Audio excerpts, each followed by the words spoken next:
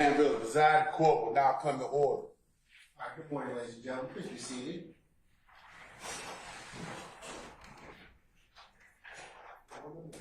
We're back on the record in the matter of the state of Georgia versus Khalif Adams et al. In 22 SC 183572. All right, Mr. Stillwell, Mr. Botson, Mr. Sharp, good morning, gentlemen. All right, Mr. Williams, Mr. Steele, Mr. Adams, good morning. All right, Mr. Kendrick and Mr. Weinstein, good morning. Mr. Huey and Mr. Matthews, Sr., good morning. All right, Mr. Nichols and Mr. Garner, good morning. And Mr. Ryan and Misty Williams, good morning. All right. Okay, Mr. Smith, Mr. Brown, Mr. Atkins, Ms. Lowe, Ms. Hilton, good morning, councils. All right. Okay. Mr. Kokomo, Mr. Monsbach, anybody, any other assistants in the corner over there? No, it doesn't look like it. All right, okay, all right.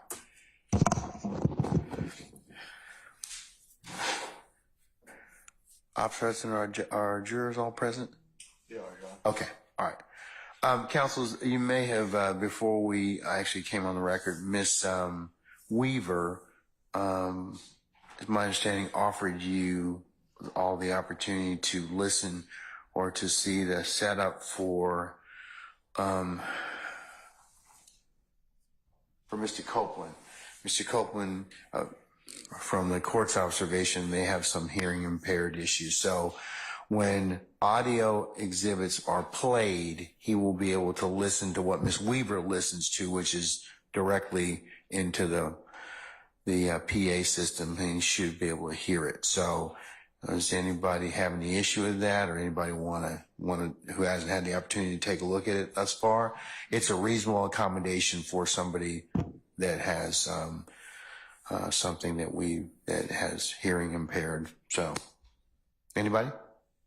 All right. Hearing none. Anything else I need to take up before I call? Is Mr. Copeland outside? All right. Can we bring Mr. Copeland in, please?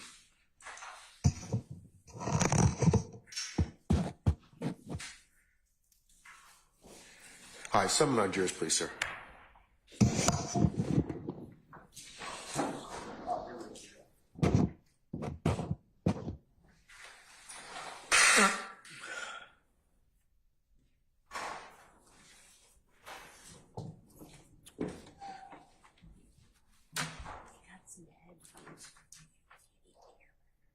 Okay, thank you.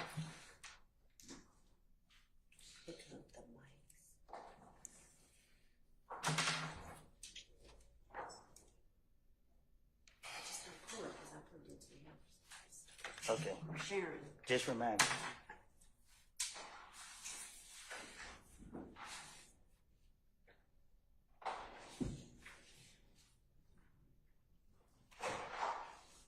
Mr. Copeland, before I take this down, Christine. Mr. Copeland, before our jury comes in, that set of headsets is for your use when we play audio exhibits, so you can better hear the exhibit, okay? So just take it up and put it in your ear as soon as we play something, okay? All right. Yes? All right.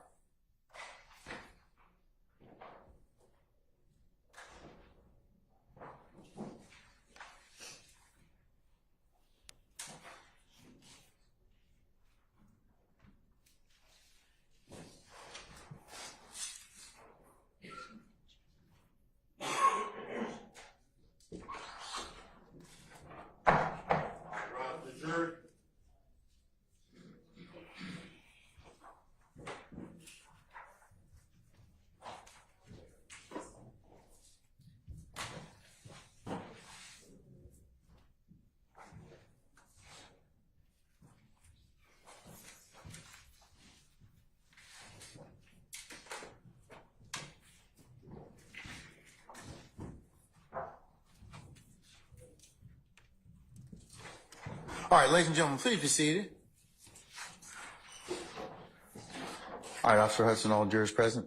All good, President. All right. Ladies and gentlemen, jury, good morning. Good morning. All right. We're going to go ahead and continue with the examination of our current witness. Mr. Copeland, you're still under oath, okay? All right. All right. Ms. Hilton?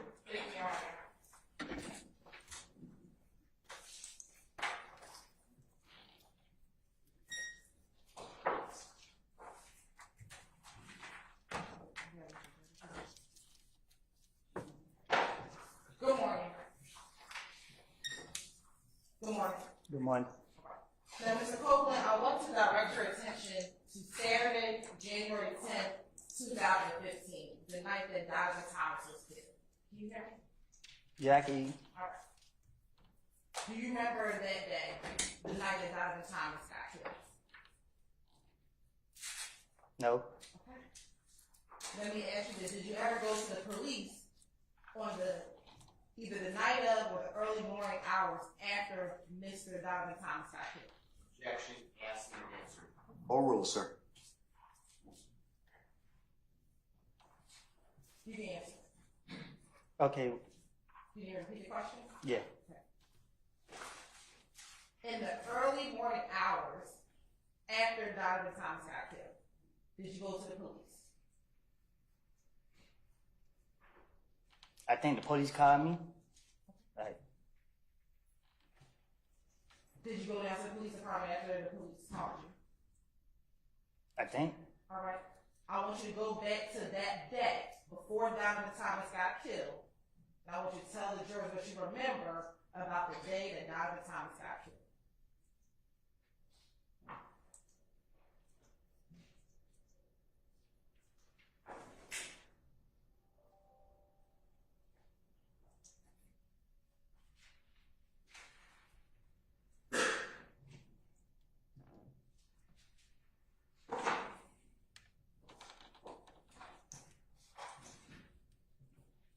I got a call saying that I don't know how, I can't recall how it was it. I remember getting a call saying that I killed Nut. That you killed him. The word was, I got a call and people were saying that, am I okay? They saying I killed Nut. I'm gonna sustain the objection. Before you got a phone call, can you tell the jurors where you were that morning before you got the phone call saying that I killed Nut? What you mean? Why was that morning? Where were you that day? Do you remember that day though? Were you at your girlfriend's house that morning? Oh, yeah. So tell the jurors what you remember about that entire day up until you got that phone call.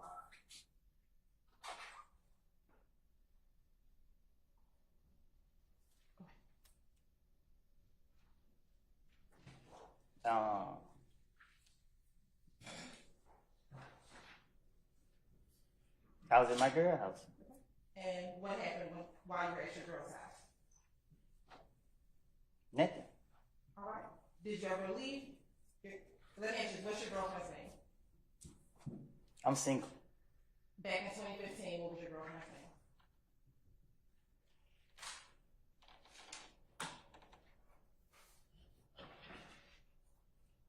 Do I have to answer that? Yes. Deshaun? All right. So, what side of town was Deshaun living in back in 2015?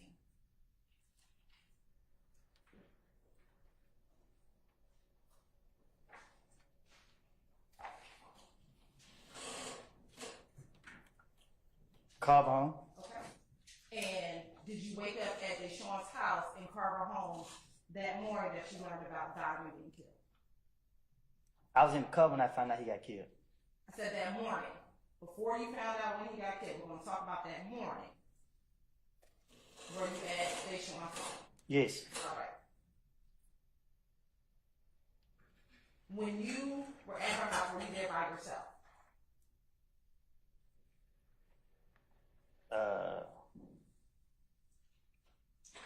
I was asleep. Okay. At some point, did you wake up?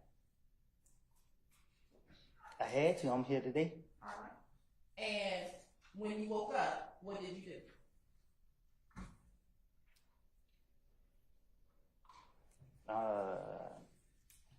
I came out the house, I guess. I went out that door. All right. Where did you go? To my neighborhood. When you say to your neighborhood, what do you mean? To my neighborhood. Is that Mechanicsville? Yes. Okay. How did you get to Mechanicsville? I think I drove. And did you have your own car? I was in my brother's car. All right. And back in 2015, where did your brother live? In the same place. Is that Carver Homes? I think so. All right. And which brother lived in Carver Homes? My brother. Which one? What you mean, which one? You have three, right? Yeah. Which of the three brothers live in Carver Homes?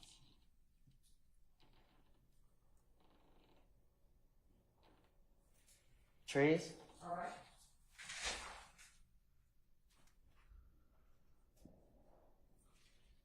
Do you remember what time you went over to Mechanicsville?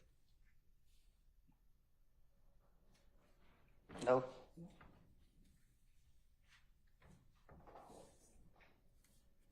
Do you remember what you did in Mechanicsville when you went over there? No. Did you go anywhere after leaving Mechanicsville?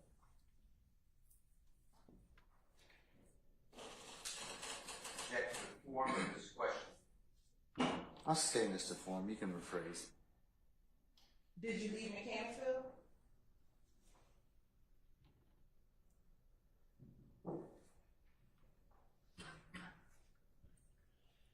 I think so. And when you left Mechanicsville, did you go anywhere?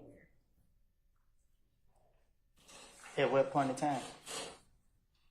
After you left Mechanicsville, did you go anywhere after leaving Mechanicsville, from what you remember?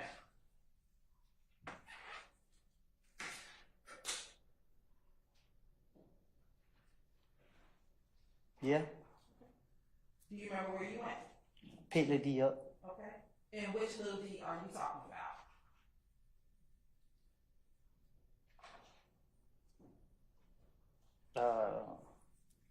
The one that always be with me. Okay. Is that the little D you referenced as your son? Yeah. Okay. Do you remember where you picked little D up? Where did you pick little D up at? A McDonald's Okay. Where was the McDonald's? on Cleveland Avenue.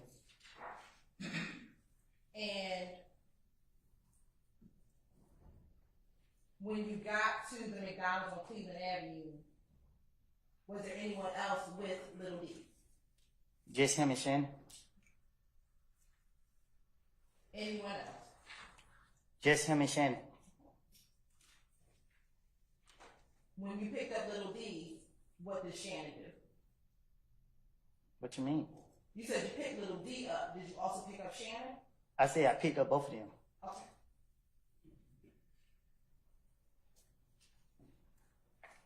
And when you picked up both of them,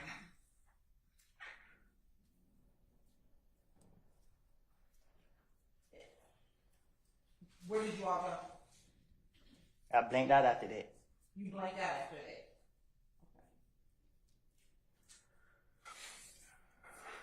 Why did you blank out?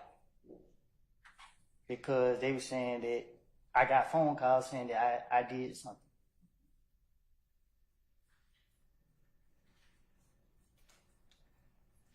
Do you remember who called you? Yeah. Who? Moonton.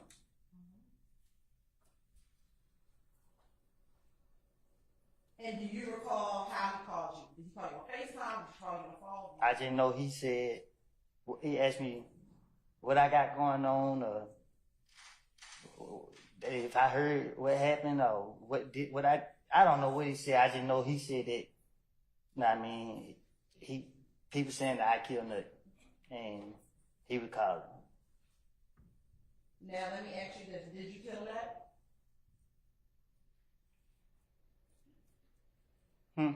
Did you kill that? No. Now, when Moulton called you, was both Shannon and Little D in the car when Moulton called you? Huh? Was Shannon and Little D in the car when Moulton called you? I think so.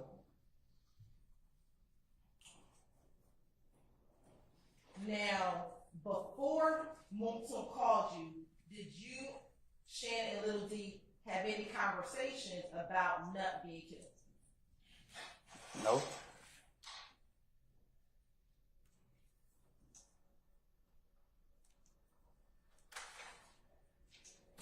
Now, after you got off the phone with Moulton, did you, Shannon and Little D, go anywhere? Huh? You said you were on the phone with Moulton in the car. I blinked out. Like, I know I end up in a whole lot of places. Every time I looked around, I was somewhere different.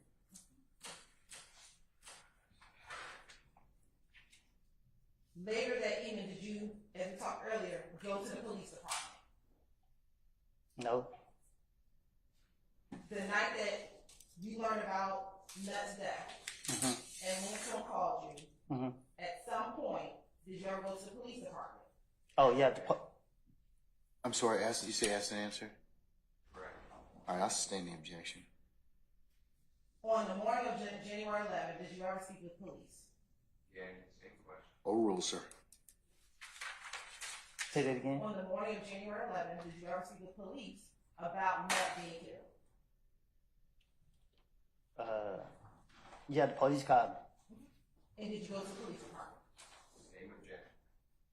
Overruled, sir. They called you. Did you go to the police department and speak to the police? Yeah, I think. How did you get to the police department? I got dropped off. By who?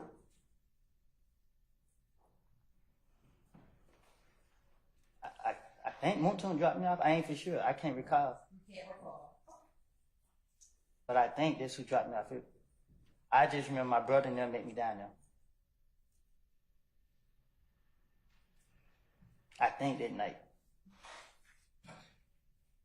Now, Mr. Copeland, today being June 13, 2024, prior to today, had you ever, I want to make sure I understand, told police that Little D and Shannon got into your vehicle? Objection to leading. I'll sustain the objection. Is today the first time that you told police or told anyone? Which day? Today, June 13th. Okay. It's your strike day. Yesterday, did you tell me and my colleagues that Shannon and Little To leading.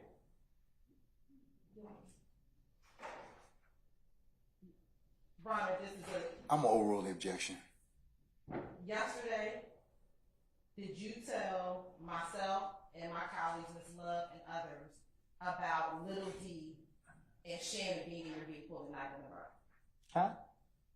Yesterday, did you tell myself, Ms. Love, and a few of my other colleagues that Little D and Shannon were in the car with you the night of the murder of Donovan Thomas? I told you and them that what I told investigators in June, when Nut got killed, something different, because I was trying to finesse my way out of a situation. So I said, I picked up D and Shannon.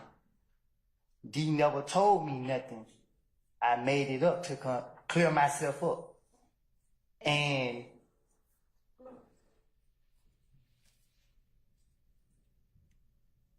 that's it. And was that yesterday that you said that? Did you tell us that yesterday, what you just said? You asked me to be truthful. And I didn't, and I told you. What I told the investigator back then wasn't me being truthful. So I'm telling you something that I didn't tell them because I ain't trying to go back to jail. I got it. But I asked you was yesterday, the first time you said this part, and now what you're saying today is what is truthful. What you're saying right now, what you're trying to tell the jury right now, is what you are now saying is truthful. What I'm trying to tell you is Our conversation was about something that I said in the past. I understand. I'm asking you. I asked that Mr. Copeland allowed to finish his. Okay, all right. Oh, I thought you was done. Mr. Copeland, you need to finish your answer, No, sir? I need a break, Your Honor. Say again? I need a break. You need to use the restroom? No, I need a break. Like, I need a break. Sir, it's not time for us to take a break at this point in Well, time. okay. Okay? I mean, unless you need to go to the bathroom or some other reason, we're not gonna break at this point in time. Do you need a few moments?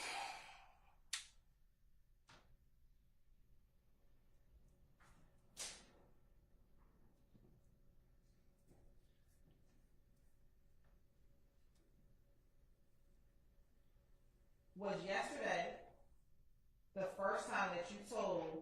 Your Honor, I asked Mr. Copeland to finish his answer if he was still. I don't think he's finished. I think he's finished, Mr. Steele. So I'll overrule that objection. Was yesterday the first time that you told anyone from the state that what you said back in January of 2015 was a lie?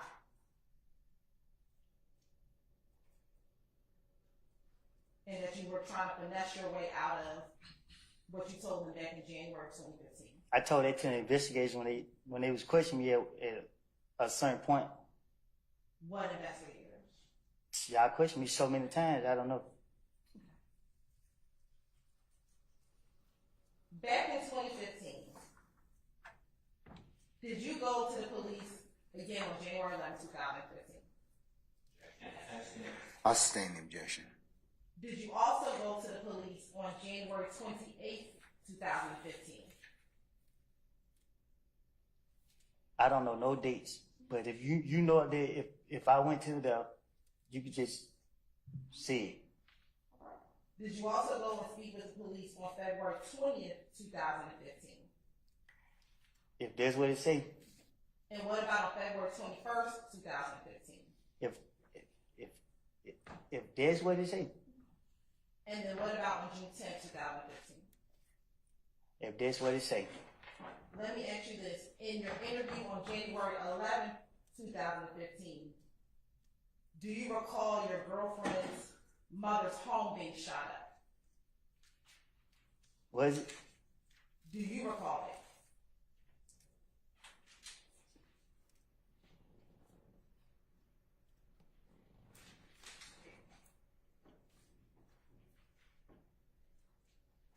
I'm asking, do you recall her mother's home being shot up that night after that was killed? I don't know if it was the same night or the next night. Do you also recall that the stepdaddy's house was shot up that same evening? I will object it. Basis. Meeting, yes, sir. I'll sustain this to form. You can rephrase me. When the young thug stepdaddy's house shot up the night that I don't know. When you went to the police on January 11, 2015, did you go there on your own? Nope. Did the police come and get you to go to the police station, or did someone drop you off? They, I'm gonna overrule the objection. Did you voluntarily go down to the police station that night? no, I didn't volunteer. He called me. And did he tell you you had to come down there, or did you decide to go down there yourself? Well, he told me to come down there, and people told me to go down there because You're on. Is there an objection, sir? And just state what it is. Still talking. Okay, let me see if he's finished his response. Were you Mr. Copeland, are you finished? Or do you need to say something else to complete that last question you were asked? yeah, I'm just gonna say that I was told to go down there and speak with the police. Okay, all right.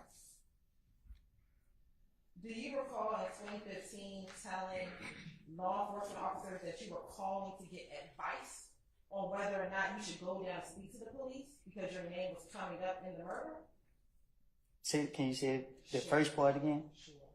Do you recall telling Detective Thorpe in his January 11, 2015 interview that you were calling around getting advice to decide whether or not you should come down to the police department because people were putting your name in the murder?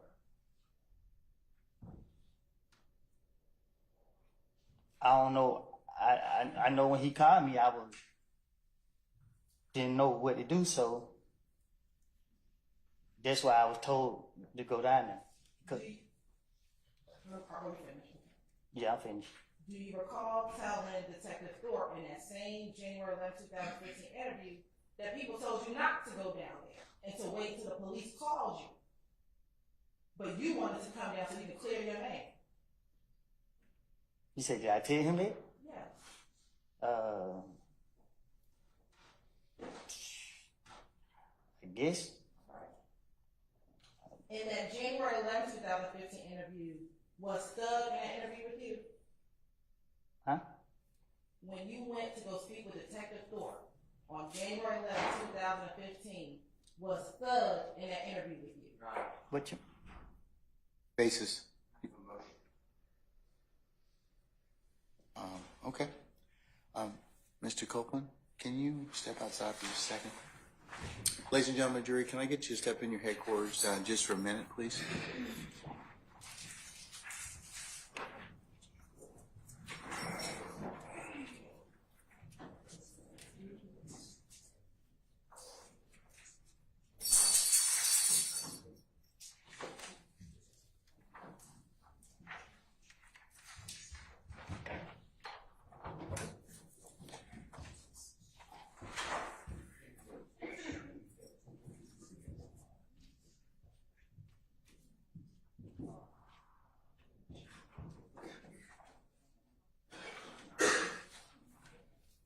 All right, counsels, please be seated. Our jury has left us and Mr. Copeland has left us.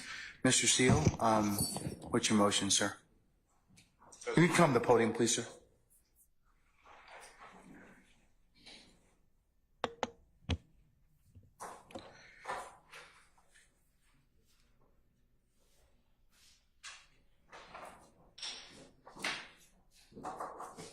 My motion is that there is a 24-4-403 comment on pre-arrest silence under ORR versus State.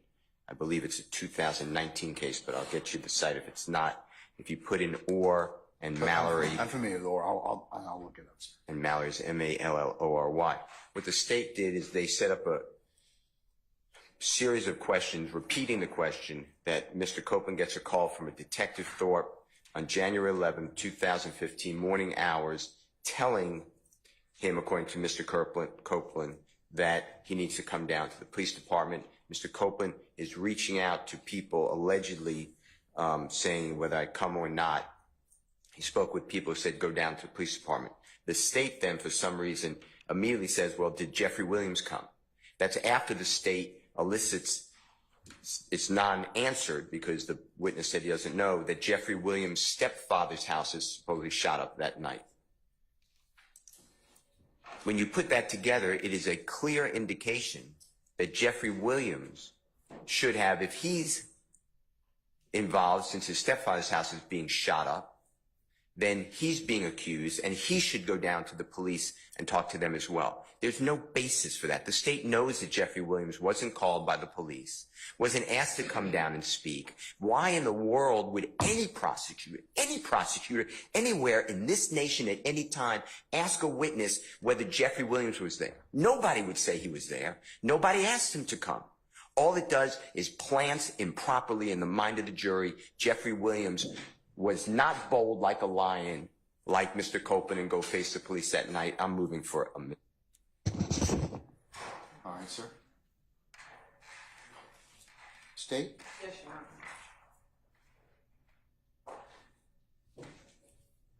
Honor.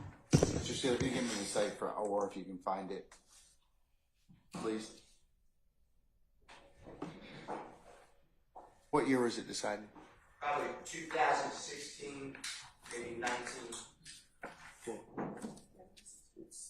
It's Orr versus State? State versus Orr, it came from the Court of Appeals of Georgia up to the Supreme Court of Georgia. And reversed our previous demarcation where the state cannot comment on pre-arrest silence.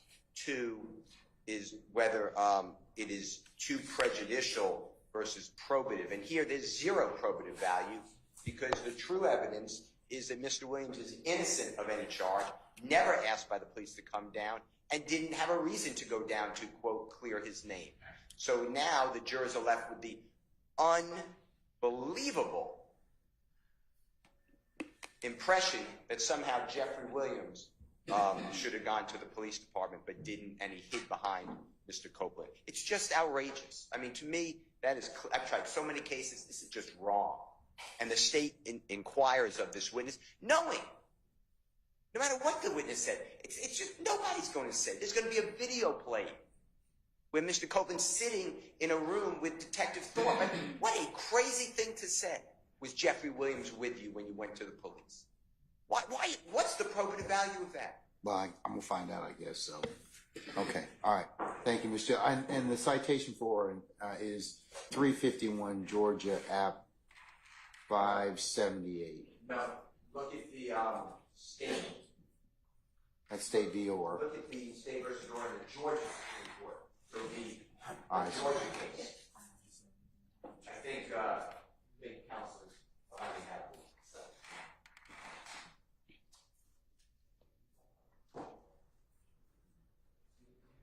Get the date. All right.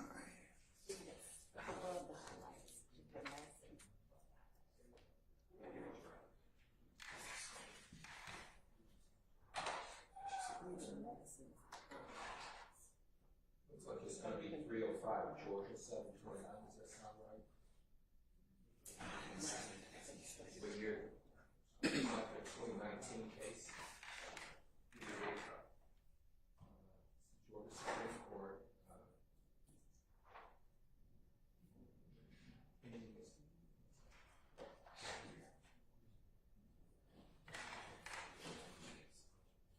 That's correct. 305 Georgia 729. Is that correct? Yeah, I see it. Okay. All right. It is 305 Georgia 729. All right.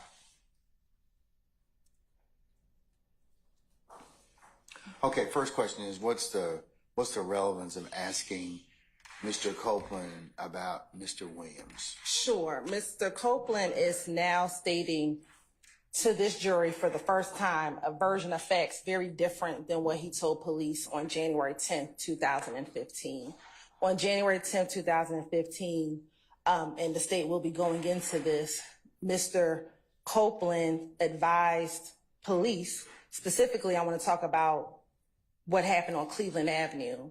Mr. Copeland repeatedly in 2015 stated that Little D got into the car. The first time he said that Little D first said they killed Nut. As his interviews proceeded over the course of 6 months, he eventually says to police that Little D told him that they, and he was referencing Shannon, Mr. Stillwell, Mr. Kendrick, Mr. McMullen, all killed Nut. He is now saying today, for the first time, to this jury and to us yesterday, that Little D and Shannon got into the car and Little D did not say anything to him. And that now everything he said back in 2015, he just lied to get out of the trouble. So what we are doing is showing that back in 2015, none of these individuals were present none of these individuals were present in the room when he was speaking to law enforcement officers. And therefore now his story is changing when he has to now testify in court in front of these individuals. So this has nothing to do. So you're not trying to get into pre-arrest silence? Not at all, Your Honor. And especially on January 10th, 2015, Mr. Copeland speaks for the first time during that interview about Mr. Williams. But at no point is the state trying to get into any pre-arrest silence. It is solely to show that back then, none of these people were in the room with him. and he gave one version, and now when he has to testify in front of all of them, he's now giving a completely different version than he gave back then. Mr. Steele, I'm going to overrule your motion for mistrial. I'll note it that you've asked it before the positive of the next question, and I'll make it a continuing objection, okay? Sir, did you hear me, Mr. Steele? Okay, all right. Anything else, Mr. Steele? Before I move on to Mr. Sharp? I mean, you rule, so. Okay, Appreciate the mistrial being waged again. okay, all right. Mr. Sharp? On behalf of Mr. Stillwell, I just want to make it clear. I know the Harvey Rule is in effect, but I believe just for the record that the comment, because this is a RICO case, and we've instituted the Harvey Rule for a reason, but also specifically, this is a RICO case where the constitutional violations of one defendant affect all the rest of us. We are linked together. We sink and swim together in many ways. I am too moving for a mistrial for the same reasons that Mr. Steele enunciated, and I understand the court's ruling, but for the record, I just want to make it clear that I have specifically joined this motion on behalf of Mr. Stillwell. I'll note that Harvey Rule is in effect and all counsel. It will apply for all counsel that you move for mistrial, and that you posited another motion for mistrial before the positive of the next question. Okay. Yes, thank you, Your Honor. Okay. Anybody else? Okay. Thank you. All right. Like I said, I'm going to note it for all defendants present that you move for mistrial. All right. Unless there's anything else. Would you consider a curative instruction admonishing the state in front of the jury that this has nothing to do with Mr. Williams, they should not have asked that question, and that the jury should take no adverse inference against Mr. Williams whatsoever? No, sir, because it's a proper question at this point in time, given the state's rationale over your objection. Okay? All right. Anything else? I'd like to use that. I can wait. No, go ahead. I'll let you all take 5 minutes and bless you and do that. We'll be in recess.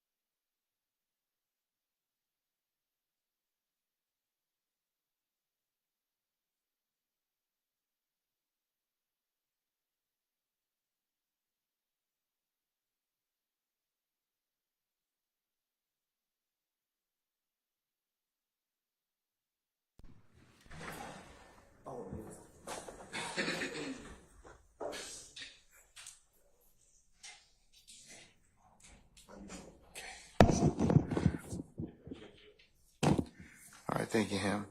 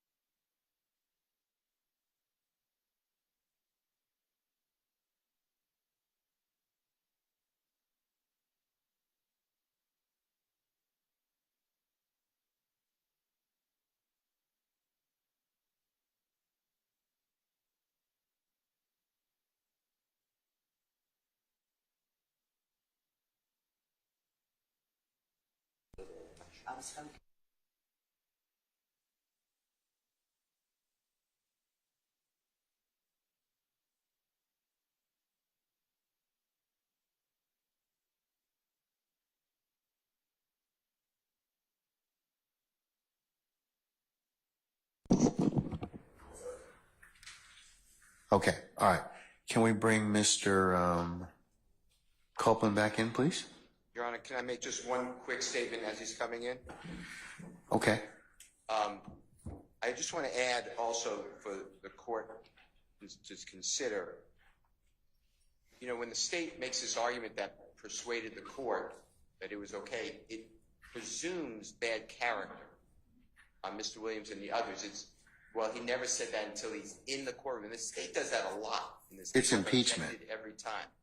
And you have overruled it, said it goes to bias of the witness. But I never heard a witness say, yes, I'm intimidated. The state just presumes that. So that's another reason that I don't believe that that was a valid persuasive objection. I know you did, but I just want that in the record. And going forward, if you could give me another, I think you gave it to me, but another continuing objection just to make sure any comment on, you know, well, you're intimidated by Mr. Williams or the others if they want. We hadn't gotten to that yet. I think we covered that sometime earlier in another motion, but it depends on what is testified to.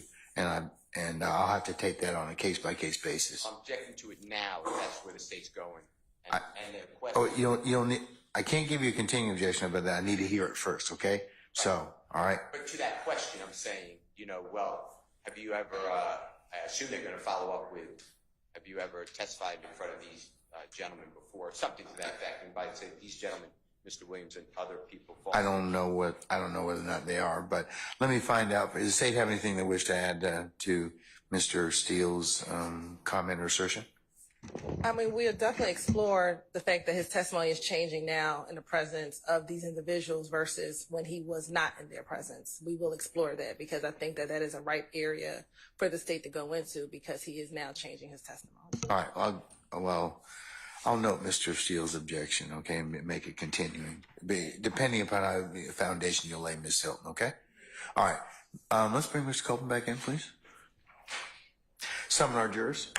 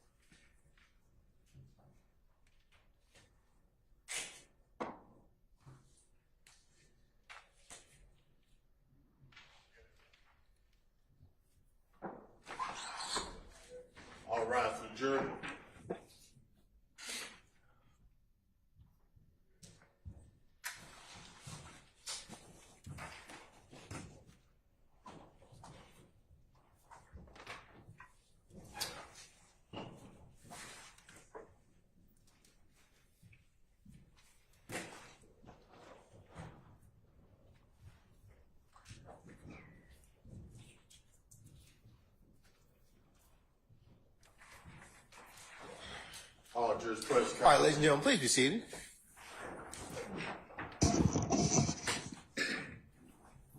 All right, Ms. Hilton, you may continue when ready.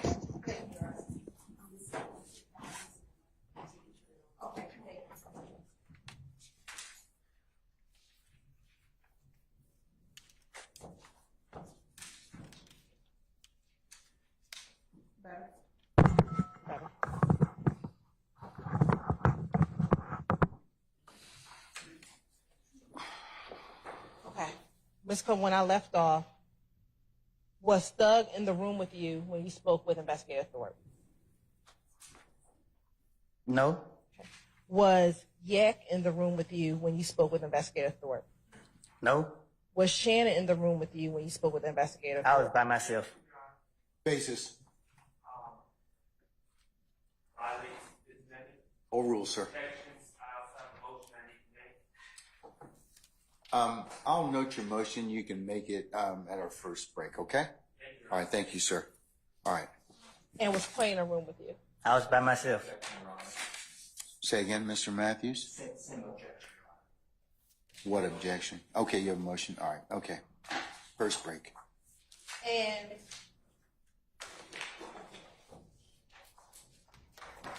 when you spoke with Investigator Thorpe, was that at about 3:00 a.m. on January 11, 2015? I guess. And during that interview, did you go in there to speak with him about everything that you knew leading up to the murder of Donovan Thomas? I guess. And during that interview, did you tell Detective Thorpe your concerns about? I'll sustain the question, sir.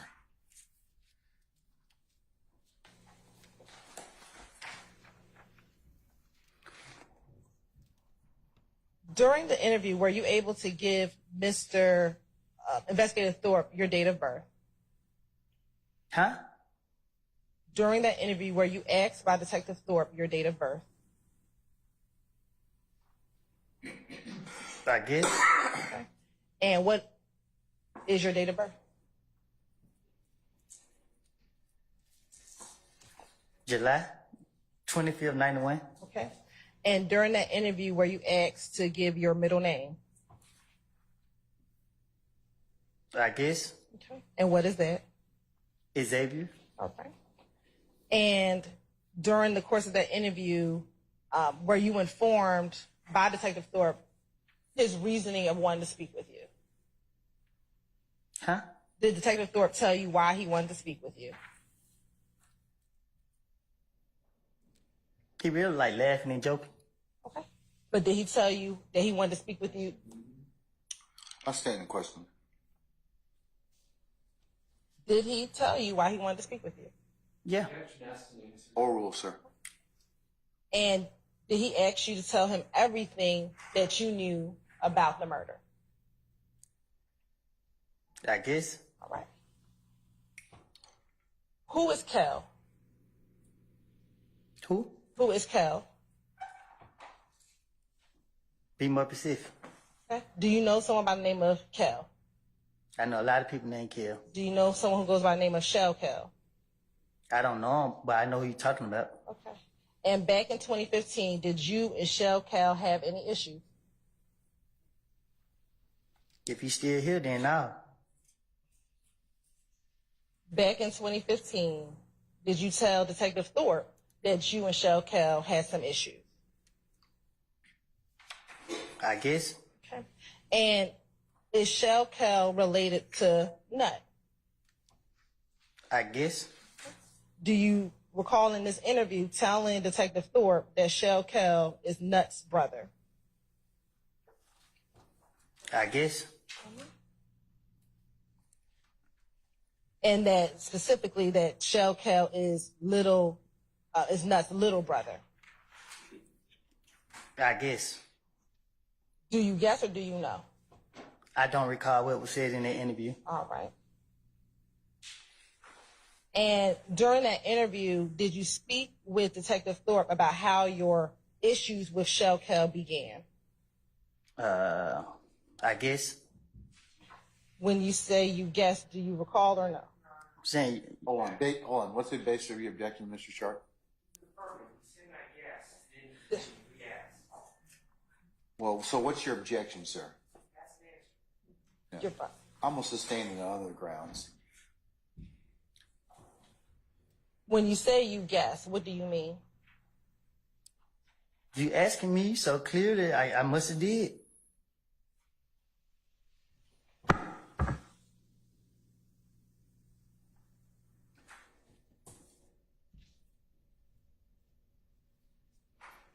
When did your issues with Shell Co begin?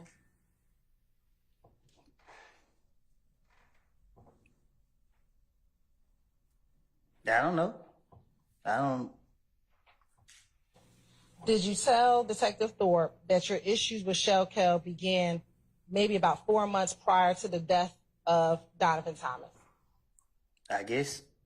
When you say you guess, what do you mean? I mean, I guess I said it, I guess. Do you know if your problems with Shell Co began 4 months prior to the death of Donovan Thomas? If I had a problem with Shell Kill, I'm gonna leave it at that. Okay, and I'm asking you, when did those problems begin? Say it again. When did those problems begin with you and Shell Co?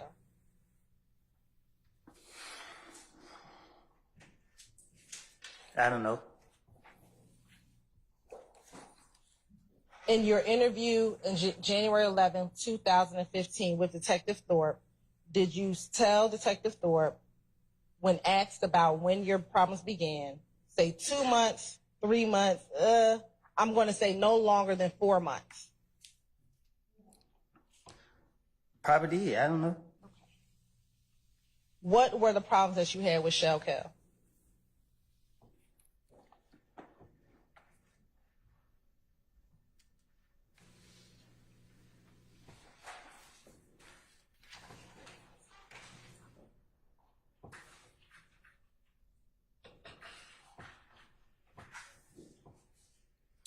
I misunderstand it. What was the misunderstanding? I don't know. Okay. Did you and him get into a fight at Club Crucial on the Monday before Donovan Thomas' death? No. You're saying you did not get into a fight with him that Monday? I did not get into a fight with them. They put their hands on me. Okay. What happened when they put their hands on you?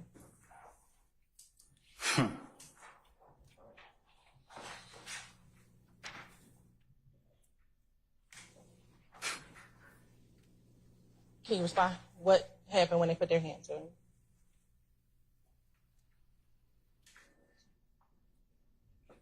They ran out the club. Who is they? I don't know. Did you tell Detective Thorpe about what happened between you and Shell Co the Monday before Donovan Thomas was killed?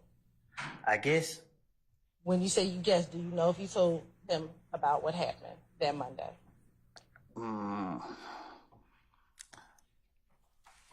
Back then, my mouth was all over the place, and whatever he asked me, I was just trying to get him out my face. Okay.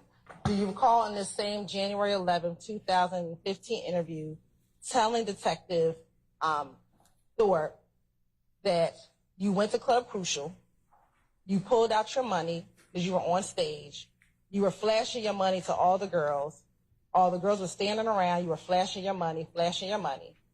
When you get off the stage, you were flashing money, and Kel and his whole crew walked up on me. You recall telling Detective Thorpe that back in your January 11, 2015 interview? I probably did. Then, do you recall telling Detective Thorpe that you looked up and you said to Kel, "What up, bro? What's going on?" I probably did. And that Kel didn't say anything, so he just said, "Hey, what's up?" You asked him, "What's up, bro?" And then he began asking you about Thug. Do you recall telling Detective Thorpe that? I probably did. And I need to know, is that a yes or a no? Did you tell him? Did you not tell him, or do you not recall? Answer your question, Your Honor. I object to follow the question. Your Honor, he's saying he probably did. I'm asking yes, Oh, no. I'm going to overrule the objection, Mr. Steele. Did you say it? Did you not say it, or you don't recall saying it? I said something to him, so if that's what he said I said, then I'm asking, what do you remember? Do you remember telling him this or not? Or you don't recall? they questioned me so many times, and I told them something different every time they questioned me. Okay. I don't recall what I told this person. Do you have an objection, Mr. That Steele? person- Oh, hold on, Mr. Copeland. Do you have an objection, sir? I'm going to object. Basis. To giving limited options for the witness to answer. Overrule, sir. I want your choice. Overrule, sir. So you say you don't recall what you told him? Objection leading. He answered your. I'm gonna overrule the objection, Mr. Sharp. Can you say it again? Sure. Did you tell Detective Thorpe that Kel wanted to speak with Thug at the club on that Monday before Nut passed away? I said they have asked me questions about this so many different times. I have told them different things every time. I cannot tell you what for 100% facts exactly what I have told him. So do you not recall what you told him? I said, I guess if you I sustain the objection. Do you remember what you told Detective Thorpe about whether or not you told him? Your Honor, it says ask and answer. I sustain the objection.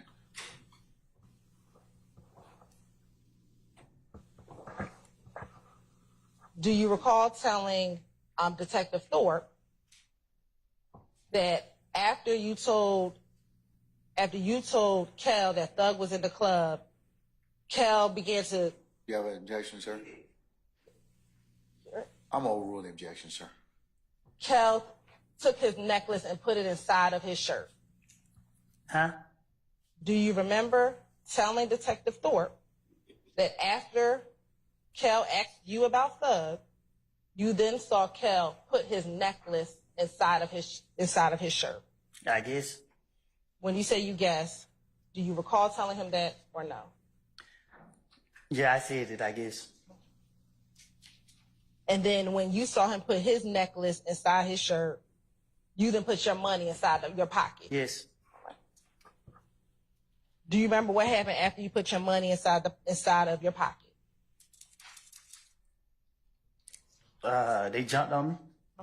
Who is the they that jumped on you? I didn't see no. I knew I was surrounded by a lot of people. I mean, Was Kel one of the individuals that jumped on you? I don't know if he hit me. I don't remember if it was him who hit me. Somebody hit me, and when whoever hit me, Do you remember telling Detective Thorpe that Kel punched you in the back of your head on that same January 11, 2015 interview? he probably did. He probably hit you, or did you probably tell? Yeah, I said it. Right. And did you also tell Detective Thorpe, so he punched me in the back of the head, then they pushed me to the ground. He tries to go in my pocket and take my money, but I hold on to my money. The other guy punched me all in the face, but I didn't care. I was holding on to the money. Yes. Okay. After they were punching you on the ground, do you remember if you ever got up? Clearly. Okay. What did you do after you got up?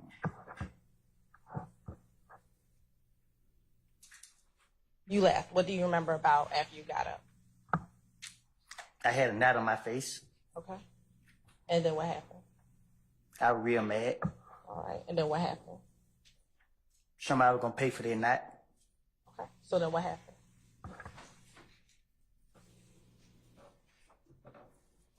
I went home. Did you go outside of the club right after you got off the ground? I had to leave out the club. Okay. And when you went out the club, did you see anyone outside of the club? If that was that's it, I'm asking you, what do you remember? I guess. Okay. Do you recall telling Detective Thorpe in his January 11th interview that when you got out of the club, Bloody J was outside of the club? I guess. You guess that you told him? Yes. All right. And when you got out of the club, what, if anything, happened to Bloody J?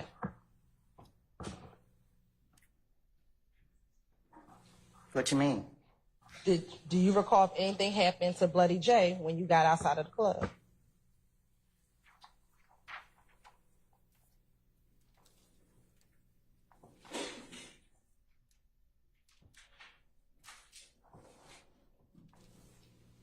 You can't remind me? Do you remember, yes or no? No. Okay. Do you recall telling Detective Thorpe that when you got outside of Bloody J, when you got outside of the club, that two of your buddies went and beat up Bloody J? I guess. Okay. What two buddies beat up Bloody J?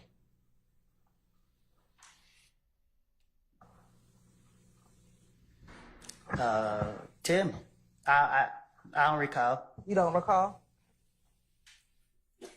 Do you recall it being one of the individuals being Moonson? Yes, I guess. Don't say I guess. It's either I yes, guess. no, or you don't recall. I ain't trying to say the wrong thing. So do you not recall? I stand the question. I don't need it. Just tell me the basis for the objection, Mr. Short, okay? I need you to answer yes. Was it Moonson? Overruled, Mr. Short. Do you remember if it was Moonson or not remember if it was Moonson? if he said that's what I said, then yes. I'm asking you what happened. I don't recall what happened.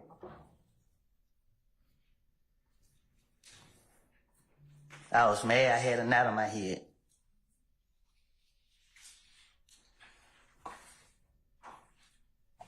Now, do you also recall speaking with Detective Thorpe about what happened at the Cascade skating rink before this fight at Club Crucial on the Monday before Donovan died? I guess. When you say you guess, do you recall or you don't recall?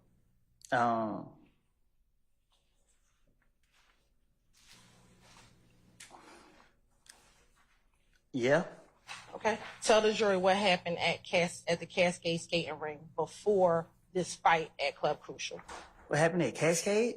Yes. And nothing happened at the skating ring? Yes. Nothing. Do you recall speaking with Kel at the skating rink? That's what I told Detective Thorpe. I'm asking you, what do you remember? I don't remember nothing from 2015. I remember the fight. They put their hands on me. Do you remember telling Detective Thorpe, actually before talking about what happened that Monday, that you and Kel were at the Cascade skating ring and the two of you actually spoke at the Cascade skating ring? When I was talking to Detective Thorpe, I can't recall what I told him because I was just telling him anything. Okay. Do you recall telling Detective Thorpe that at the Cascade skating ring, you wanted to speak with Kel and you said to Kel, hey, let me holler at you? Not if you put no knot on my head. This is before he put the knot on your head. Objection to the proper question. I'll ask a better question. I sustain the question, sir. Do you recall speaking to Kel before he put the knot on your head at Cascade skating ring? I guess. I need to know, yes, you remember, no, you don't remember, or you don't remember. If you saying this what I told Thorpe, then this what I probably told him. Do you remember speaking to Kel, period, at Cascade skating ring? We ain't no speak. We wasn't on speaking term. Do you remember telling Detective Thorpe that at the Cascade skating ring, you and Kel were standing right there and y'all talked about everything that you had against each other? If I was somewhere around Shell Kill, I don't think we would be talking. Did you also tell Detective Thorpe that as we talked, we like said it was over? So it was like, we're over, we ain't beefing no more. Do you recall telling Detective Thorpe about that conversation you had with Shell Cal? I guess. It's not responsive. Do you recall or not recall telling Detective Thorpe that? I told Detective Thorpe whatever he said, I told him.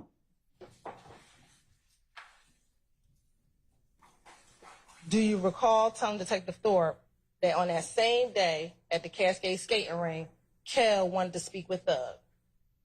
Who? Kel wanted to speak with Thug. If I would have any chance to be around Shell Kill at any point, I would not been talking to him. I understand what you're saying today. I'm asking you what you told Detective Thorpe. And I told you that if I told Detective Thorpe anything, and he said I said it, then I probably did. Okay. So did you also tell Detective Thorpe that you then called Thug on FaceTime for Kel and Thug to speak with each other? When he checked my phone record, did he see that call? I'm asking you, did you tell Detective Thorpe that on the Sunday at Cascade Skating Ring that you got Thug on FaceTime so Kel and Thug could speak? Yes or no? If Detective Thorpe said I told him that, I told him that. Okay. Do you remember that happening? No. Okay. I don't remember me and Shell Kill ain't gonna talk. All right. And then, do you remember telling Detective Thorpe, so him and Thug talked, and whatever was said with that, I don't know? I probably told Detective Thorpe that. Okay. And again, that was in your January 11, 2015 interview. I guess.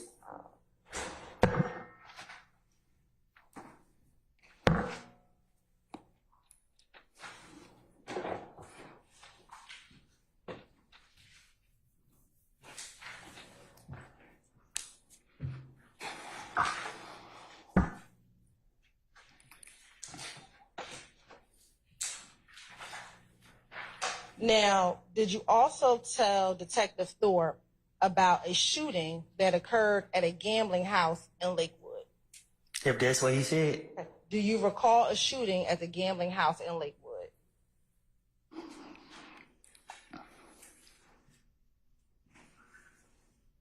Do you recall a shooting at a gambling house in Lakewood? No, You do not?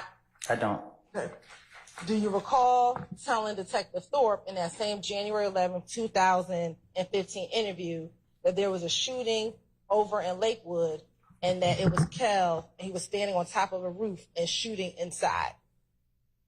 I probably did. I need to know, do you remember telling him that or you don't remember telling him that? When Detective Thorpe questioned me about what happened, I thought I was in there about 5 minutes. I thought I walked in and walked back out. So I don't know what I done told him. I can't remember what I done told him. So you say you don't remember telling him about what happened at? But if he said that I told him that, I'm telling you right now, I told him that. So can you start asking me what I supposed to told Detective Thorpe? Because I'm telling you now, if he said that I said anything about anything, I'm telling you, more likely I probably did. Great. Well, I'm going to ask you about all the things that you talked to Detective Thorpe about.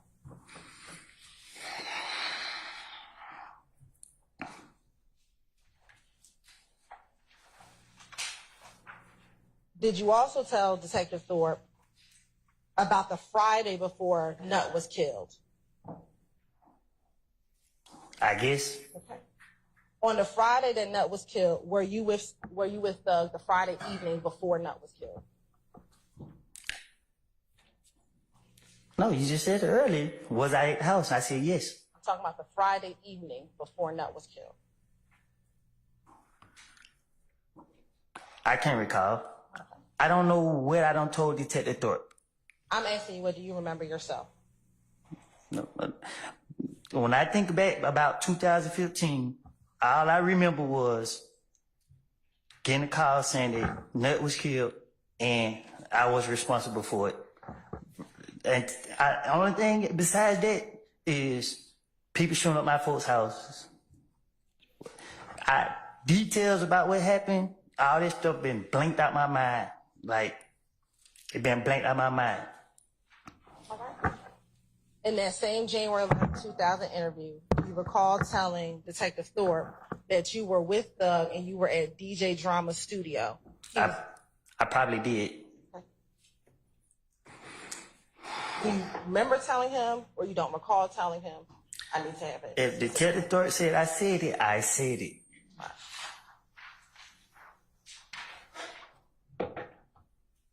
And then after leaving the studio, that is when you went over to your girl's house, which would be Deshawn's house. I guess.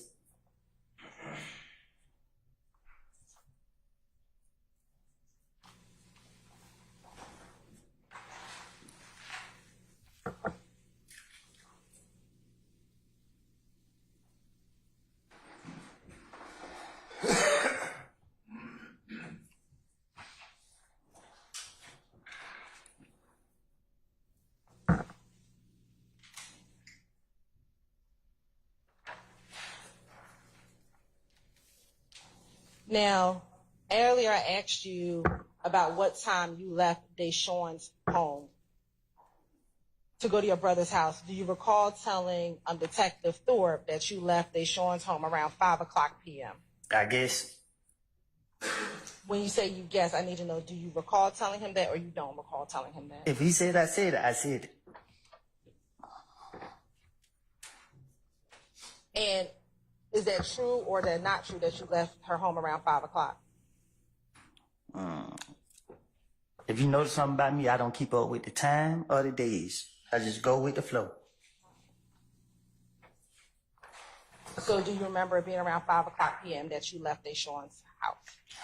I don't know what time I left her house.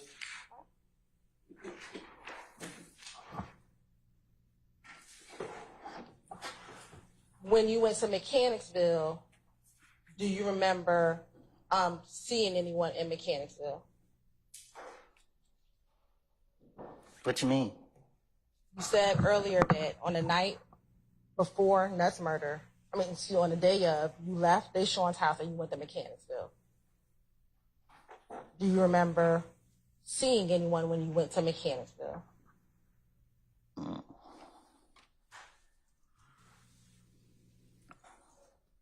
I don't remember if I seen anyone. Okay. Do you remember telling Detective Thorpe that you went to the Green store? I guess. I need to know, do you remember telling him or you don't remember telling him? Or was that a lie? Faces. Saying he's allowed to answer and make you force him to answer in the binary one or two ways. Your Honor, his response are non-responsive to my question. I'm going to forward your objection, sir. Thank you. So do you remember telling him? You don't remember telling him Do I remember telling him what? that you went to the Green store? I probably did.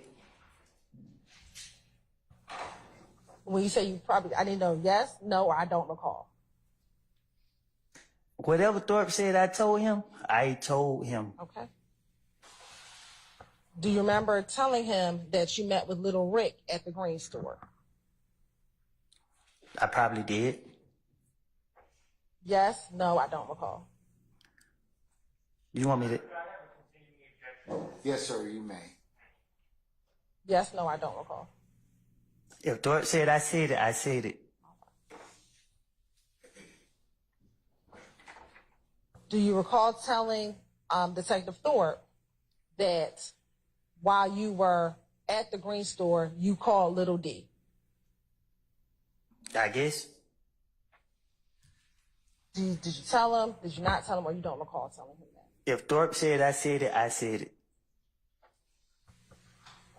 Do you recall telling him that he told you he was on Cleveland Avenue?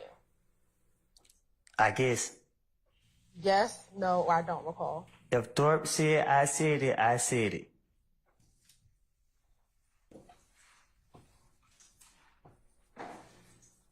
Now, when you got to Cleveland Avenue earlier today, you said that Little D and you're right. I think she's oriented to time and place. I'm over with the objections, sir. Earlier today, you said that Little D and Shannon got into your vehicle. Do you recall saying that earlier today? I think I did. Okay. Back in January of 2015, did you ever tell Detective Thorpe? Your Honor, now I'm impeaching. I'll rule the question, sir. Did you ever tell Detective Thorpe that Shannon was in the vehicle with you and Little D back on the morning of January 10th, 2015? If he said I did, I did. I'm asking you, did you? Because you're saying today, you're saying the truth, and back then. To the commentary. I sustain the objection. Did you ever tell Detective Thorpe that Shannon was in the vehicle with you? I guess. Back in 2015, you did not tell Detective Thorpe that Shannon was in the car with you. Objection asked and answered. I sustain the question.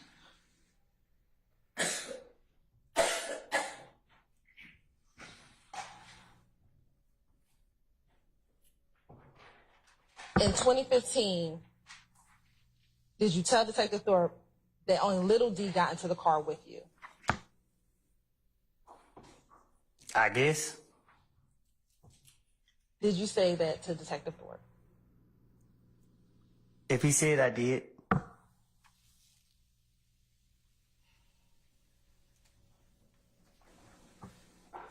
Back in 2015, did you then tell Detective Thorpe that Little D told you that Nut just got killed? Basis, sir. Your Honor, do we address this? I'm over with the objection, sir. Confrontation clause as well. Your Honor, we... Overruled, sir. Today, you said that you and Little D never talked about the murder, correct? Today I said whatever I told Thorpe in 2015, I was trying to get him out my face. So I do not know exactly what I have told him. Today, do you have an independent memory of what happened on January 10th, 2015? What you mean? Do you have a memory outside of what you told Detective Thorpe about what happened on January 10th, 2015? Basis, sir. I did tell me the basis for your objection. I'm overruled the objection, sir. I'm going to object asked and answered, Your Honor. Overruled, sir. Wait. So today, do you have an independent knowledge of what happened on January 10th when you picked up Little D?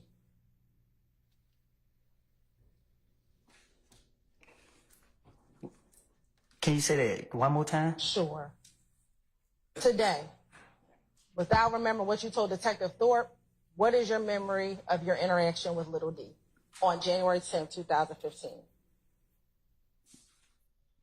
I don't have a memory. What you mean? Like, Okay. I just know that I picked up Lil D and Shannon, and that's when I got a call saying that I supposedly did this and did that.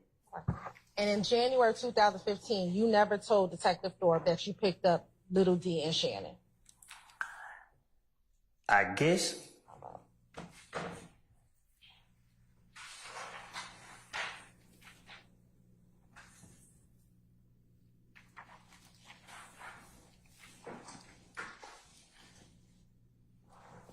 Earlier, I asked you if Moulton FaceTimed you. And did you say you did not recall if Moulton FaceTimed you? I know he called me. I don't know if it was FaceTime regular. All I know was I remember what came out of his mouth. Okay. And in 2015, in January of 2015, you told Detective Thorpe that he FaceTimed you. I guess.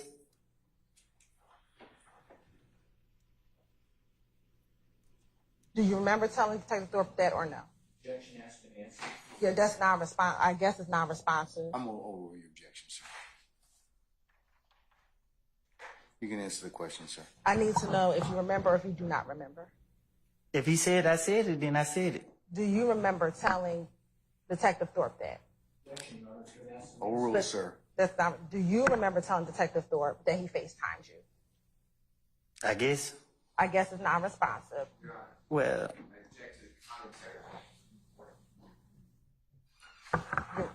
It's not responsive, Mr. Steele. I'm going to overrule your objection. Do you recall? I don't know what I told Detective. I don't remember what I told Detective.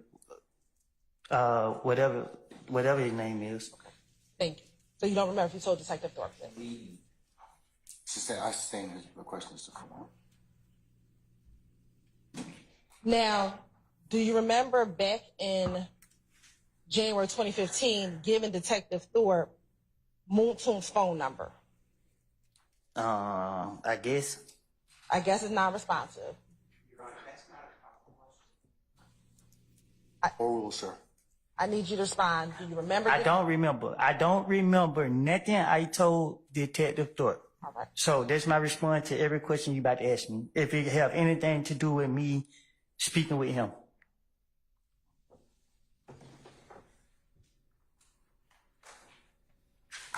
It wasn't in my right state of mind. I don't have a clue. Well, you have to bear with him. I have to ask you the question specifically. You just Okay, say, you I can don't ask. remember. I just said. Prosecutor, is it not? Mr. Steele, overruled. Do you remember today what Moontoon's number was back then? Back then when? Back in 2015. No, I better know my phone number now. All right. Do you remember giving him the number 404-662-8935? I guess. I need to know, do you remember or you do not remember? Yeah, I did. Do you remember what kind of car that Moontoon dropped you off in to take you to the police department on January 11, 2015? I don't know. I don't know if he asked me. I don't remember what I told him. Okay. Do you remember saying it was either bluish, grayish Malibu and it was rented? Yeah. Yeah, you remember telling him that? Yes, I guess. Yes.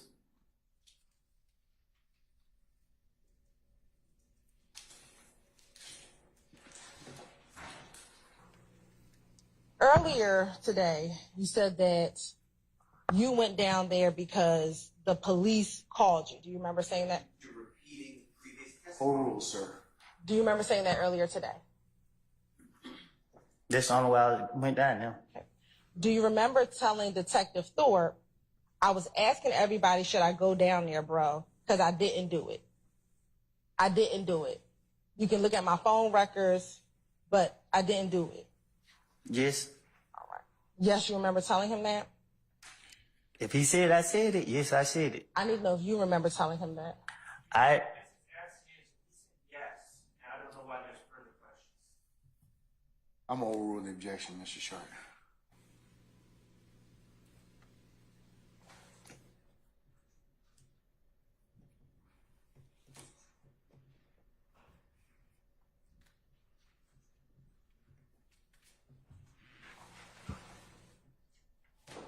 Do you also recall telling Detective Thorpe that you also advised Moontoon that he should come down and speak with the police?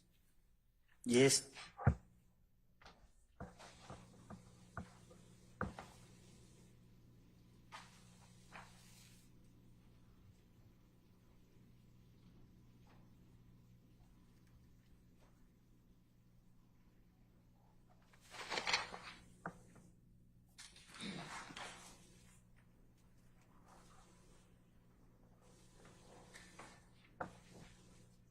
When you just said yes, you kind of shrugged your shoulders. Why did you do that?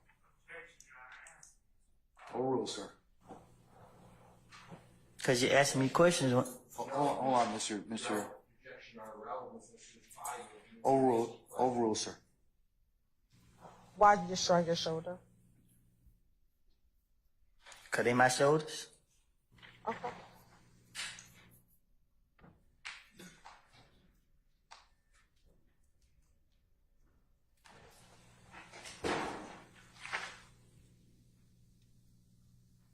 Was Kel the only person that you had problems with back in 2015?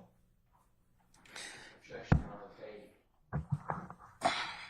I'll stand this form. Let me ask you, did you have any issues with Nut in 2015?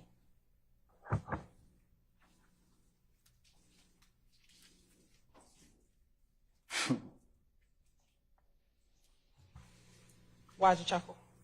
Huh? I asked you if you had any issues with Nut, and then you said, and you chuckled. Why? Your Honor, there was a question posed. You can't ask another question. It's my objection. Overrule, sir. Overrule. I'm going to overrule it, okay, for the time being. It's to answer the original question. Sir, I've overruled your objection, okay?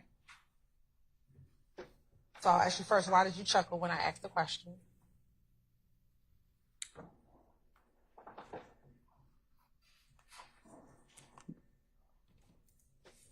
I don't know. Okay. So did you have an issue with Nut back in 2015? I don't think I did. All right. And did you tell the police that the only person you had a problem with was Kel? Yes.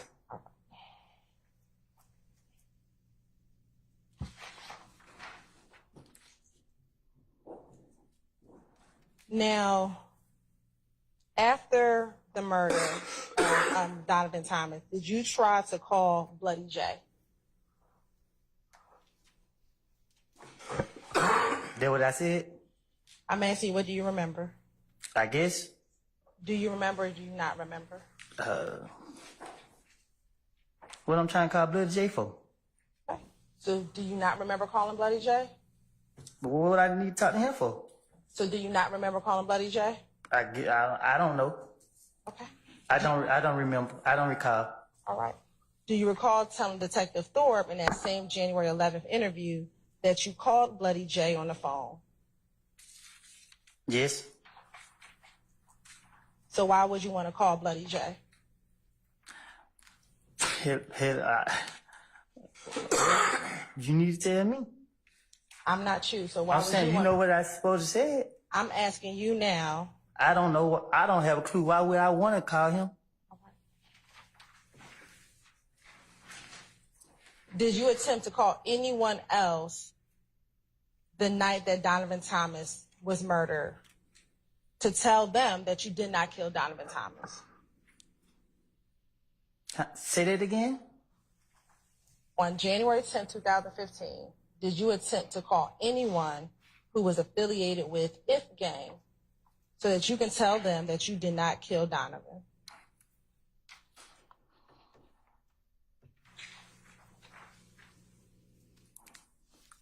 I ain't doing no calling nobody.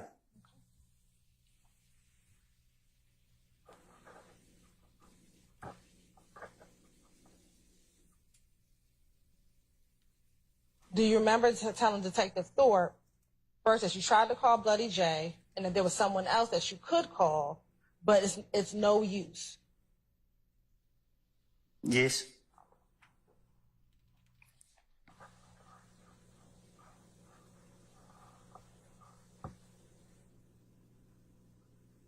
Now,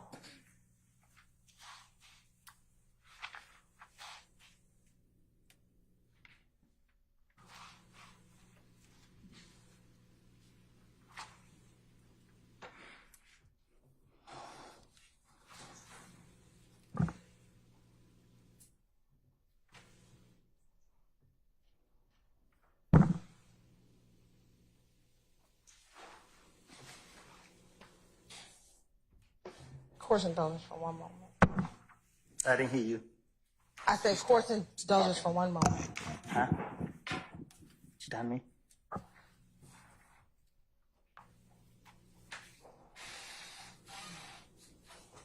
Do you recall Detective Thorpe asking you about an Infinity car on January 11, 2015? I guess. Do you remember him asking you, or you don't remember he asked you? When this is what I remember from talking to Detective Thorpe. I walked in the homicide building. He says, "Dang, man, I still got a bite on the street. You came in here? I don't think you did it." That's how they went to me. So you asked me these questions. I don't remember having a conversation with him, so I ain't saying I didn't. If you saying he said I did have this conversation with him, then I did. But I don't remember him. I don't remember these. And it's So okay. I don't know what I don't told him. But I just know that I thought he let me walk right back out the door. I don't remember being in there no more than 5 minutes. And if you don't remember, that's all you have to say is you don't remember. I keep telling you I don't remember. And I have to ask you specific questions. So if you don't remember, Mr. Steele? Mr. Steele, I need to see an objection, not commentary, okay? So, Prosecutor is not. no, that's not, court. that's, Not the that's, court. that's, He doesn't instruct the witness in front of the jury. I object. I'm overly objection, sir. Prosecutor just said, I need you to say you don't recall. That's it. Oh, well.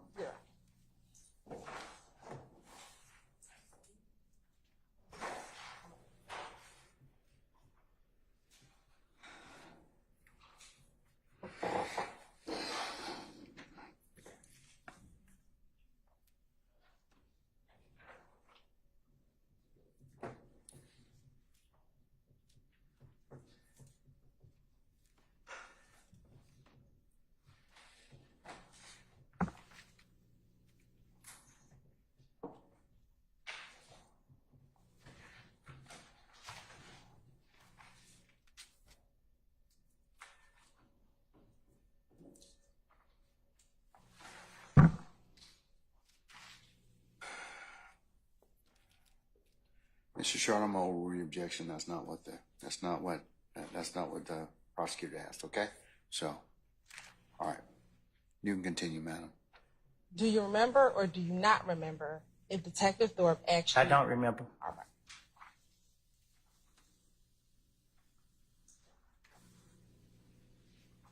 Do you remember Detective Thorpe asking you if you've ever been stopped in an infinity before? Can you say it again? Sure. Do you remember Detective Thorpe asking you if you had ever been stopped in an infinity before? Your Honor, Sure. can we be oriented to the date of this meeting? Sure. We're talking about the same January 11, 2015 interview. I don't know what mean. Whatever you told me to say, I don't know. I don't.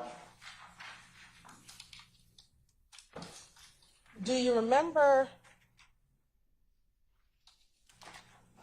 back on January 10, 2015, any cars following you home the night that Donovan Thomas was killed? Can you say that again? Sure. On the night that Donovan Thomas was killed, do you recall any cars following you home, specifically following you into Carver Homes? I don't remember.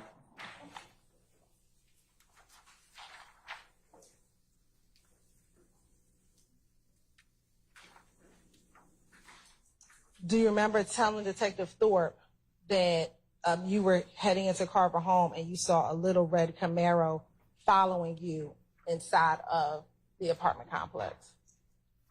I probably did. I need to know, do you remember or do you not remember? I told you already. I don't remember. You keep asking me. So if you don't remember, just say you do not remember. Your Honor, I object to this. You can't delegate the court's ruling. I object to this kind of question. Well, Your Honor, I'll ask. I'll sustain the question. I'll sustain you. Your Honor, then I'll ask. You can instruct Mr. Copeland if he does not remember, just to say he does not remember. Mr. Copeland, just answer the question to the best of your ability, okay? I thought I did, Judge. You're I told her I don't remember no conversation I had with. She trying to cross me up. She trying to say this and that. When I don't told her I don't told the police anything they wanted to hear for them to. And she keep asking me over and over.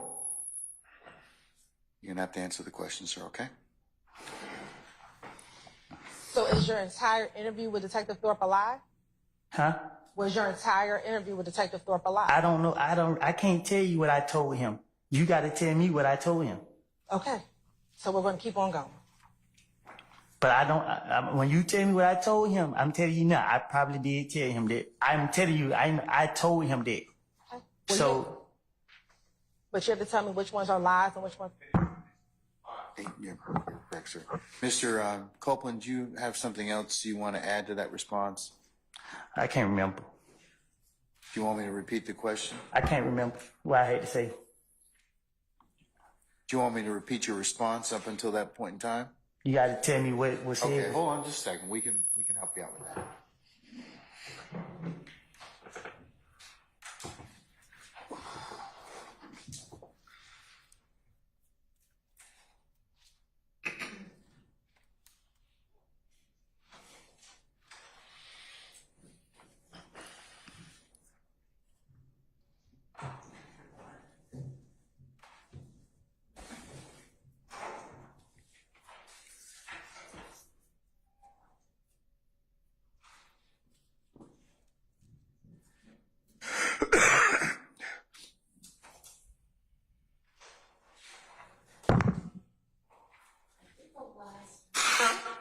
I'm sorry.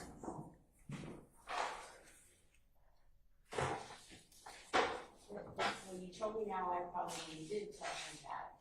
I didn't tell him I told him that, so. Can you say that again? She said, was your entire interview with Garth a lie? He said, I can't tell you what I told him. You gotta tell me what I told him. Right. And so we'll keep going. He's weighing. And then he said, well, you told me now, I probably did tell him that. I am telling you I told him that, so. And then the son said, but you have to tell me which ones are lies. And then they interrupted, so. So how I supposed to tell you which one is a lie if I don't know, if I can't remember what I told him? I can't say this is a lie and then you try to say, well, you said this right here. I don't know. I don't know what I told him.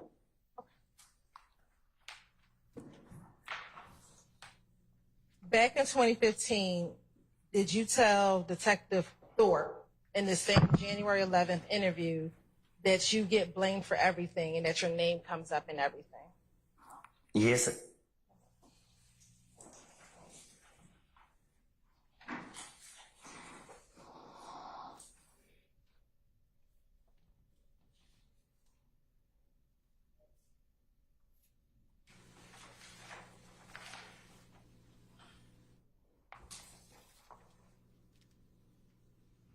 Back in January of 2015, did they shoot at your at Deshaun's mother's home the night of the murder? I don't know if it was the same night, but at one point it was.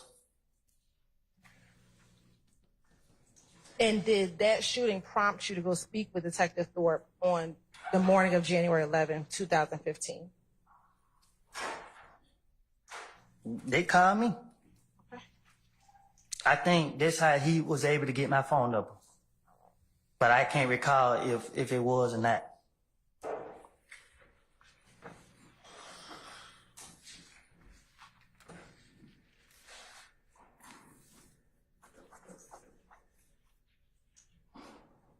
Were you scared because they were shooting up your family's house back on January 10, 2015? What you mean? Mr. Sharp. I object to the use of the pronoun they. I would ask for specificity. So vague? Vague? Is your objection vague? All right, I'll sustain that. Were you afraid because your girlfriend's mother's house was being shot up? What you mean? Were you afraid because people in your family's homes were being shot up on that back in January 2015? Were you afraid because people's homes were being shot up? You asking me, was I afraid, or what did I tell the police I was afraid? I'm asking you now, were you afraid?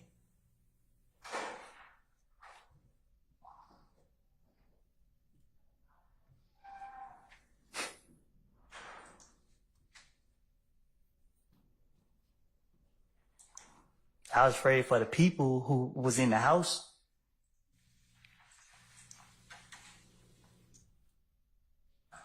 And do you know who all was in the house? You shook your head. Is that a no for the record? No. Okay. I don't remember who was in the house.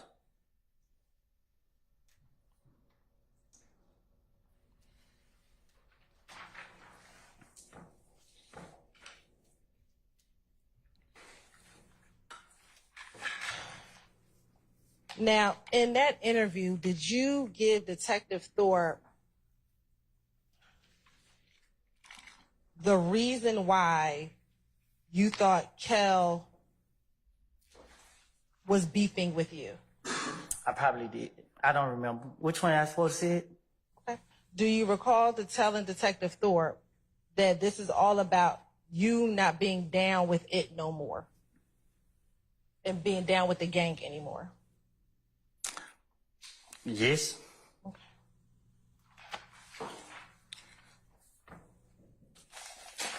Do you recall telling him that it's also because they now think that you're with Thug and that you're claiming YSL? Yes. Yes, you remember telling him that? I guess. If that's what he said, I said. Do you recall or do you not recall to tell Detective Thorpe that? I don't know what I done told this man. Okay.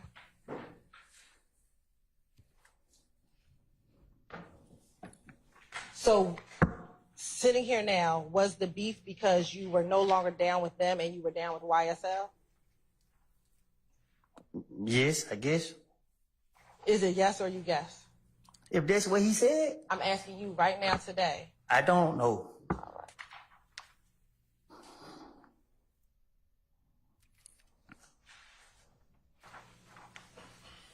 Now, during this interview, do you recall giving Detective Thorpe your Instagram page? Yes. Okay. And what was the Instagram page that you gave him? I don't know. Okay. Was it Woody372? Yes. Okay. And 372, does that refer to, I stand the question. what is 372? Numbers. And does that number specify something specific? I believe it has. I'm going to sustain the objection. Does the 372 correspond to the letters of DRC on the phone pad? It could. I gotta look at the phone pad to see. How do you look at the phone pad to tell? And is Woody372 the same Instagram account that I asked you about over the course of the last few days? I guess. So was that your Instagram account back in 2015? My Instagram account is Woody vs. Woody. I asked back in From 2000. back then, I think my Instagram account is the same account as it is today. Woody vs. Woody. I'm not 100% sure. I done did so much time away from society. You asking me about something I don't know. I don't know how to answer these questions. I don't really, a lot of this stuff you talking about, like, I've been through too much to be trying to remember certain stuff or these questions you asking me. Like, you discombobulated me up here. Like, you want me to lie? You want me to tell the truth? I can't tell you the truth. If you sitting here, I don't know. I don't know how to answer these questions. You know what I mean? Like, I don't know what y'all got going on. Like, for real. Like, you asked me about 2015, what somebody said to the investigators. You know how many investigators tried to question me about this? Yes, and we're going to talk about a few of them. So do you recall your Instagram being Woody372? I don't recall. Okay. Bless you.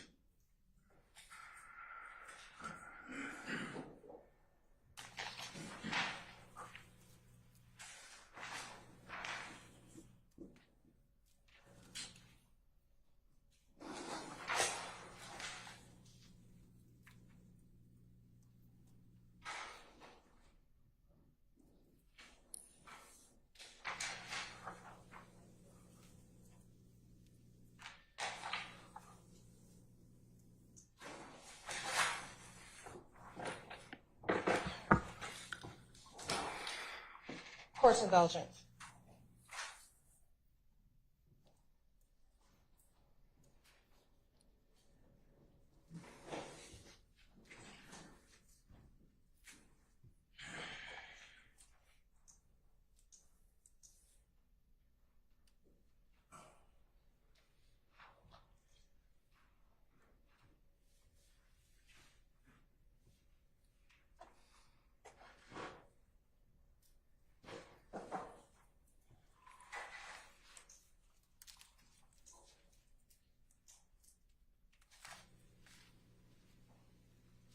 Now, Mr. Copeland,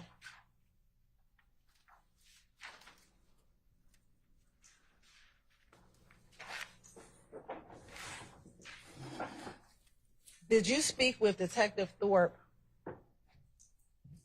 about your concerns that people from If Gang wanted to kill you and Thug? Yes. Do you recall why people wanted to kill you and Thug? Yes. Okay. Why was that? Why was what? Why did people want to kill you and Thug? Oh. I said it. Do you recall telling that to Detective Thorpe?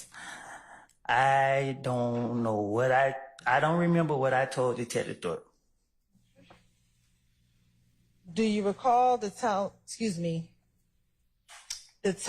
Detective Thorpe that you heard about a meeting in which an individual named Mo, who was down the road, conducted? Yes. And that during the course of that meeting, I'll sustain the objection. what do you remember telling Detective Thorpe about your understanding of this meeting with Mo and other members of If Gang? I don't remember. Hold on, wait, Mr. Copeland. Basis. Oh, for hearsay. We need to ask about his present testimony. I'm gonna overrule your objection, okay? Okay, can I rephrase? There's no foundation to give prior statements until he's asked. I'll sustain that one. I'll sustain that. What was your understanding of a meeting with Mo back in 2015 regarding you and Thug? I don't know what I told Detective Thorpe. Objection on a non-responsive answer. I'll sustain the objection. You need to respond. Mr. Copeland, you have to answer the question, okay? If not responsive to... How could I answer the question to something I don't know? Miss Hilton's gonna... Well, actually, just repeat the question, Miss Weaver.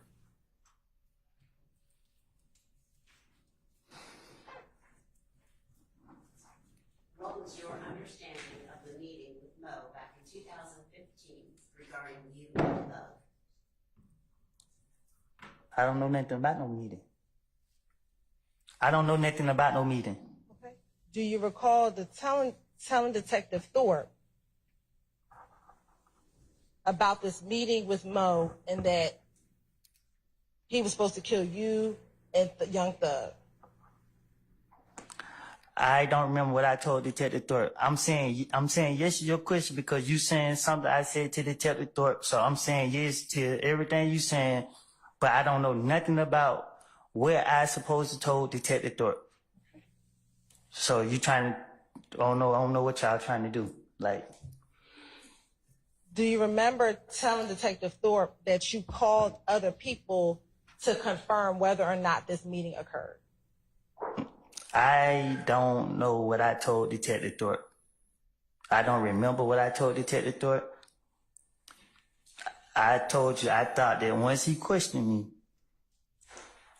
once I came down there, he said, well, it was, you came, you free to go. I don't remember sitting down talking to him. So you don't remember the interview at all? Or what you said during the interview? Your Honor, Yeah. specificity about what I didn't, did you say that? I- Full honor? I'd ask for specificity about what interview were. So what's your objection, sir? They, I sustain the objection. We can move on, Your Honor. All right, madam. Did you have any issues with Nut? With who? With Nut.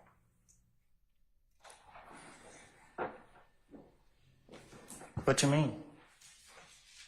Did you have any problems with Nut?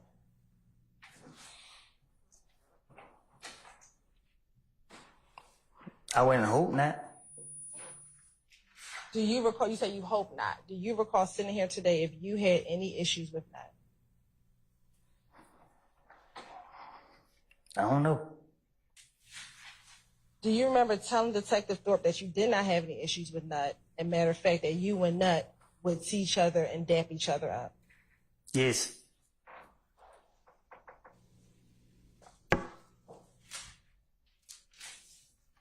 Did you remember telling Detective Thorpe that Nut was somebody that you could talk to? Don't know nothing about all that. Okay. Do you remember? I don't know yes, I said it to him. I don't know. Do you remember telling Detective Thorpe about the last conversation that you had with Nut? I had a conversation with Nut. Do you remember telling Detective Thorpe about a conversation that you had with Nut? I don't remember what I told Detective Thorpe.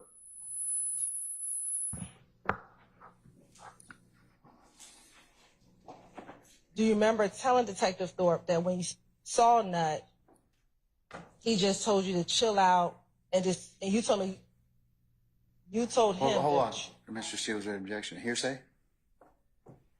I sustain it. Oh, are you repeating where's that coming from, madam? Your Honor, it's going to be effective on the listener. It's going to be what his response was.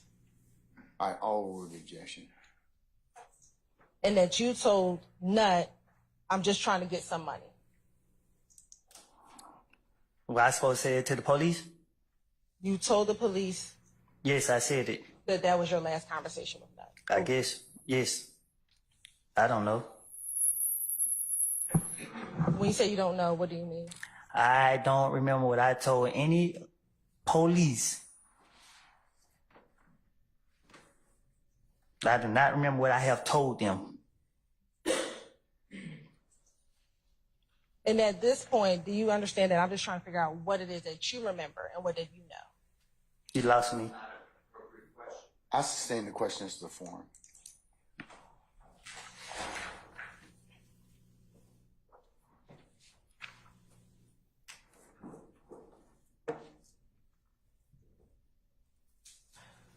Do you recall being concerned that it was a whole gang after you? You talking to me? Yes, sir.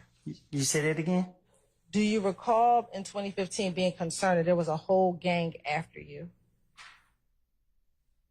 You said, did I tell it to the police, or you asked me, was I? I'm asking you, were you concerned that there was a whole gang? Not even a little bit. Okay.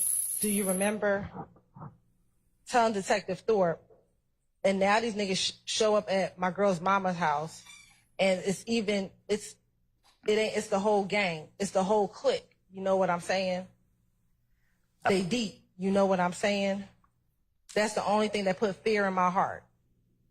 Now I have to watch everywhere I go. I have to watch out. It ain't nothing I can do about it. I didn't have nothing to do with this. I didn't kill him. I ain't never killed. I ain't never tried to fight him. I ain't never tried to rob him. I have never done nothing to Nut. Do you recall telling the police that? I guess. I don't remember. Okay.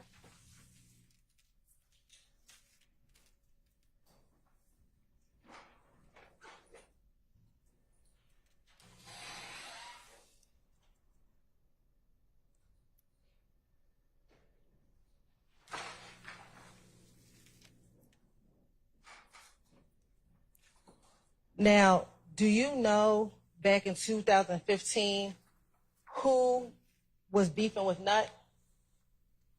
How am I supposed to know that? Do you recall being asked about that in the January 11th, 2015 interview? I don't remember no. I don't know. I don't know. So you're saying you don't remember? Whatever the detective said, I told him. That's what I told him.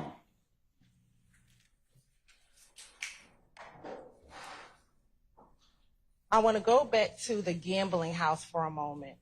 Do you remember at the gambling house whether or not vehicles were shot up at the gambling house? What gambling house? The gambling house in Lakewood. What about it? Do you remember earlier talking about a shooting at that gambling house? Was I there? Do you recall telling the detective that you were on this January 11, 2015 interview that you were present at the gambling house when Kel shot up the gambling house? Oh, I don't know. I don't know. You don't know if you were there, or you don't know if you told Detective Thorpe? I don't know. I don't recall nothing about the gambling house. Do you remember in the January 11, 2015 interview telling Detective Thorpe that he shot everybody's car up, you know what I'm saying? But didn't nobody know it was him, and then he got into it with his girl, and she came back and said it was him? I guess. You guess, meaning you don't remember if that's what you told Detective Thorpe? I don't remember nothing I told the police. Right. And then, do you recall to tell Detective Thorpe that Thug wanted Kel to pay for his window that got shot up? Probably so. Probably, or do you remember telling the... Do you have an objection? The same repetition. He answered the question. Your Honor, it's not... For your objection, sir. Prosecutor doesn't get to then No. What's the basis for your objection? improper question from a litigant. I'm gonna- From the court if you don't think it was asked correctly. I'm gonna overrule the objection, sir. I'm gonna be asking that. I'm gonna overrule the objection. Do you remember if Thug wanted Kel to pay for his window? Is this what I told the police? I'm asking you. I don't know. I don't remember nothing about the gambling house. Do you remember telling Detective Thorpe that Thug wanted Kel to pay for his window? I do not remember what I done told the police. I just know.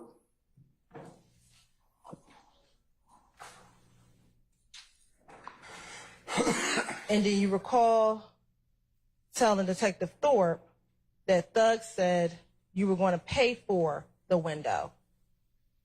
I guess. Does I guess mean you remember telling Detective Thorpe, or you don't remember telling Detective Thorpe? I don't have my whole thing with talking to the Detective Thorpe was to get him out my face.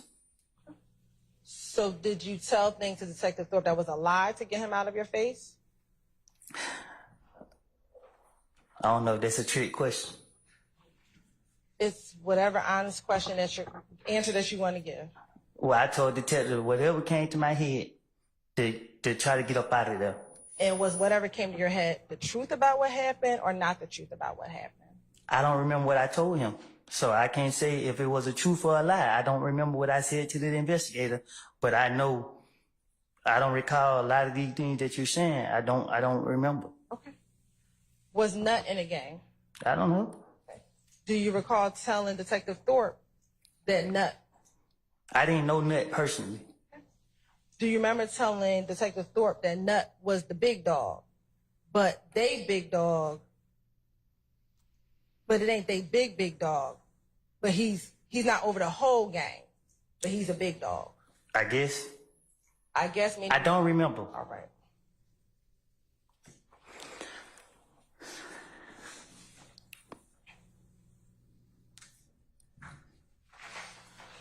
Did you and Nut ever talk about Kel and your issues with Kel?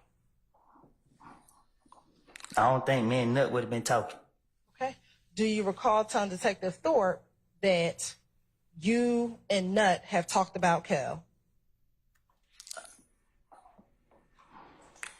I don't know. I don't remember. I don't know what. No, I guess I don't. So do you remember? If Thorpe said I said it, I said it. Do you remember telling Detective Thorpe that? No, I don't remember. I told you that when Detective Thorpe called me down there and tried to question me, I felt like I walked in and walked right back out. I don't remember sitting down talking to him.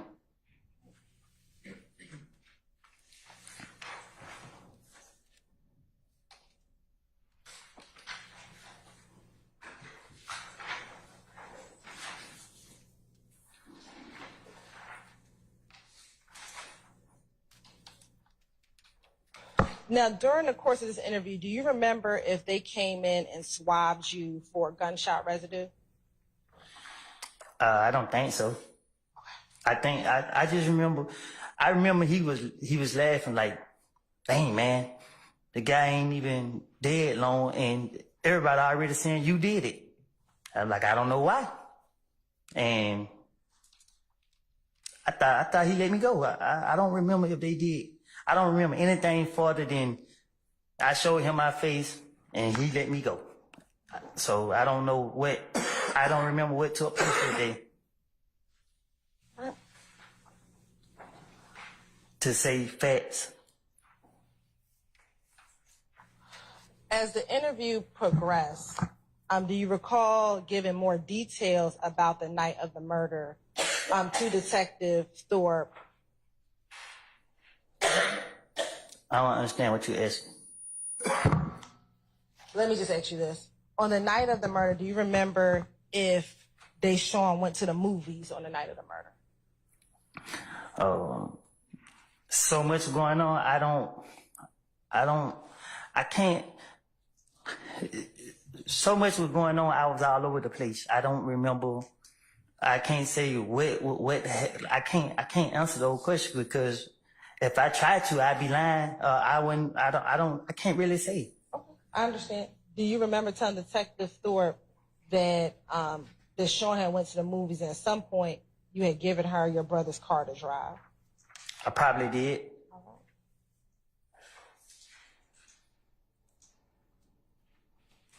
right. Now, earlier I asked you about a Camaro following you inside of your apartment complex the night that Nutt was killed. You said, do you remember that occurring? I don't remember. All right. Do you remember telling Detective Thorpe that you turned into Carver Homes off of Pryor Road? I don't know. And you saw a Camaro and it was flying behind you? Oh, excuse me. I don't remember what I told Detective Thorpe again. And that when you turned left, the Camaro went straight, and instead of going to the front door, you went around to the gate? I guess. Do you remember telling him that, or you don't remember? If he said I said it, I said it. Do you remember telling him that? I don't remember having a conversation with him. I don't remember what I was telling him when he questioned me. All right. So the gate card was to Deshaun's apartment, and you were clicking it, and you couldn't go, so you went around front. I guess. Do you remember telling him that, or you don't remember telling him that? I don't remember. All right. And that you had your brother to call the police. Do you remember telling him that? I had my brother to call the police? Do you remember telling Detective Thorpe that? I wouldn't know why my brother would be calling the police, but I don't remember if I said that to him. But if he said I said, I probably did. Do you remember or do you not remember? I don't remember. Right.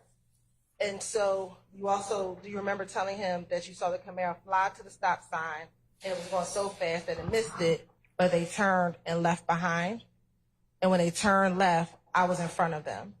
Do you remember telling him about the red Camaro doing that? If a red Camaro followed me and I noticed it, I wasn't gonna let it. I don't remember. Hey, Ms. Hilton, before we posit more questions, I'm having a good authority. We need to take a comfort break, okay? Thank you. Ladies and gentlemen, given it's so close to lunchtime hour, how about we just have you come back for 1 o'clock, and then we'll see where the afternoon leads us, okay? All right. All rise.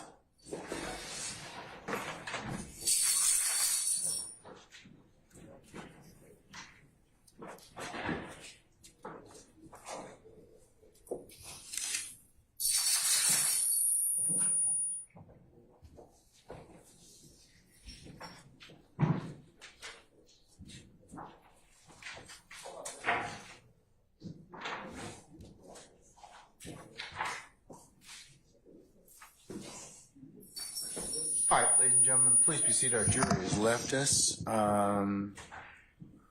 Before we go ahead and break for lunch, Mr. Short, you can make your motion, and Mr. Matthews, you can make your motion. And I take it that you are making this on the basis of the witness's testimony as to January the 11th of 2015 in regards to the mentioning of your clients. Is that correct? Yes, Your Honor. Okay. Just for the record, it's my objection and my basis for the mistrial is both constitutional Fifth Amendment right to remain silent, which You're talking about pre-arrest silence? well, I was going to get to that. There's the constitutional right to remain silent, but also the statutory Georgia Constitutional pre-arrest privilege? Okay. well, also the pre-arrest silence All right. statutory. And Your Honor, we believe that those questions brought attention to my client's my client exercising those rights, and it was an inappropriate question, and we moved for a mistrial based on the comment on my client's silence. All right. Ms. Hilton, do you wish to respond to that, and then I'll move on to Mr. Matthews? I could. You want to do it individually, Your Honor? Yeah. Yeah. As relates to Mr. Stillwell, at the time that I'm questioning Mr. Copeland. Mr. Copeland, at the time of January 11, 2015, at that time, Mr. Stillwell was not a suspect in this case, so would not be counted as his pre-arrest silence. Additionally, looking at Dinkins v. State. Repeat that last thing. Is it Dinkins, you said, v. State? Dinkins v. State, which is 295 Georgia App 289, which is the 2008 case. A prosecutor does not impermissibly comment on pre-arrest silence merely by showing that the accused demeanor and conduct during and after the crime, but before an agent of the state questions him and before he knows he's being investigated, were inconsistent with a defense such as coercion or justification.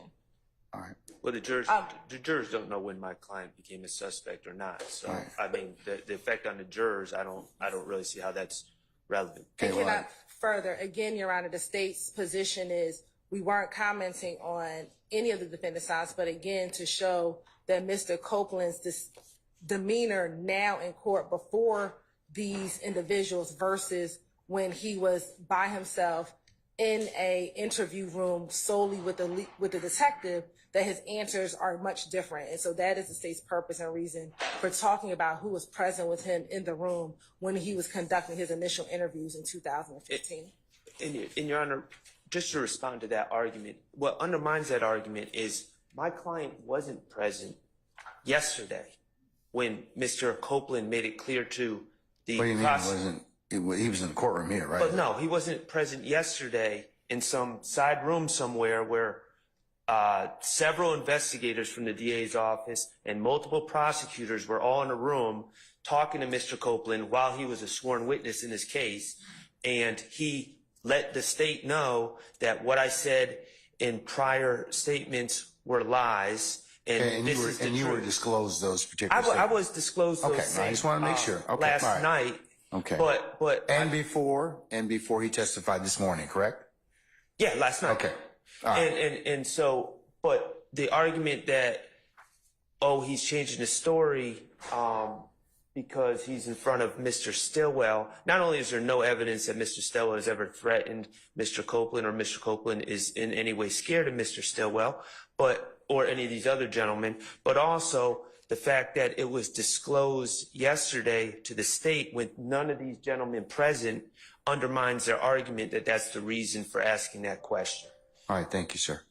All right, I'm still going to deny your motion for mistrial, and I'll note that you asked, as I said before, that you posited before the next question was asked. Okay. Thank you, Your Honor. All right, Mr. Matthews, Senior. Your Honor, as it relates to Mr. Marquavius Huey, our motion for mistrial is based upon the sworn testimony that has already come out from Mr. Copeland on yesterday. Mr. Copeland stated that he had met Mr. Huey in 2021.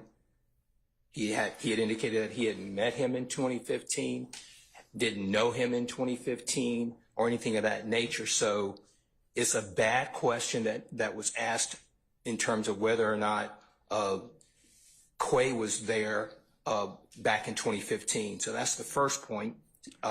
He did not know Mr. Huey in 2015. Secondly, Your Honor, that places it's a bad faith question. It places Mr. Huey's character in issue, and there's no basis. There's just no basis for that question to be asked. And because of those reasons, Your Honor, we would respectfully ask this court to grant a mistrial as it relates to Mr. Huey based upon those natures. There's just no good basis for that question to be asked. When the witness had testified on yesterday, not to be repetitive, but he testified yesterday, he didn't know my guy in 2015. So how could he have been there in 2015, or did he show up there at the interview with Detective Thorpe in January of 2015? All right. Thank you, sir. All right, Ms. Hilton. Your Honor, the question was a good faith basis. If you can recall, yesterday the state asked Mr.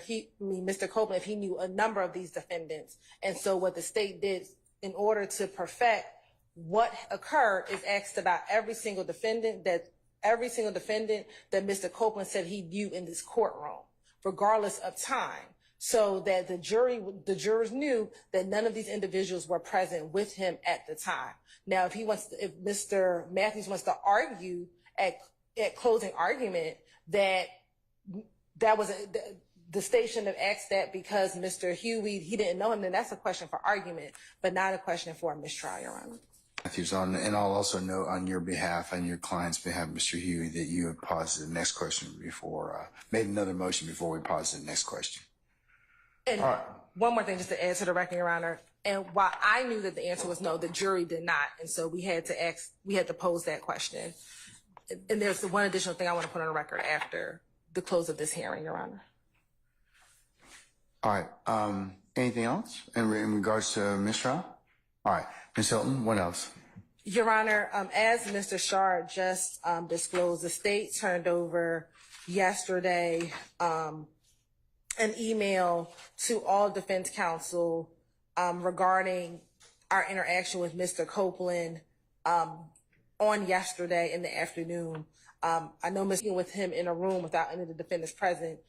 The statement from Mr. Copeland was a sua sponte question to us, or response to us, as we were talking in the room yesterday, and that is why we immediately disclosed that information to defense counsel. But in addition to what we disclosed yesterday, Your Honor, the state also disclosed on Thursday, June 6th, as well as on Monday, June 10th, some additional information that Mr. Copeland has disclosed to us over the last few days. And so we have a copy of that email. We want to put it in the record, Your Honor. And we're going to mark it 400 Yankee. All right. Okay. All right, counsels, enjoy your, sorry. I would like the court to look into the appropriateness of Mr. Copeland, to my observations around your courtroom, outside your courtroom on breaks, is surrounded by several members of law enforcement with the district attorney's office and prosecutors, potentially other persons. I don't know why a sitting witness under oath is in a room with prosecutors during breaks, mornings, afternoons. It's totally inappropriate. There are people who are in your court's door. There's a double door where the court sits to its right that aligns with the witness chair, and I noticed people standing there in law enforcement while Mr. Copeland is testifying. He's making eye contact with them. I don't know if they're his brother.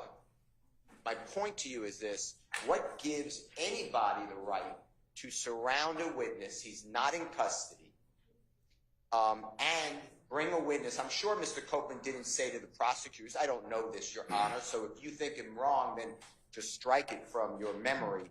but I'm sure he didn't say, hey, you guys want to hang out in this room a little while? So I believe that he is being led on a tether by the prosecutors, and it is coercion. It is inappropriate. And why would anybody not be recording everything he said? And why do I have to get it in drips and drabs?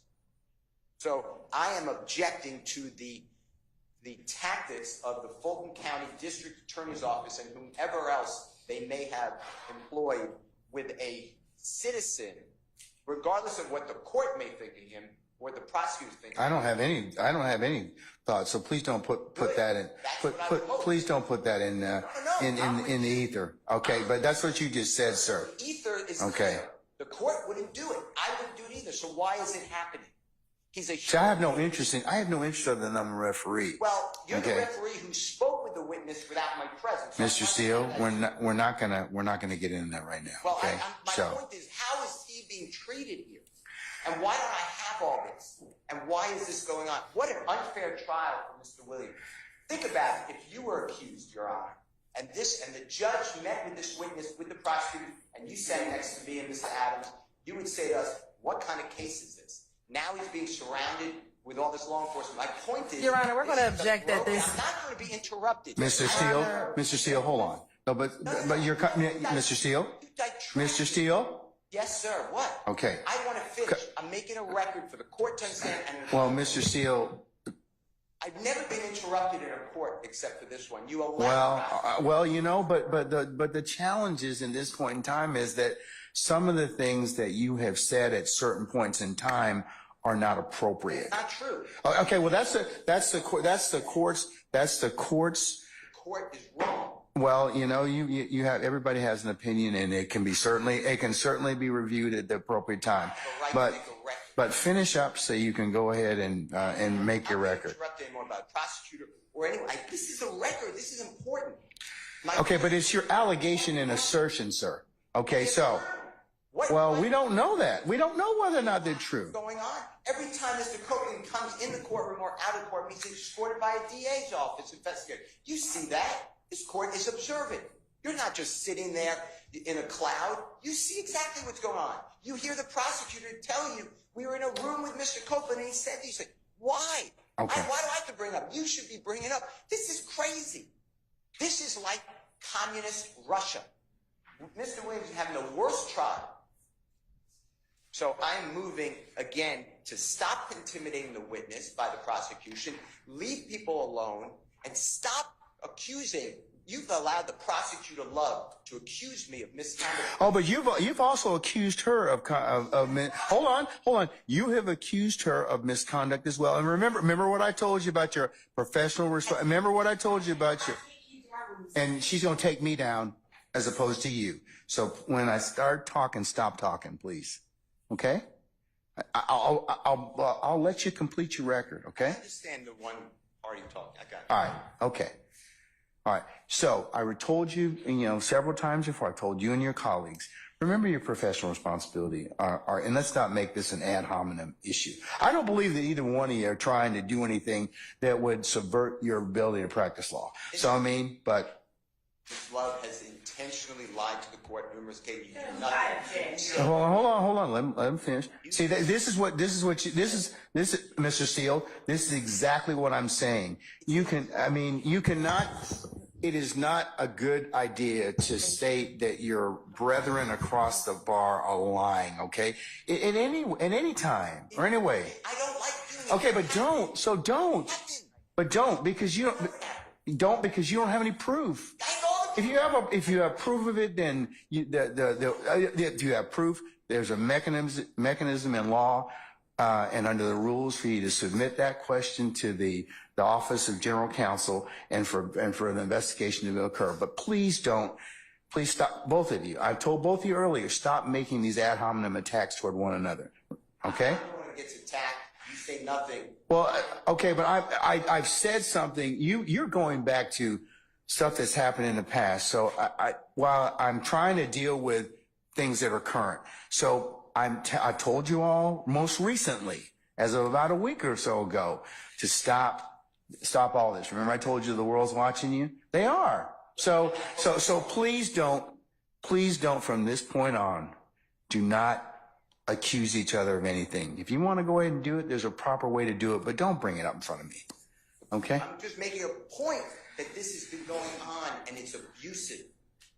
That is my point. That's your assertion, sir, as a lawyer, okay? And maybe your frustration with everything. Like I told you, this trial's gone a long time. There's a lot of wear and tear, but everybody's got to rise above and be a professional advocate. That's what the system demands of you. I'm not worn or torn.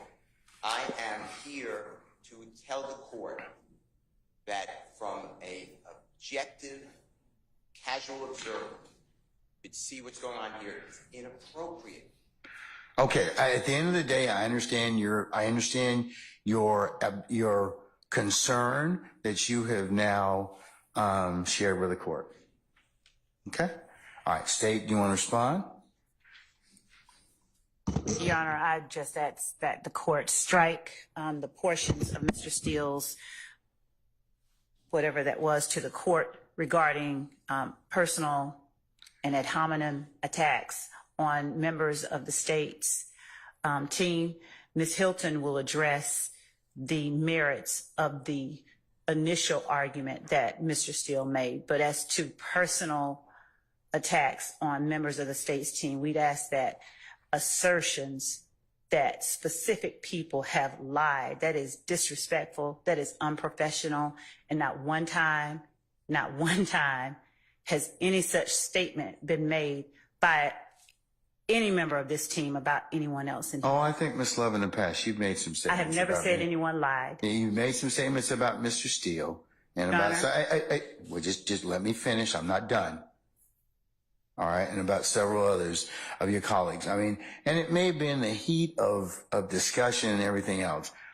Like I said earlier, there's enough blame to go around for everybody. All right. So, but can we kind of stop that and draw things kind of forward? I've had 2 or 3 conversations with everyone about their obligations as professional advocates under the rules. Okay.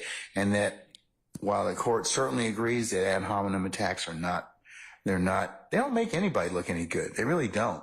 I mean, but I'm just saying I acknowledge that. I acknowledge what's been gone on in the past. So, and I ask that you all reflect upon that because, like I said, you can't say some of the stuff that people say to one another can't be taken back. They just can't. So, and that's just something that the court would just have you reflect upon. Thank you, Judge. Sides, okay? And we just ask again that statements like Ms. Love lied be stricken from the record. Those are personal attacks. There's none been made, at least not this day. I'm not gonna consider your ad hominem attacks. Either one is. Okay? Thank you. Or anybody's. All right?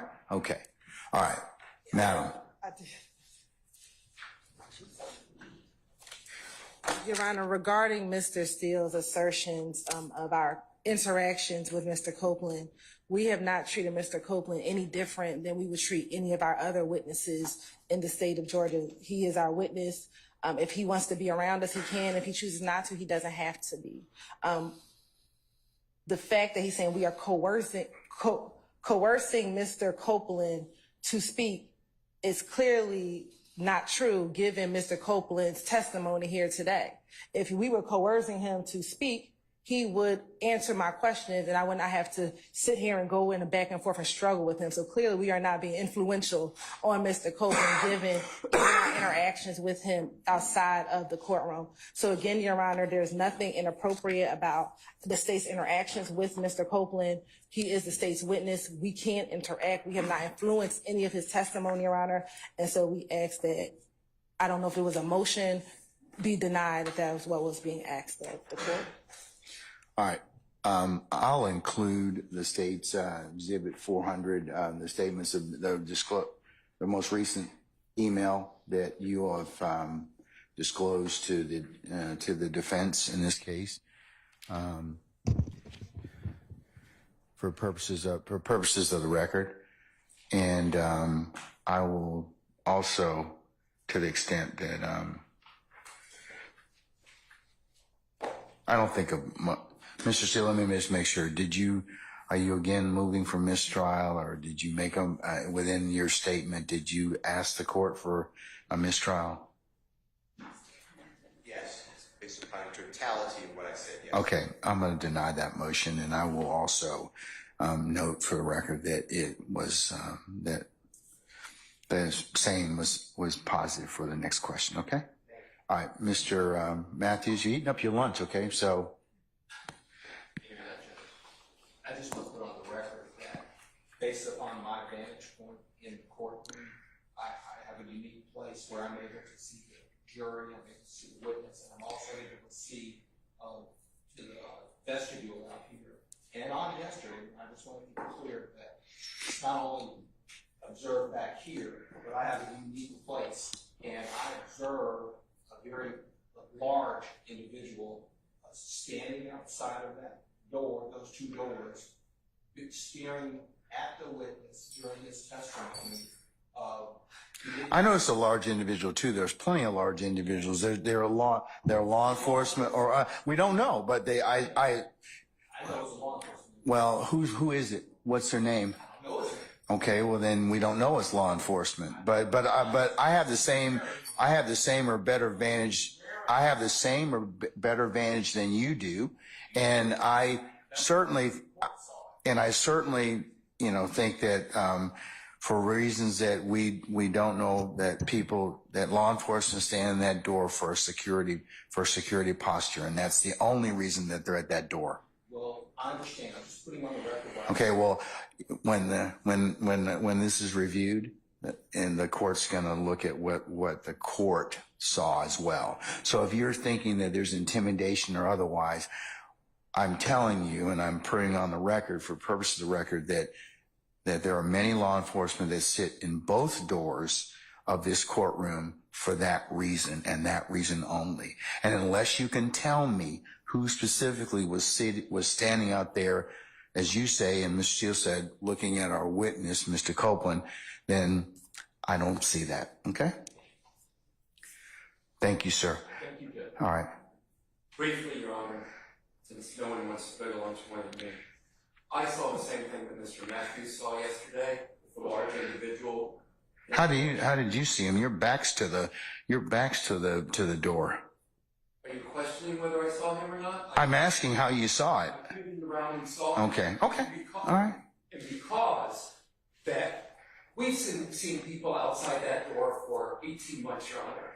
This person yesterday was glaring through that glass for at least 10 to 15 minutes that I noticed, boring a hole into the witness. So I just want to add that is what I saw. I don't know his name. I don't know if it was law enforcement. I believe it was. I've not seen any other individual with law enforcement do that to that witness or any other witness during the course of the trial. Okay. Thank you. Thank you.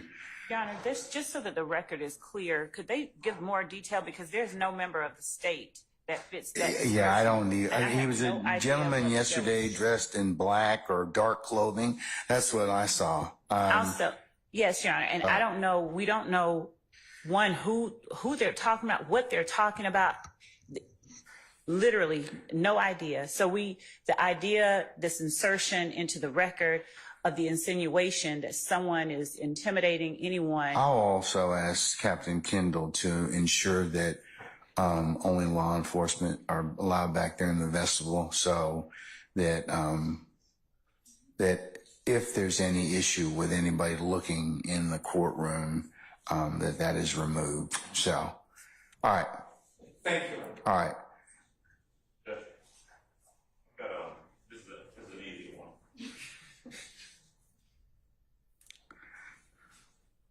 And I don't know whether this is something that the court can give an instruction in regards to. I want folks to just take notice of it. We've had some discussions before about the configuration of the courtroom. There's a lot of folks in here. We've got jurors who are sitting right there on the front row who are closer than they would normally be to the parties in this case. I've noticed over the course of the last number of weeks and months, quite frankly, and I'd like the court to either remind the state, or maybe because it could be inadvertent, but maybe they can take note themselves of the fact that sometimes their facial expressions, their reactions, their statements to each other, their conversations to each other are done so close in the presence of the jury that it can't help but impact the jury. There was one time last week where Ms. Hilton was attempting to introduce a document, and there was some frustration because there's an objection, and Ms. Love reaches over and says, and I could hear it from over there, just show them the original. Just show them the original. And you know, those type of conversations and you know, when someone's upset with a ruling and roll their eyes or makes a facial expression or throws up their hands in front of the jury, 2 or 3 feet away from the jury, can't help but impact the jury. And so if the court needs to just remind the parties that we've got a jury that can be impacted and they need to be a little bit more circumspect, they can do that. Or perhaps my colleagues across the aisle can take note of that themselves and act accordingly. All right, sir. Yeah, there's not a lot of room, and I wish you'd have brought this up earlier, but I certainly agree with that. I'd advise all counsel to just be mindful of their reactions as the jurors watch everything, okay? All right. Mr. Short, did you have anything else? I know that. No, I'm good. Okay. Okay. All right. Okay. All right. Enjoy your lunch. We'll see y'all back about 1 o'clock. Okay. All right. We're in recess.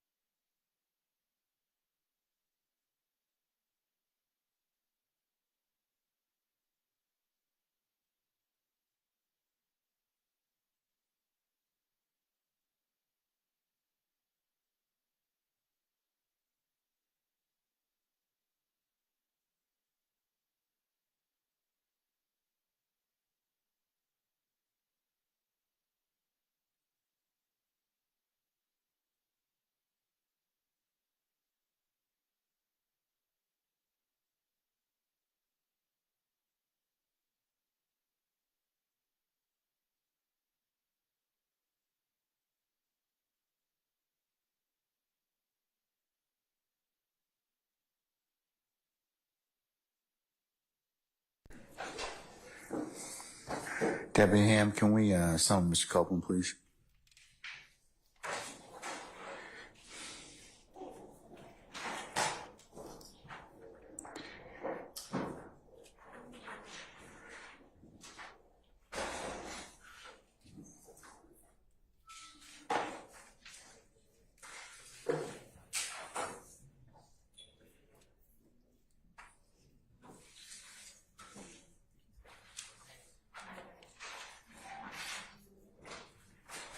All right, summon our jurors, please, sir.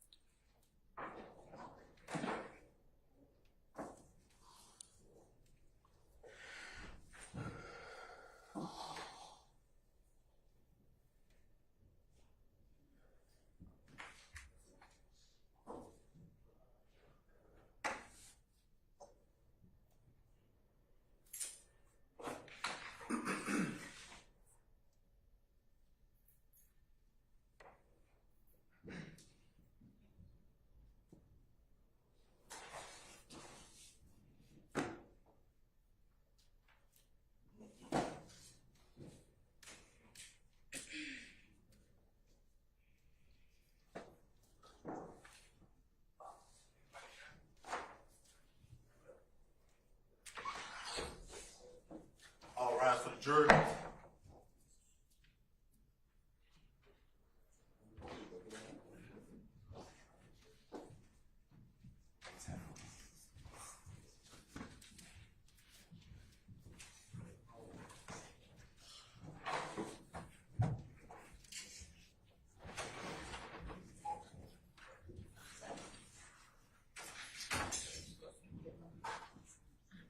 All right, ladies and gentlemen, please be seated. Sir, all jurors present? Okay, thank you. All right. Ms. Hilton, we're going to continue with your examination, please.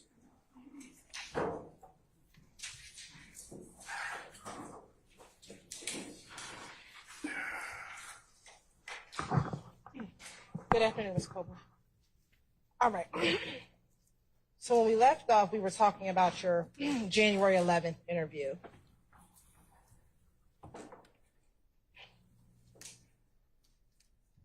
Do you remember during your January 11th interview speaking with Detective Thorpe regarding several individuals that you texted about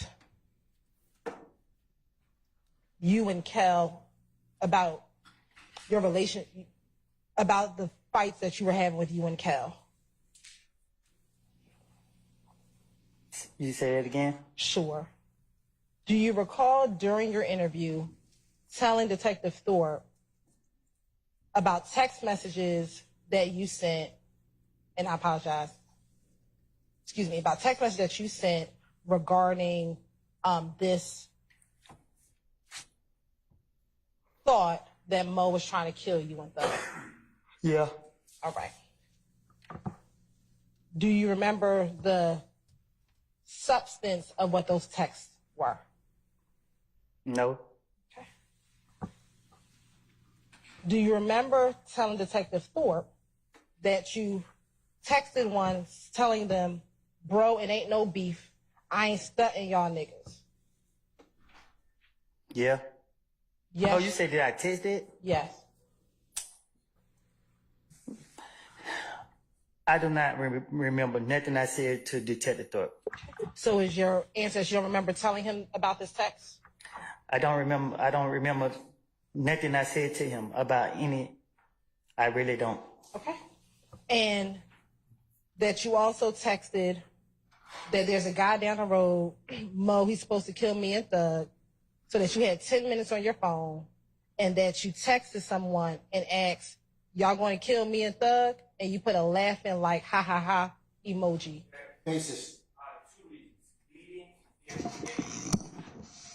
prior out-of-court statements without a foundation, you need to ask what he knows. Okay, so foundation. Okay, foundation. I'll stand as the foundation. Why don't you live on the foundation? Do you recall sending these text messages back in January of 2015?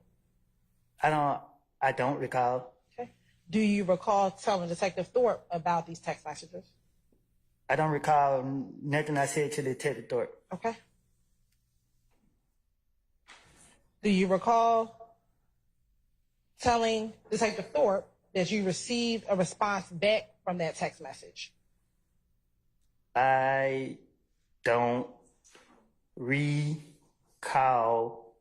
any conversation with Detective Thorpe. I understand you can slow it down, but I'm going to keep asking you these questions. So, do you recall texting or telling Detective Thorpe that so another guy called you and said that those people were just lying? I don't recall. All right. And do you recall telling Detective Thorpe that they didn't believe you when you told them that there's really no more beef between you and Kel? I don't recall. All right. And do you recall to tell Detective Thorpe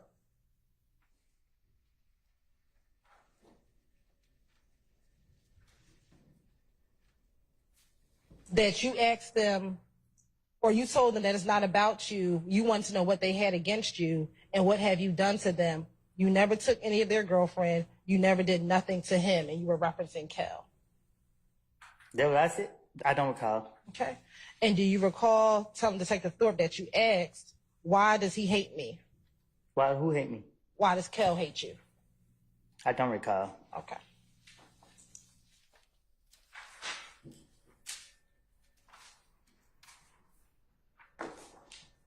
Can you explain to me what I don't recall mean? Don't it mean I don't remember, right?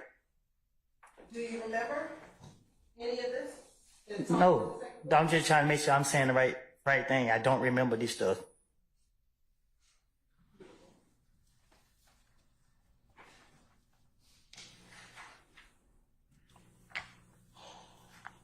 On the night that Donovan Thomas drove, earlier you said that you kind of drove around. Do you remember saying that earlier today? I said it? Yes. What you mean? I drove around. The night that Donovan Thomas got murdered, after you learned that people thought it was you, you were just kind of driving around. Do you remember that? I said I blinked out. Okay. Do you remember driving around at all? I remember being at a lot of different places. Okay. Do you remember any of the places that you went to? I remember people staring at me like they. I just remember how people were staring at me. Okay. Do you remember in the same January 11th, 2015 interview, Detective Thorpe, that first you went towards Hateville, then you got off the expressway right by the Chick-fil-A? I don't recall what I told Detective Thorpe. Okay. Do you recall telling Detective Thorpe that you went over to Thug's house to see what was going on? Your Honor, lack of foundation in my understanding. I stand the objection. Do you remember going to Thug's house that day? I don't recall. Okay. Do you recall telling Detective Thug that you went down to Thug's house to see what was going on? I don't recall. Do you recall if you talked to Thug that evening after you learned that people thought that you killed Nut? Can you ask me that again? Sure. Do you recall speaking to Thug on the night that Nut was killed? Nah, I don't. Okay. Do you remember telling Detective Thorpe that you spoke to Thug while at his home? Can you say it again? Sure. Do you remember telling Detective Thorpe that you spoke with Thug while at his house? I don't recall.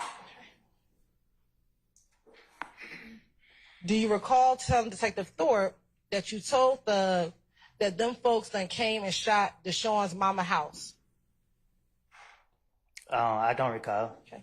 And do you recall telling Detective Thorpe that his answer was, for real? That's it? Yep. I don't recall. Okay. And do you recall you telling Thug what I'm supposed to do, bro? I don't recall. Okay. And do you recall you telling Detective Thorpe that he said, man, just stay out of the way and let 12 handle that? I don't recall. And that's all he kept saying, 12 going to deal with it. I don't. This what I supposed to say to Thorpe? Do you recall saying? I'm saying this conversation with Thorpe? Yes. I don't recall. Okay. And then do you recall saying to Thug, like, man, bro, you just saying stay out of the way and deal with that, bro. But these folks, and you also said that Thug know them better than you do. I don't know what you're talking about. Okay. Do you recall telling that to Detective Thorpe? No, you gotta say it to me again. Sure. Do you recall telling Detective Thorpe that you said, like, man, bro, you talking about just stay out the way and let the police handle it and deal with that, bro. Man, fuck that. He knows them better than I do. This supposed to be what I supposed to, this me talking? Yes. No, I don't recall that.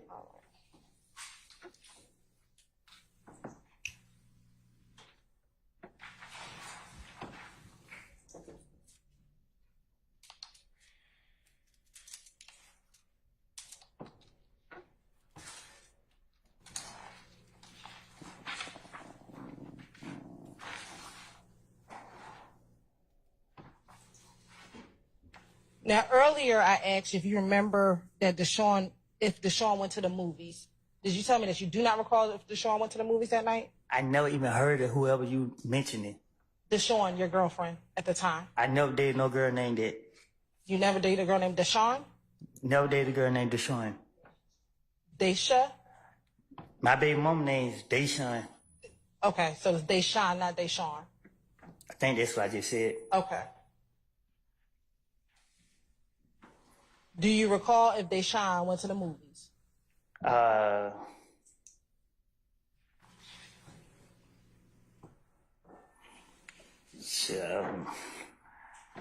don't know. I don't know if she went. I can't remember if she made it out. Time, everything was going so fast. I can't remember if she went to the movies or not. Okay. Do you recall in that same January 11th interview telling Detective Thorpe that Deshaun went to the movies and that you gave her the car so she can go to the movies? I don't recall. And that it was about 9 o'clock? I don't recall. Do you remember picking Deshaun up and her friends up from Greenbrier Mall? I do. Okay. What do you remember about that? I had found out they shot her mama house up. And she called me, told me that her mama house been shot up. And I was pissed off. So I asked her to park the car, and I was coming to get her. Why did you want her to park the car at Greenbrier Mall? Because if anybody would did anything to that car while she was in there, well, nobody gonna get no arrest. And that's fair. Is there a police precinct at... I'll sustain the question. Is there a police precinct at Greenbrier Mall? I don't know. Did you want her to park at Greenbrier Mall because of... Oh, yeah, it is. And did you want her to park at Greenbrier Mall because of the police station being there? No, it's an area that... I don't know if it was me who told her or she came up with it. I just told her to park, get out the car. I was coming to get her. When you went to go get her, who were you with?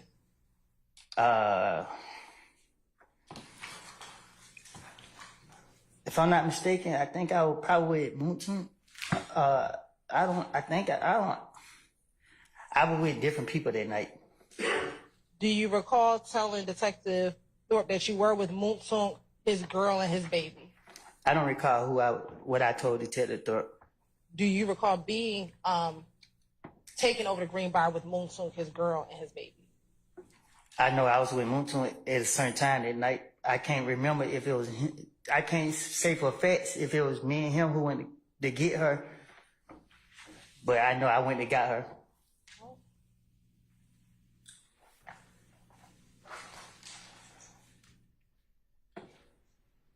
Now, Mr. Copeland, after January 11th, 2015, and in the weeks after Mr. Thomas was killed, did you stay in the Atlanta area?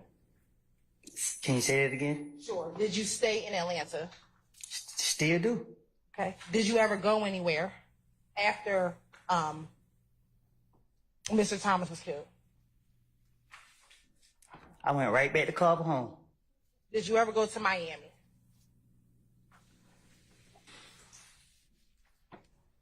Yes. Okay. Who did you go to Miami with? My baby mom and my daughter. And did anyone pay for your trip to Miami? We drove. Okay. Where did you stay when you got to Miami? I think a hotel. Did you pay for that hotel? No. Who paid for the hotel?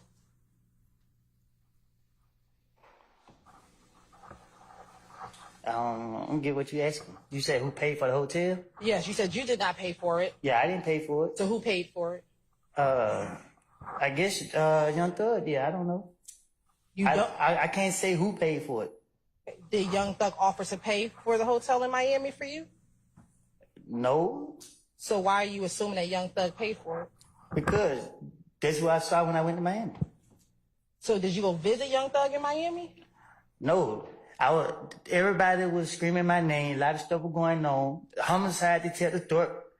It was after me. And, you know what I mean? My probation officer, I remember talking to her about it because I had to go see her after I left from being questioned from that. And then I was told I need to lay low. And I asked for permission to leave, and she gave me permission to leave.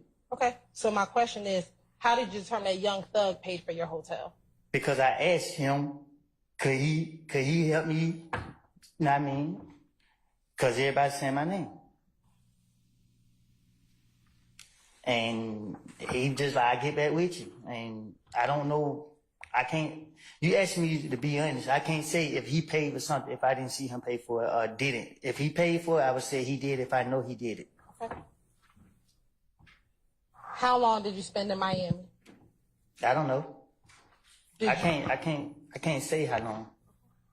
Was there anyone else in Miami besides you, your daughter, and Deshaun? Yes, a lot of people in Miami. People that you know? Yes. Who? His family. Whose family? Young Thug. Who in his family was in Miami with you? I don't know his family. Who's the family that you remember? His sisters. Which ones? Dolly. Okay. Who else? I don't know the rest of their name. All right. What other family members was in Miami? His sisters. So was that it? Just Young Thug and his sisters? Well, I don't know. I don't know who his people is like that. I just know Dolly, and I heard her say this my sister. Okay. Outside of Dolly and Thug, was there anyone else that you know in Miami when you were down there? What you mean? Be more specific. Sure. Besides Dolly and Thug, was there anybody else from Atlanta that you know in Miami while you were there?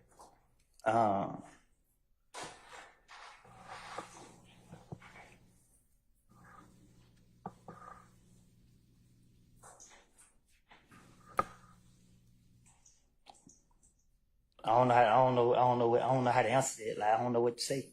What don't you know how to answer? You asked me who down there. I just said it.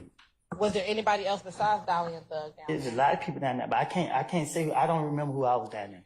If that's better answer. Was Shannon in Miami?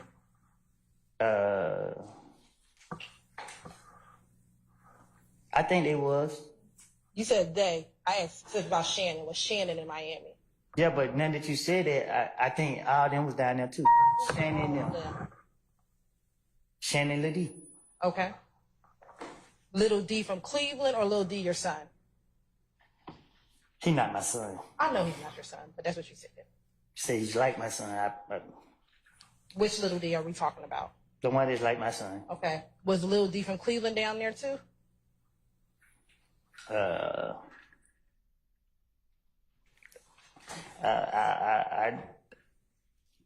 I can't remember if he was or wasn't. Okay. Was Yet down there? Yeah, I think so. Okay. I believe so. Was Montauk down there? I don't think so. I can't remember if he was down there. I don't remember. I can't remember if Montauk was down there. Okay. Was someone named Duwop down there? Who? Duwop. How? I don't know who that is. Was OG Bentley down there? Who? OG Bentley. I can't recall.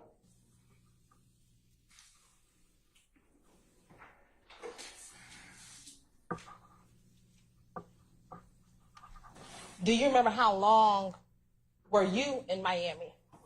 I think I just told you I don't know. I don't remember. It was more than a day, if that's what you asked. Do you remember if you had an interview on January 11th, what day or how many days passed since like that? Do you remember if the interview was on January 11th? How soon after that interview did you leave to go to Miami? I know I had to report my probation, so I don't know if it was a couple of days later. I don't know.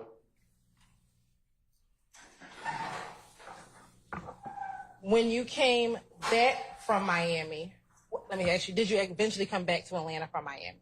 I most definitely did. Okay. When you came back from Miami, did anything occur on I-75-85? Did you get shot at while driving a vehicle on the highway? I was already back when that happened. Right. So that's what I'm asking. When you got back from Miami to Atlanta, did you get shot at on the highway? Yeah. Okay. And once you got shot at on the highway, did you go in and speak with investigators about that shooting? No, I told my brother to report the car was damaged. Do you recall going into the Atlanta Police Department on January 28th, 2015 to talk about the shooting on the highway?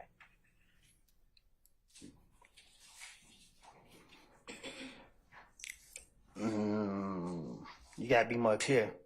Sure. Did you go and speak with Detective Gaither and Detective Dennis in January of 2015? Can you say that one more time? Sure. Did you speak with Detective Gaither and Detective Dennis in January of 2015?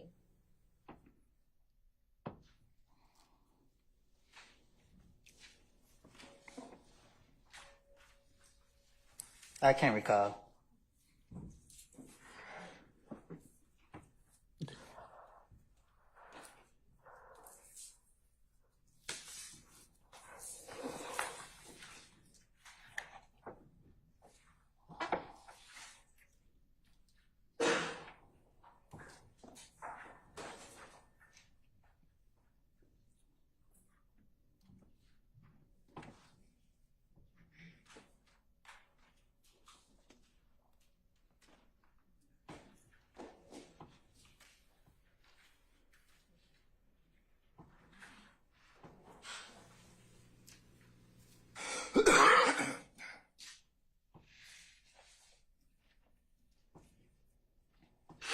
You said you do not recall if you went and met with Detective Thorpe and Detective Dennis and Detective Gaither?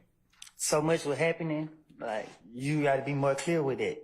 Do you remember ever speaking to Detective Gaither and Detective Dennis in 2015? Yeah. How many times do you think you spoke with Detective Gaither and Detective Dennis? I know one time they were following me. Let me ask you, was the first time you spoke to Detective Gaither and Detective Dennis after you spoke with Investigator Thorpe? You gotta explain to me. When so much stuff was happening, and I remember out for certain things that were taking place, and the police was coming after me. So you gotta explain to me when they came after me, or what made them call me or whatever. I don't know dates. Do you remember going to speak with the detectives after being shot at on the highway? I told you I had my brother to report the car. I didn't talk. My brother reported the car. I never told him. He reported the car. I wasn't in the car. I understand. I'm asking you a different question. I'm asking a different question. Did you go to the Atlanta Police Department and speak with police even after your brother reported it to the police? Did you go? So you saying that I just went in the police? You asked me, did I just go in the police and precinct and just talk to them about being shot at? That's what you're asking me. Do you remember going down to speak with the police after being shot at? I remember being accused of shooting somebody's house up, and the investigators calling me. Yeah, that's what you're talking about. You have permission to approach? You may, as long as you show that to the defense counsel.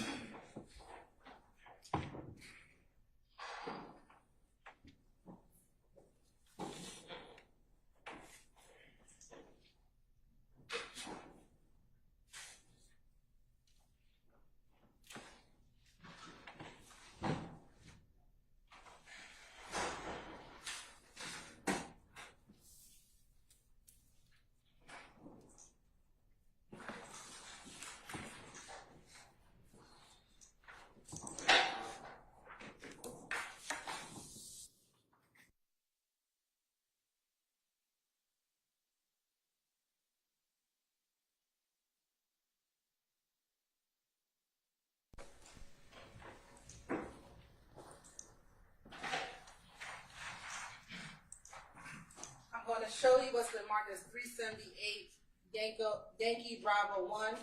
Do you recognize yourself in that picture? And do you recognize two detectives inside that picture? Yes. Do you recognize it to be Investigator Gaither and Investigator Dennis? Yes. Here at this time, the state would like to attend the 378 Yankee Bravo 1 into evidence. Any objection to states 378 Yankee Bravo 1? All right. Hearing no further objection, it's admitted, maybe published as you see fit. Thank you.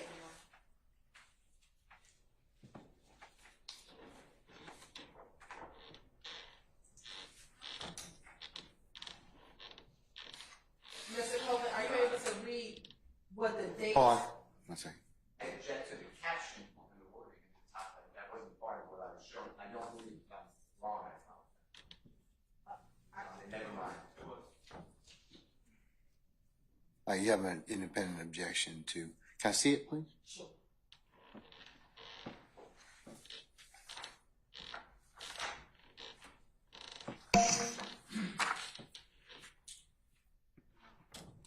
No, I should have objected earlier. I'll withdraw.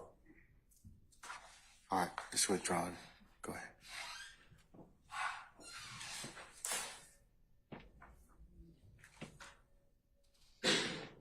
Mr. Coleman, are you able to see the dates of that interview at the top? Yeah, I see it. Okay, what is the date of that interview? It's January 28th. And is that 2015? That's what it say. Okay. And is that you on the My Right hand of this person sitting across from Investigator Dennis and Investigator Gaither? Yes. All right.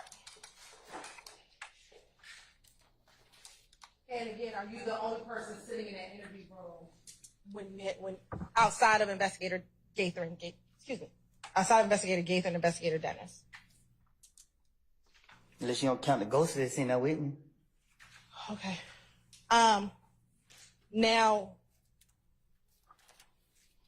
what do you remember about the shooting on the highway? Tell the jury, what, if anything, do you remember about the shooting on the highway?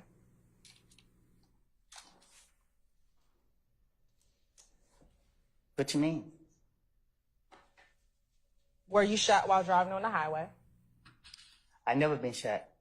Was your car and your vehicle shot at while driving on the highway? Right. Okay. Tell the jury, what do you remember about you being in a car, driven on the highway, and being shot at in 2015? Well, I'm driving and I heard some piping, pop, pop, pop. But I ain't think none of it. Do you remember where on the highway you were when you heard the pop, pop, pop? No, I was on the expressway riding. Which expressway? The expressway in Atlanta. Which one? The one in Atlanta. You got 20, 75, 85? I don't know the expressways. I don't know the name of the highways. Do you remember what street you were near? I was closer toward downtown. Okay. Were you near University Avenue exit on the highway? I was closer towards I was closer towards Pryor Road. Okay. Do you know that near Pryor Road is I-75 and I-85 near Pryor Road? I don't know the expressways. All right. I just know directions. Okay. So once you heard the pop, pop, pop, do you remember what happened next? Yeah, I turned the radio down to see was I tripping. Okay. And once you turned the radio down to see if you were tripping, what do you remember happening next? Bullets hit my car. Was there anyone else in the car with you? Yeah. Who? Me and Ladie. Anyone else? Oh, I'm tripping. Me, Ladie, and Shannon.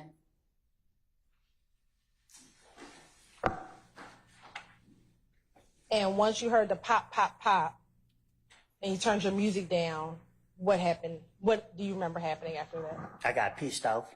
Okay. And what did you do after you got pissed off? Stopped the car and got out. Okay. And once you stopped the car and got out, what, if anything, did you do? Say what? Once you stopped the car and got out, what did you do? Nothing. I went home.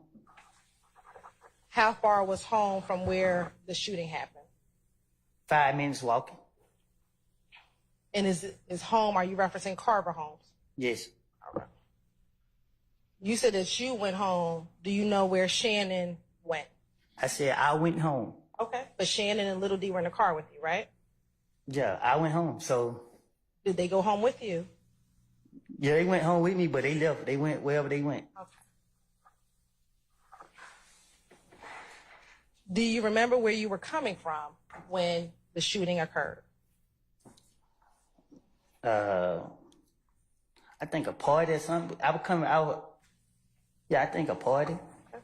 Do you remember what type? A club or something. At this point, do you remember if the shooting happened during the day or at night? Do you recall?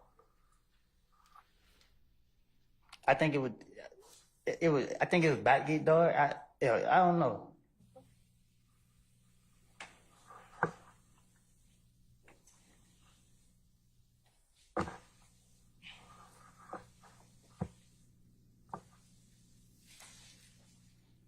Now, do you recall if the party you was at was a pool party? I stand the objection. Were you at a pool party? I can't be specific where I was coming from. Do you know a girl by the name of Bushi? Or Busha? Yeah. Okay. How do you know Bushi? I grew up knowing her. We went to school together. What school did y'all go to together? I think King or Southside, one of them. I don't know. And is King elementary, middle, or high school? It depends on what you're talking about. What grade were you at when you went to King? I was in King. When I went to was middle school. And then Southside, is that a high school or middle school? It was a high school. Now, besides Bushi, you and Bushi going to school together, did she ever date any of your friends? Yeah. Who? Yeah, got it. All right. And was she dating him in 2015? That's him. I'm asking you. I don't know if they were dating at the time. Right. Do you remember in this January 28th, 2015 interview talking about Bushi at this party that you went to before your car was being shot at? I don't recall.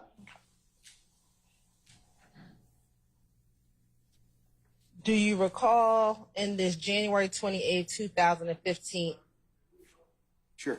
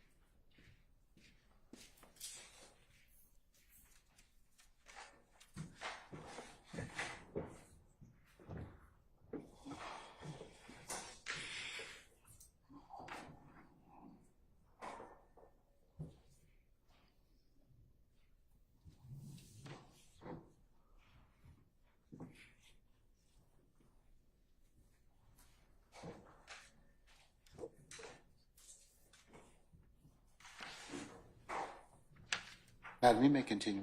Thank you, Your Honor.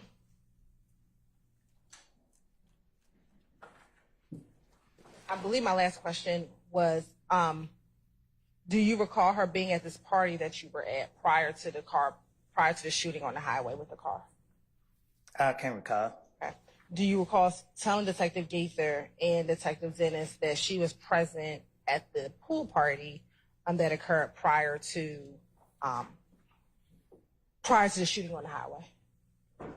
I don't know, I guess. Do you remember? Do you not remember? I don't recall. All right. Did you know if Bushi had a relationship or friendship with Nut and Nut's family? I don't know. Okay. Do you recall telling police that she knew both families, that she was putting up posters like it was her family? Putting up posters of Nut like I don't recall.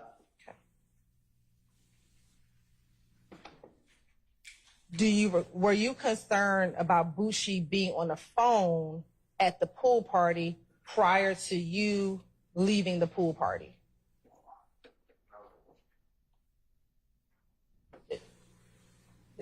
I can approach about why it's relevant. It'll be a speaking objection. All right, come on up.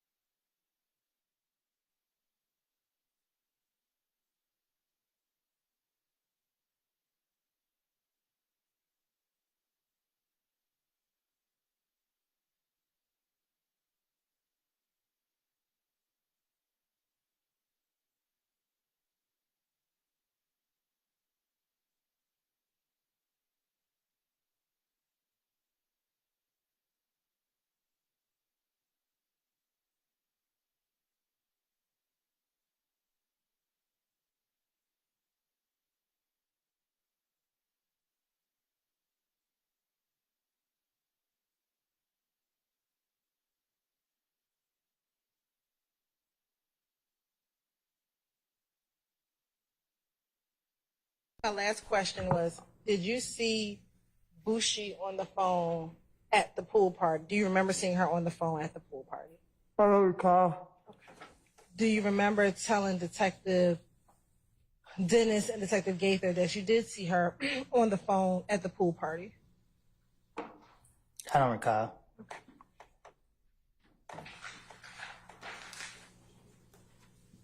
Do you remember who was with you at the pool party? I don't recall. Do you recall telling Detective Thorpe that Shannon was with you at the pool party? I don't recall.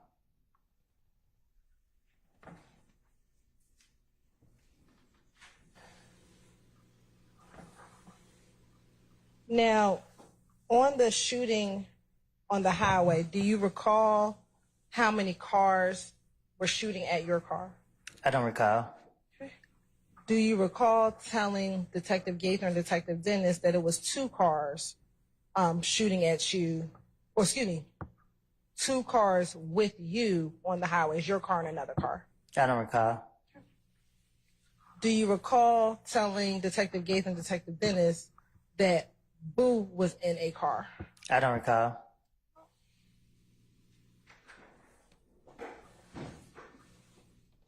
When you heard the pow, pow, pow in the vehicle, what did you do? Thought I was tripping. Did you duck down in the car?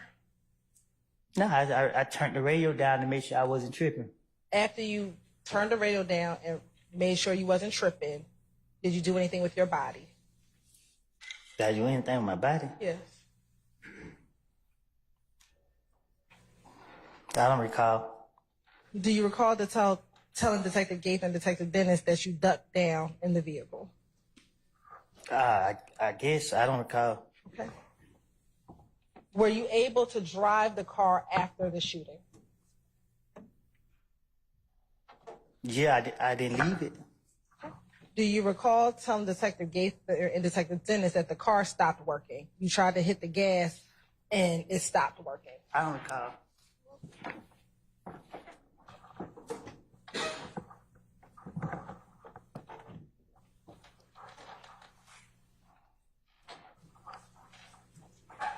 Do you recall if anyone told you to try to keep going even though the car was stopped? I don't recall. Okay. Do you recall telling Detective Gaither, God bless you, Detective Gaither and Detective Dennis that he was telling me to go, go, go, and I'm like, I can't because the car don't work? I think the car did stop working for a second. Huh? I think the car did stop working. Do you recall anyone trying to tell you to go even though the car has stopped working? I don't recall. All right. After the car stopped working, do you recall hearing any more shots? No, because I got out the car. Do you remember telling Detective Gaither and Detective Dennis that you heard more shots going pow, pow, pow, you ducked down, but there was some others behind you?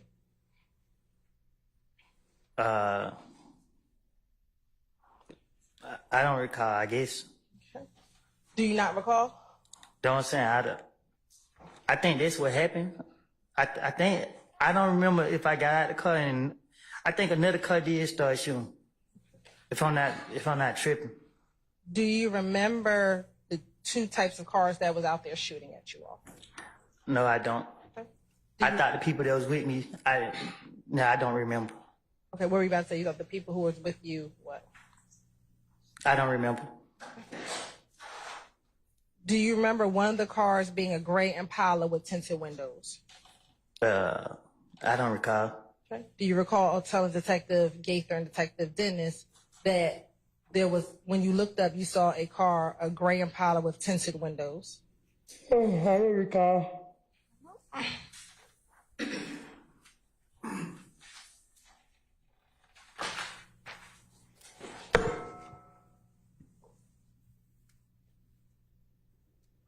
Do you recall hearing even more shots after those first 2 set of shots? Huh? Do you recall hearing more shots even after the first 2 set of shots that were fired? I don't get what you're asking. Did you hear any more shots while you were being shot at on the highway? I think I told you what I heard. Why didn't you call the police?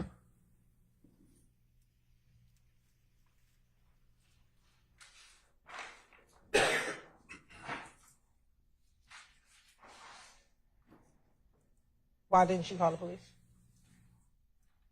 Gotta get my lick back. You want to get your lick back? I don't know why I didn't call the police. Okay, well, what did you just say? You want to get your lick back? Asked and answered. I stay in that question. Was your brother in the car with you when it was getting shot at? No, So why did you have your brother call the police and not you? because it was his car. But did the shooting happen to you? The shooting happened to the car. Okay, while you were in it? The car was shot, not me. While you were in the car was shot? The car was shot, not me. I understand. While you were in the car. I stay in the objection. So, because the car was shot while you were in it, why didn't you call the police? Because it wasn't my car. I didn't have license. It wasn't my car. Okay. So did you not call because you didn't have a license? I stay in the objection.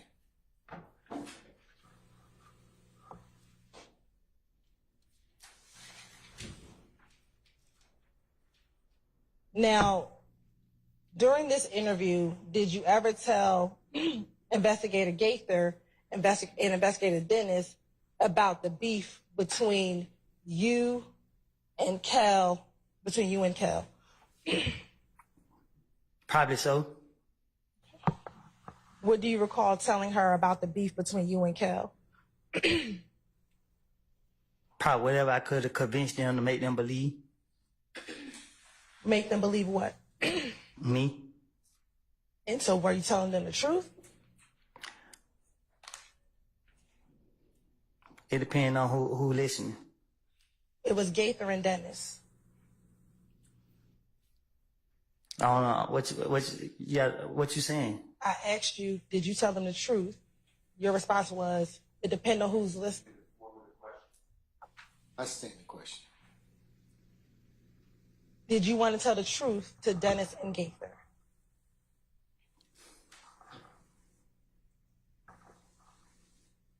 I got a very difficult time telling the truth to investigators if I feel they are after me.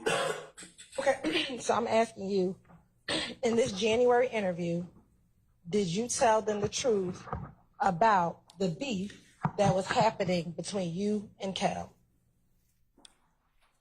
I don't know what I don't told them. That's why I'm trying to be careful what I say right now. During that interview, did you tell them about going to Club Crucial every Monday? Probably so. Did you tell them that even when you went to Crucial, you never fought with Kel except for one time?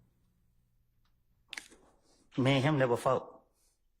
I told you he put his hand on me. Okay.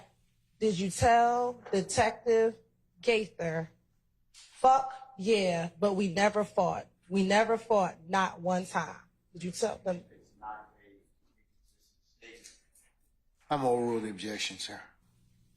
Did you tell that to Detective Gaither? If that's what it said. Do you recall telling that to Detective Gaither? Can you say it again? Sure.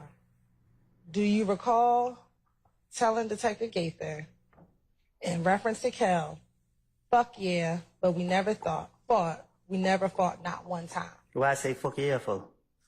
I don't know. I'm trying to hear what you said before that. I'm asking you about that particular line.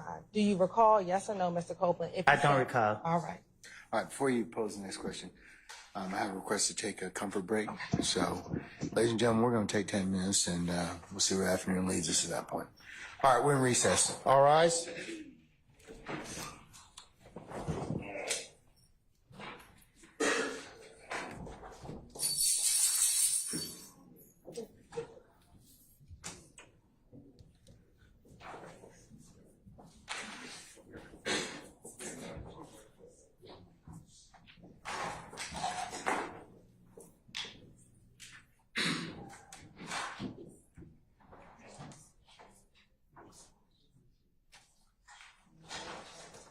All right, ladies and gentlemen, our jury's left us. We'll be in recess 10 minutes.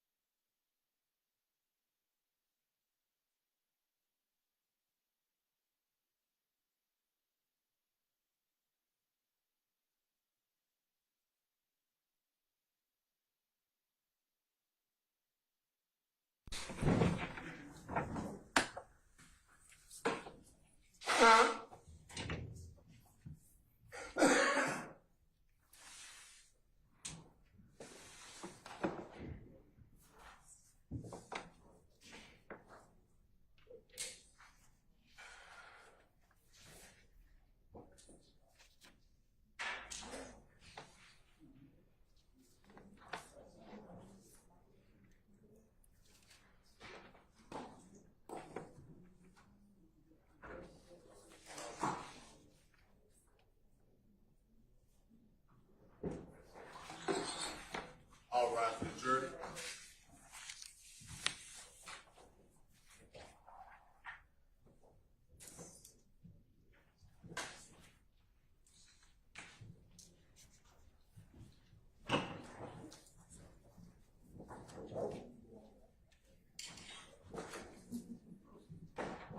Pam. Pam.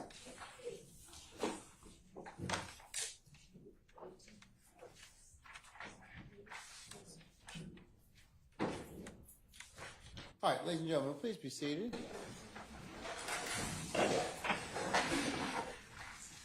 Deputy Hudson, all jurors present? All jurors present, call for the drum.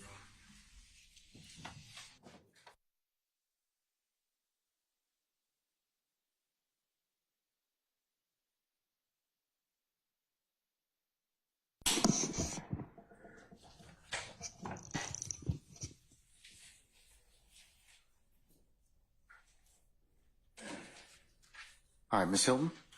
Madam, you may continue.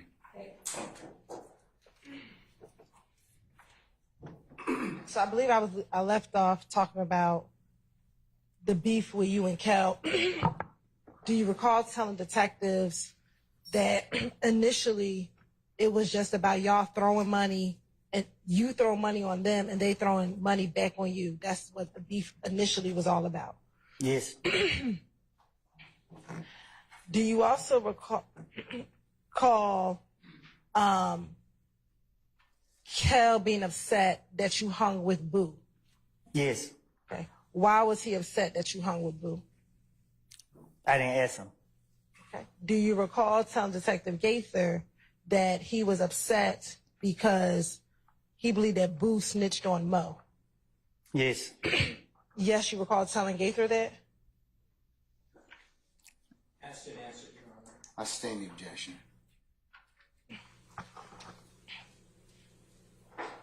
Do you recall independently Kel being upset with you because you hung out with Boo? Do you remember that? Yes. Okay.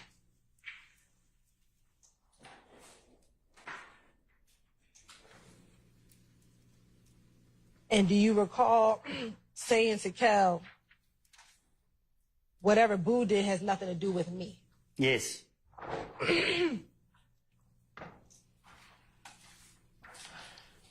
Now, do you recall in this January 28th interview speaking with Detective Gaither and Detective Dennis about this conversation between Thug and Kel at the Cascade skating rink in more detail?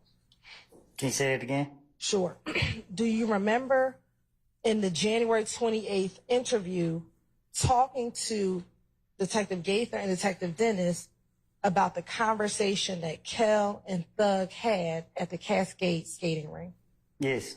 Okay. What do you remember telling Detective Gaither about that phone call? I don't recall. Okay. Do you recall telling Detective Gaither in this January 28th interview? Sure. Yep. It's a prior and consistent statement. I'll rule the objection.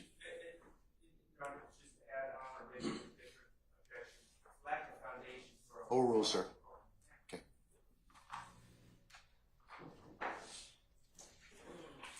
You may answer the question, sir. Do you recall? I'll ask the question again. Do you recall Thug and Kel speaking while at the Cascade skating rink in 2015? I don't recall. Okay. Do you recall telling Detective Gaither about that phone call? Yes. Okay. What do you remember telling Detective Gaither about that phone call?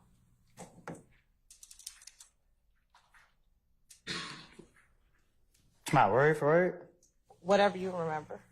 Oh, I don't know. I don't recall. Okay. Do you remember first telling Detective Gaither that you and Kel had said that the beef was over? You told Detective Gaither that? Yes.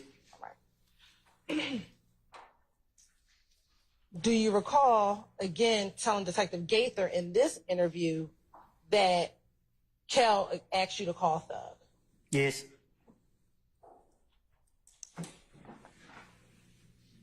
Do you recall what Thug said in 2015 to Kel? Yes. Yes, you remember what Thug said? I don't recall what was said. I don't remember what was said. Okay. I don't remember me talking to the investigators about it. All right. Do you remember telling Detective Gaither that when Kel got on the phone, that Thug said the beef ain't over with until you pay for my window? You shot my window. Yes. Yes, you remember telling Detective Gaither that? I don't remember what I done told the police. Okay.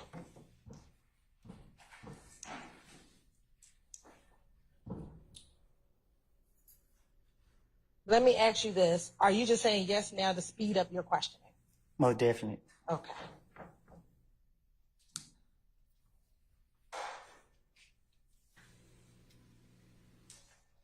Now, do you recall independently that after Thug told Kel, beef ain't over with until you pay for my window, you shot my window, that you told Kel what you told Kel? Yes. What do you remember telling Kel? Yes. So you told Kel, yes? Yes. Do you recall telling Kel, look, what y'all got going on, this has nothing to do with me? Yes.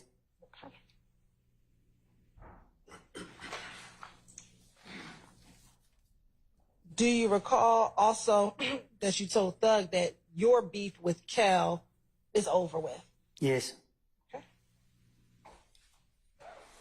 Do you recall what Thug said to you after you said that? Yes. What did he say to you?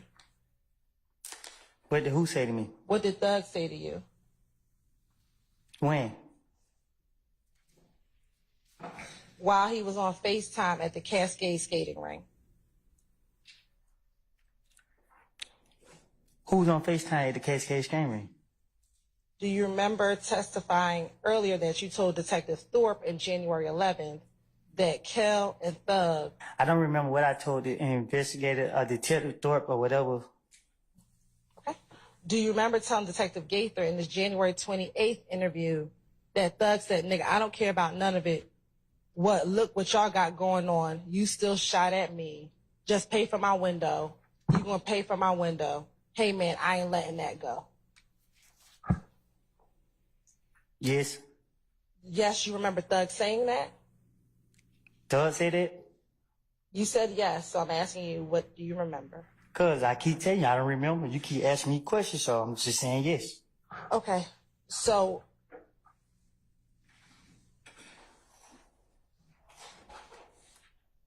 are you saying yes, that's what you told Detective Gaither?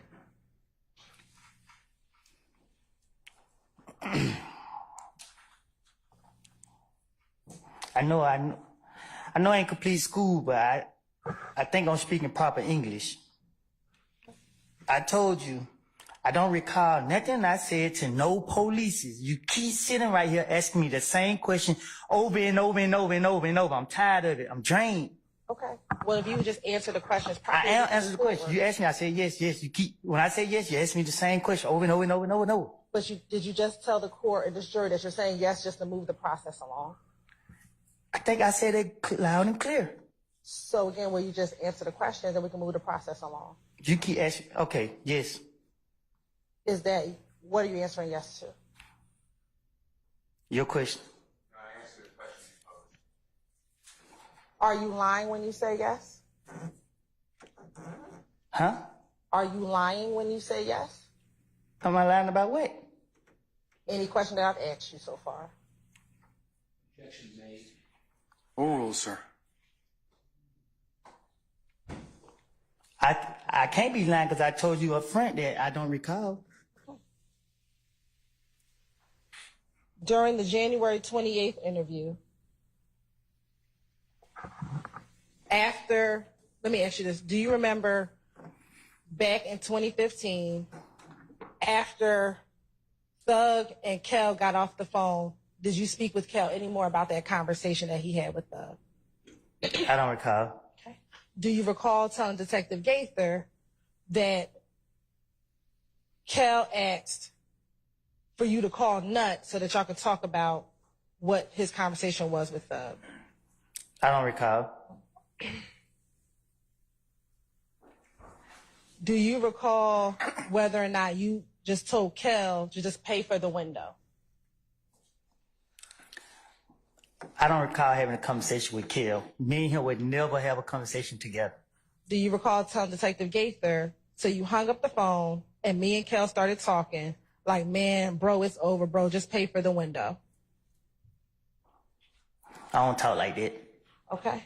Do you recall telling Detective Gaither that Kel's response was, I pay for a window, that nigga tried me? Say that again?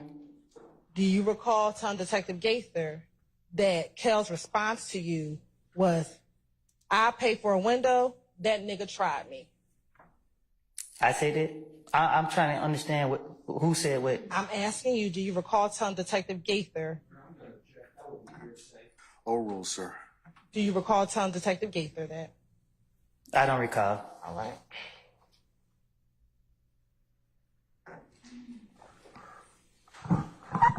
Do you recall telling Detective Gaither that you said you told Kel you got a problem with Thug, you don't have a problem with me? You asking me what now? I'm asking you, do you remember telling Detective Gaither that in response to what Kel said, you said to Kel, you got a problem with Thug, you don't have a problem with me? So why am I talking to Kel if that was true? I don't recall. Okay. I don't recall. Thank you.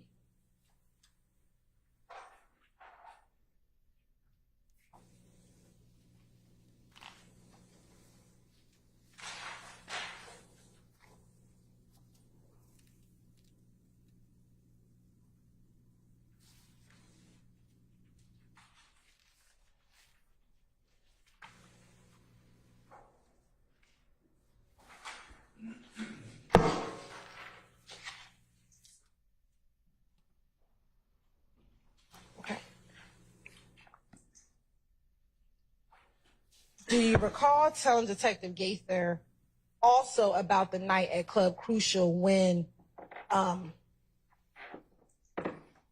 Kel hit you in the back of the head? I probably did.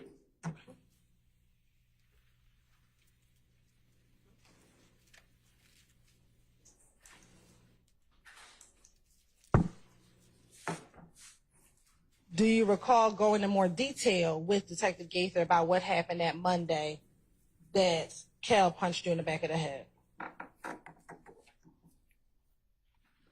You say that again? Sure. Do you remember going in more detail with Detective Gaither and Detective Dennis about that Monday night at Crucial? I don't know. I don't know to recall. Do you recall telling Detective Gaither about the type of money that you had? You had a whole bunch of hundreds and a whole bunch of 20s. Probably so. Do you remember saying that, or you don't remember? I don't remember. I don't remember when they was questioning me.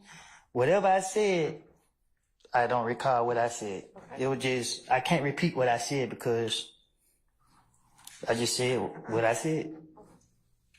And what you told them, was that the truth about what happened that Monday at Club Crucial?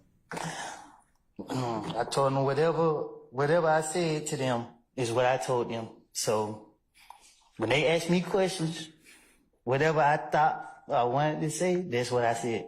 Was it the truth, or were you just making stuff up?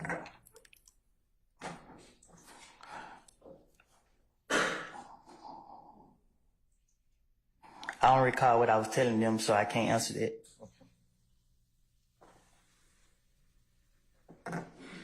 Do you recall telling Detective Gaither in a little more detail that you walked up and you tried to dap up Kel, but he did not grab your hand? I'm not walking up there, nobody up. Do you remember saying to Detective Gaither, so they walked up, like, is it good, bro? I'm like, yeah, all good. I reached out the other hand, but he didn't grab my hand. I don't recall saying it. Okay.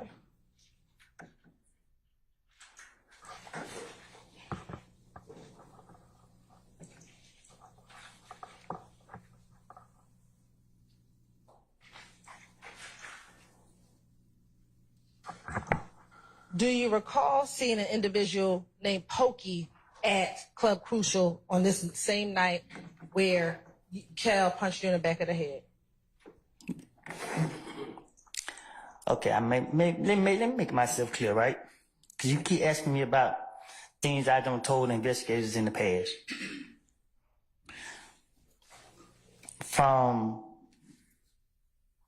I can't say from when to when, but so much was going on, my name was on everything. The police kept coming to grab me. Every time they grabbed me, I had a different story for them.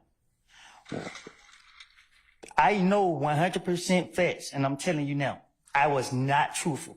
I was saying whatever they wanted me to say. I was saying whatever I could come up with. I was trying my best to convince them that I didn't do nothing, that I'm an innocent person, and that people put their hands on me. When they ask me about any of these things, you sitting here keep asking me step by step by step by step. And I'm telling you now, because you asked me, was I being truthful? Okay. I know I wasn't being truthful. So is your testimony today that you lied in every interview that you did in 2015? See, you the way you asking that, I don't recall what I was saying in the interviews, but I'm telling you now, when they was questioning me, 2015, 14, whenever they was questioning me, I was lying. I was making up stories. So when they were asking me about this right here, I was making it up. When they were asking me about this right here, I was making it up. And when they was getting me and they would let me go, I'm just telling you. Do you recall telling every detective? Every time they got me, I have told the police, I tell y'all whatever y'all want to hear, just let me go. Do you recall telling every detective in every interview, you got to believe me, I'm telling y'all the truth?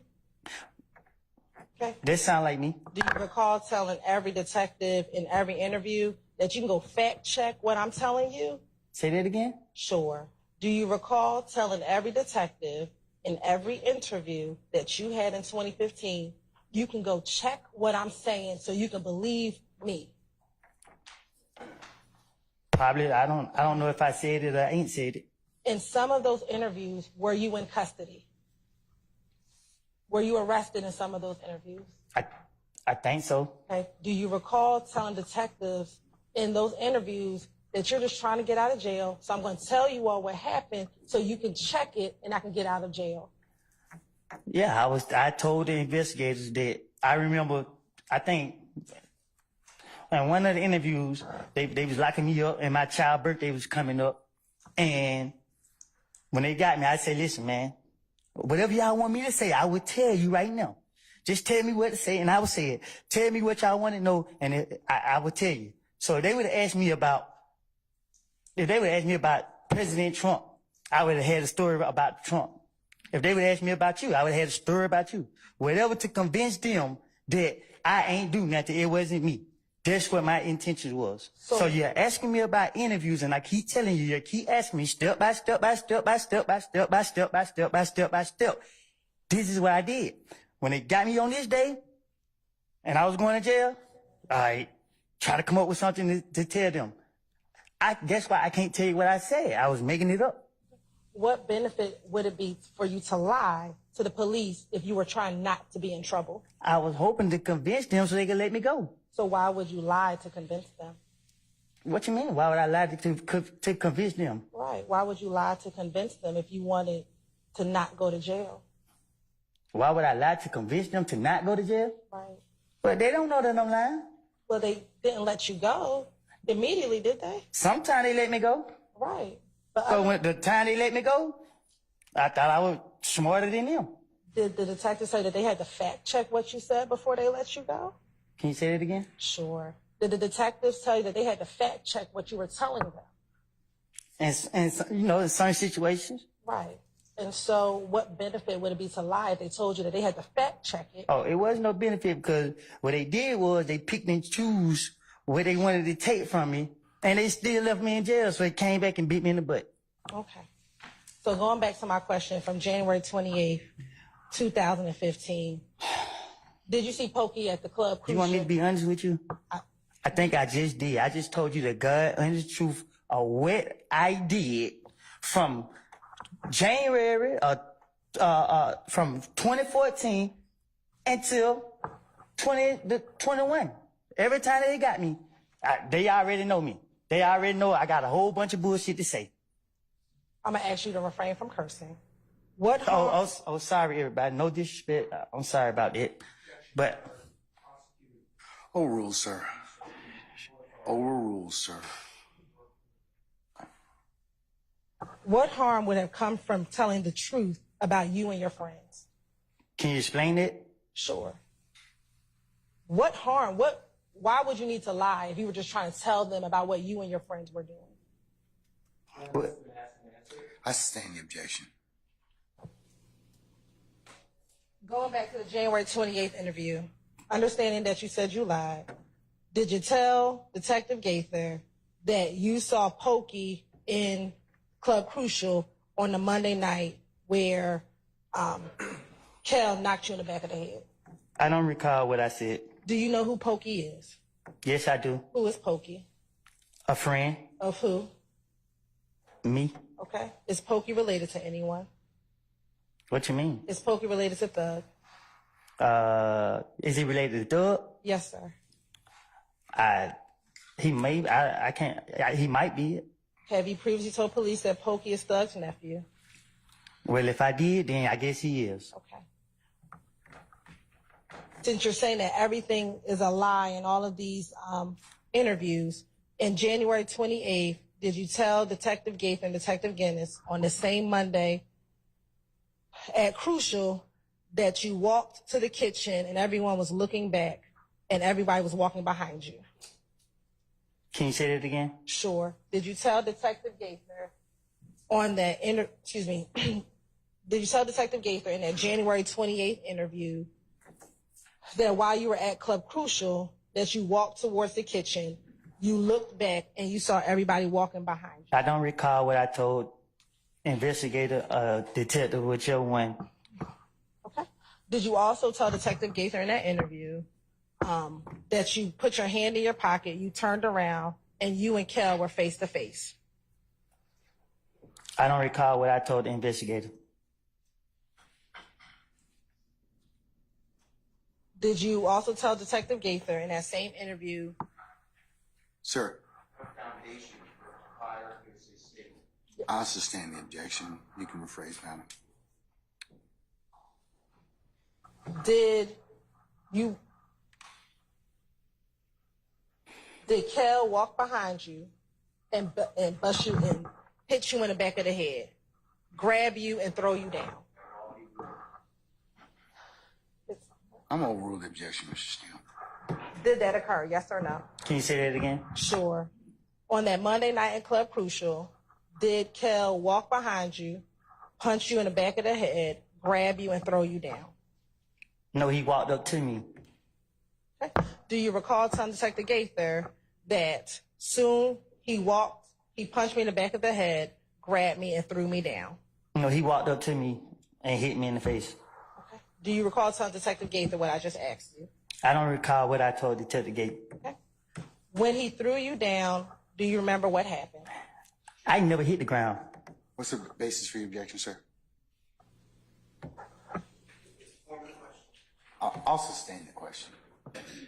What happened after he threw you down? I never touched the ground. Okay. Did you tell Detective Gaither in the January 28th interview when he threw me down, he had his hands on me and he started pulling at your zipper? I don't recall what I told the investigators. But after he hit me in the face, I ducked my head and went through the crowd of them. At any time, do you remember him grabbing your pockets? I don't recall. Do you recall telling Detective Gaither that he grabbed your pocket and he was trying to get in. Nobody never took that from me. Okay. I know earlier you said your head swelled up. Do you recall any other part of your body swelling up? No, I don't recall. Do you recall telling Detective Gaither, another person hit me and say, boom, my eye swole up? I don't recall saying that to them, but somebody else did hit me. Okay. Do you remember about how many people were hitting you? No.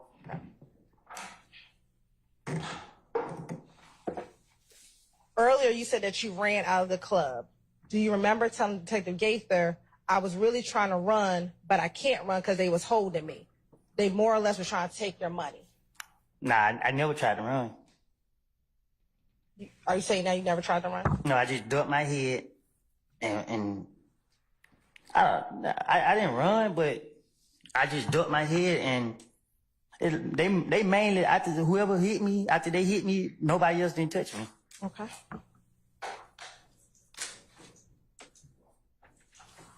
Did they ever try to grab your money? I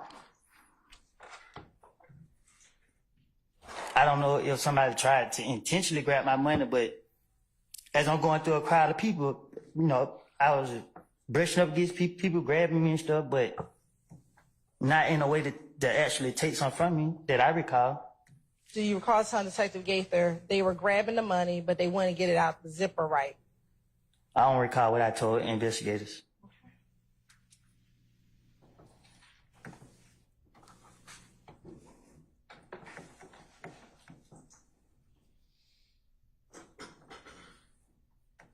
Now, earlier, do you recall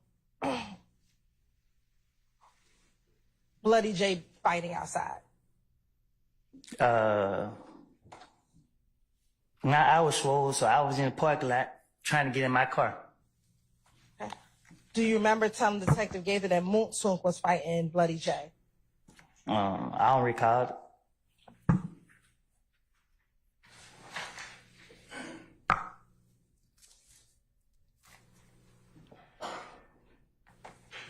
Now, what was your relationship like with Bloody J? What you mean? Were you cool with him? Was I cool with him? Yes. I don't know how to answer that. Okay.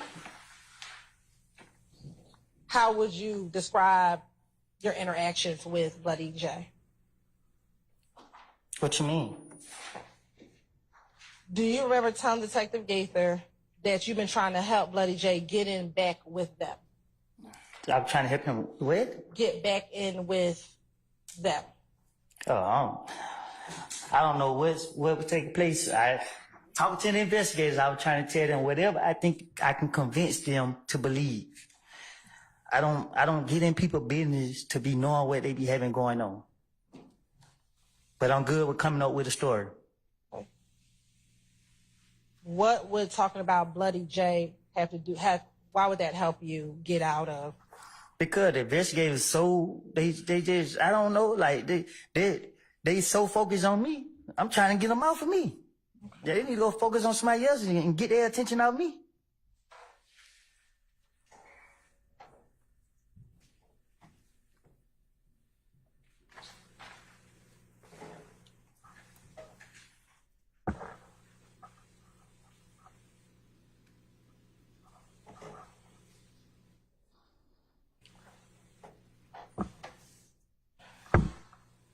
Earlier, do you recall saying that when you went to speak with Detective Thorpe on January 11, 2015, you went down there because Detective Thorpe called you and told you to called you, and that's why you went down there? Do you remember saying that earlier today?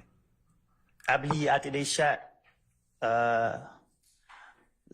somebody, one of my family members, my baby mama house up, that's when the investigators called me.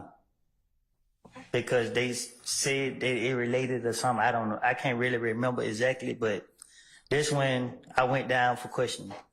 Okay. And did you go there voluntarily? What they mean? Did you go there because you wanted to go there yourself? I went there because people told me to go there. Do you recall telling Detective Gaither that everybody's like, nah, wait on them to call you? And I was like, I ain't want to wait. You know what I'm saying? I ain't do it. I don't recall what I told them. Okay. Do you recall telling Detective Gaither? So they were like, just wait. And I'm like, so I wait, but I kept asking more people because they had shot up my girl mama house.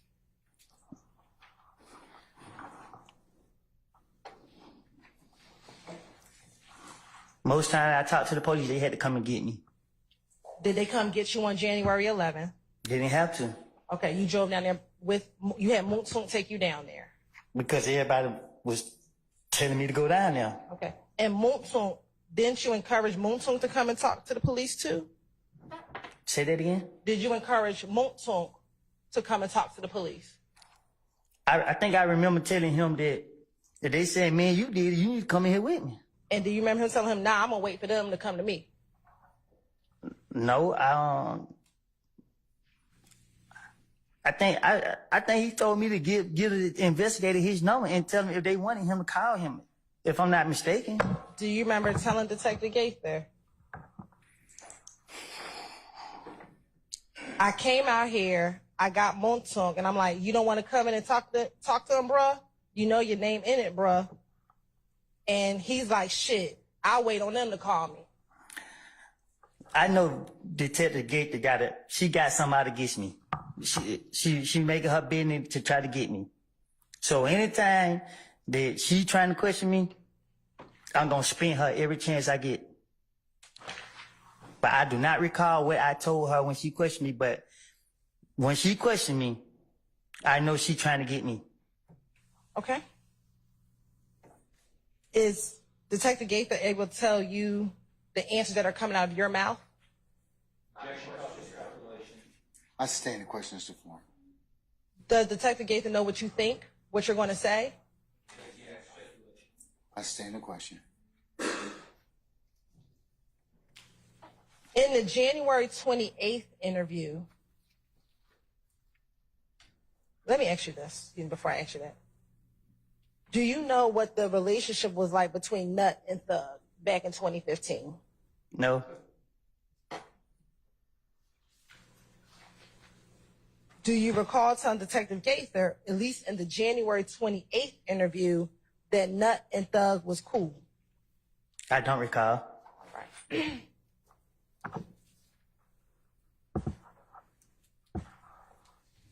Do you recall telling Detective Gaither, on God, I didn't even know. What is your objection?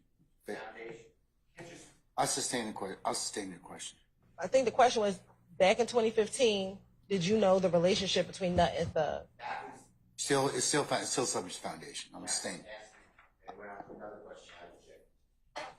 But now I'm impeaching him on what he told detectives about his knowledge of the relationship. I sustained the question before. You still need to lay some foundation as to how they knew each other in that particular time period, okay?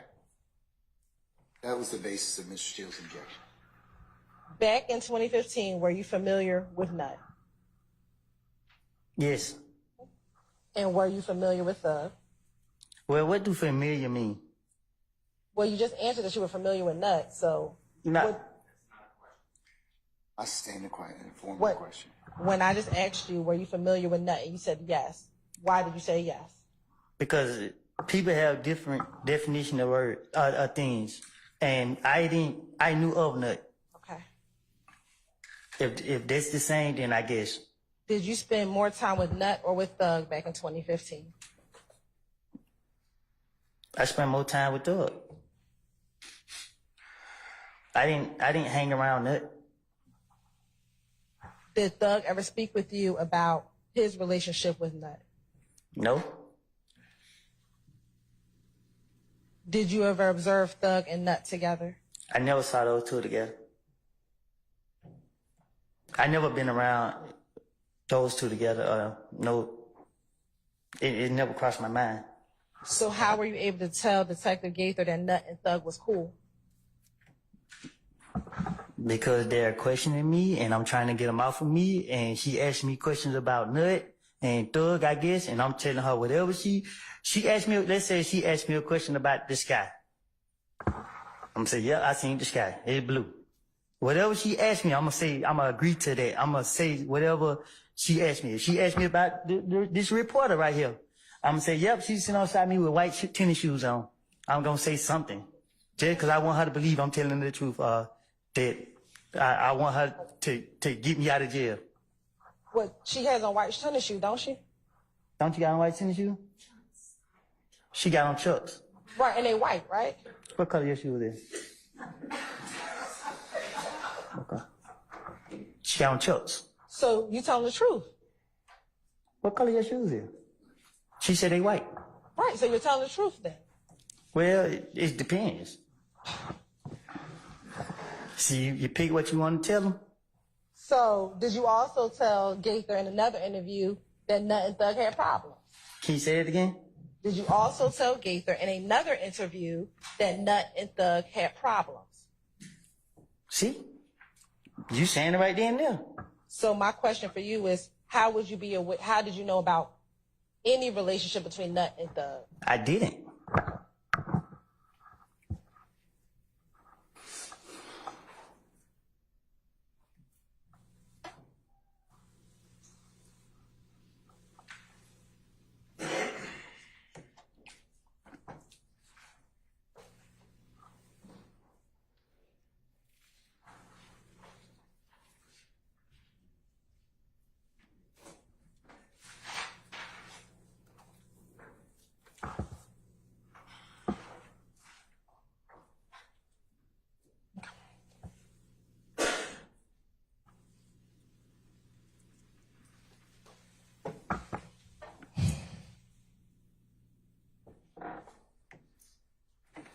Earlier, I asked you about the time you spent in Miami. I mean, you recalled you didn't remember. Do you recall telling Detective Gaither that you spent about a week in Miami? I don't recall what I told whoever you just said. Okay.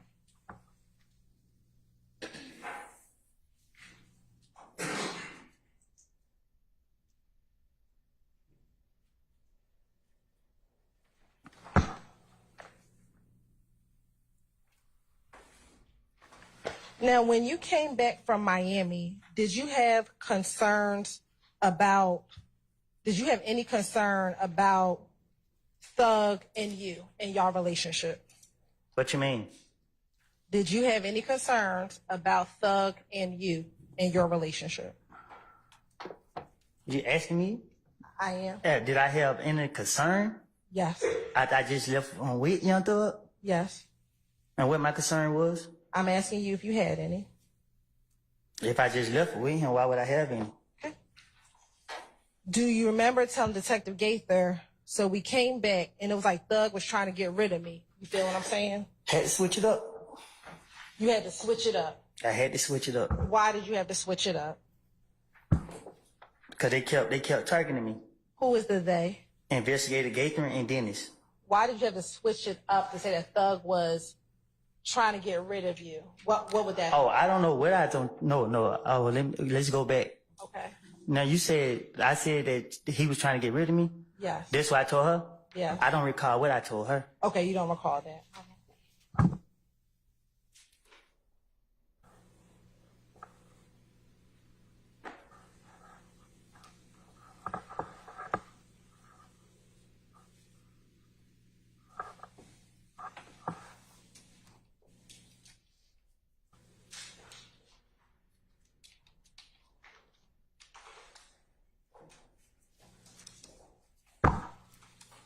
Do you remember any conversations between you and Thug regarding having a hit on your head?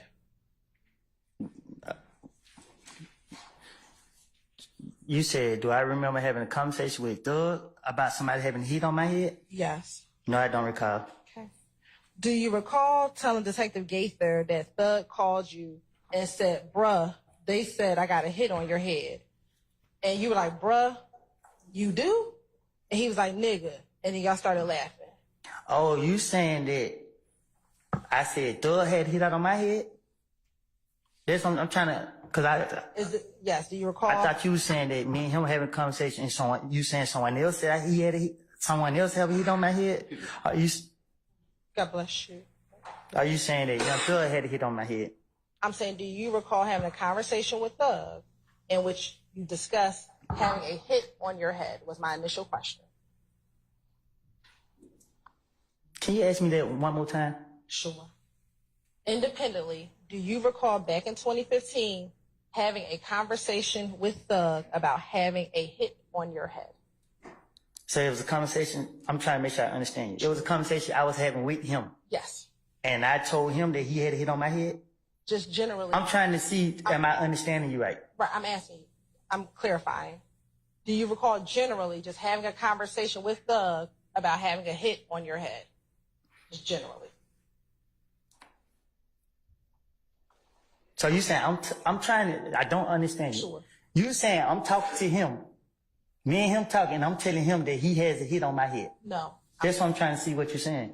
I'm asking you, do you remember just being on the phone with Thug and having a conversation about a hit on your head?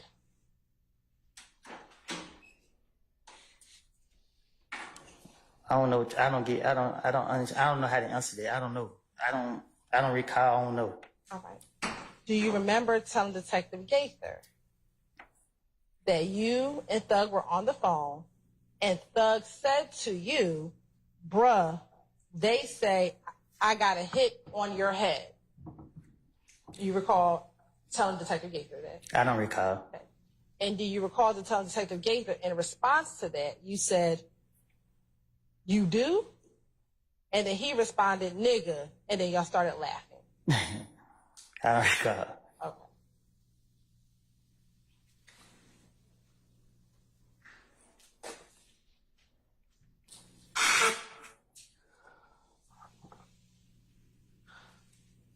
Do you recall Thug telling you about any concerns that his family had with hanging around you? I don't think I said family, but I do remember people was coming to me, telling me things. Tell you things about what? I'll sustain the objection. Do you remember telling Detective Gaither that Thug told you that they're saying on the street that you and Thug had beef? No, I don't recall it. Okay. And then you said you told Thug, man, I haven't heard anything like that. I think I just told you that right now. Okay.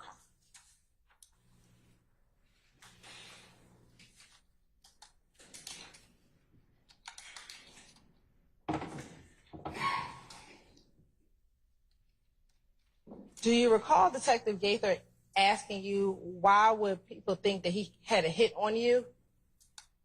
I don't remember what I told the investigators.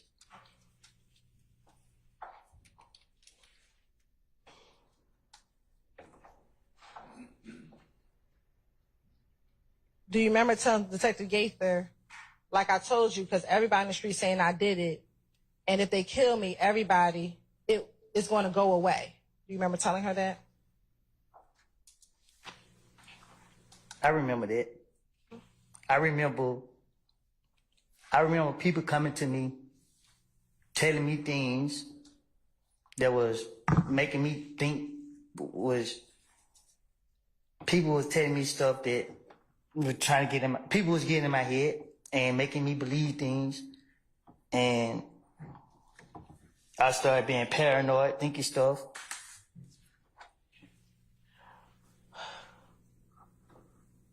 When you were in Miami with Thug, what was his demeanor like towards you? How did he act around you? What you mean? I was with my baby mama.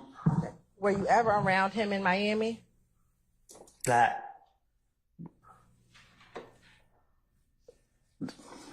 I was there, but we wasn't, I had to deal with my baby mama and my little girl.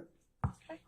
Do you recall telling Detective Gaither in this January 28th interview, like at first, like we was just chilling, like he was treating me like a brother, but even when I went to Miami, he stood back and stuff, but just like he wasn't happy with me around no more, it felt different. Again, you bringing up conversation I don't told the investigators Well, I know they trying to get me. So again, because I wasn't clear the first time, obviously, when Investigator Gaither was after me, my whole intentions was to get them off of me. You said that Detective Gaither was after you. Was Detective Gaither the investigator that investigated when you, your baby mother, and your child were shot? I don't know who was the investigator. Did you speak with her about that incident when you, your child's mother, and your baby were shot? Anytime I spoke with her, I think she asked me about everything, like this whole thing. So I don't know what I done told her, what I ain't told her. Do you recall her telling you that she was the investigator that was going to investigate the incident with you, your child's mother, and your child being shot at? How old is that? Objection. What I recall is, I don't know if it was Investigator Gaither, but at one point they was questioning me and they was telling me, do I remember seeing this person right here? As in, they was telling me this was the person that shot at me. So once I heard them bring up a person name, I started saying this must who've been shot at me. So we're going to get to that interview, but I'm asking you a question. I don't believe that the witness was finished with the answer. Let's find out. Were you finished with your answer, Mr. Copeland? Or just something else you want to say? Yeah. So when they was questioning me, and they was like, did you see Tay in the car?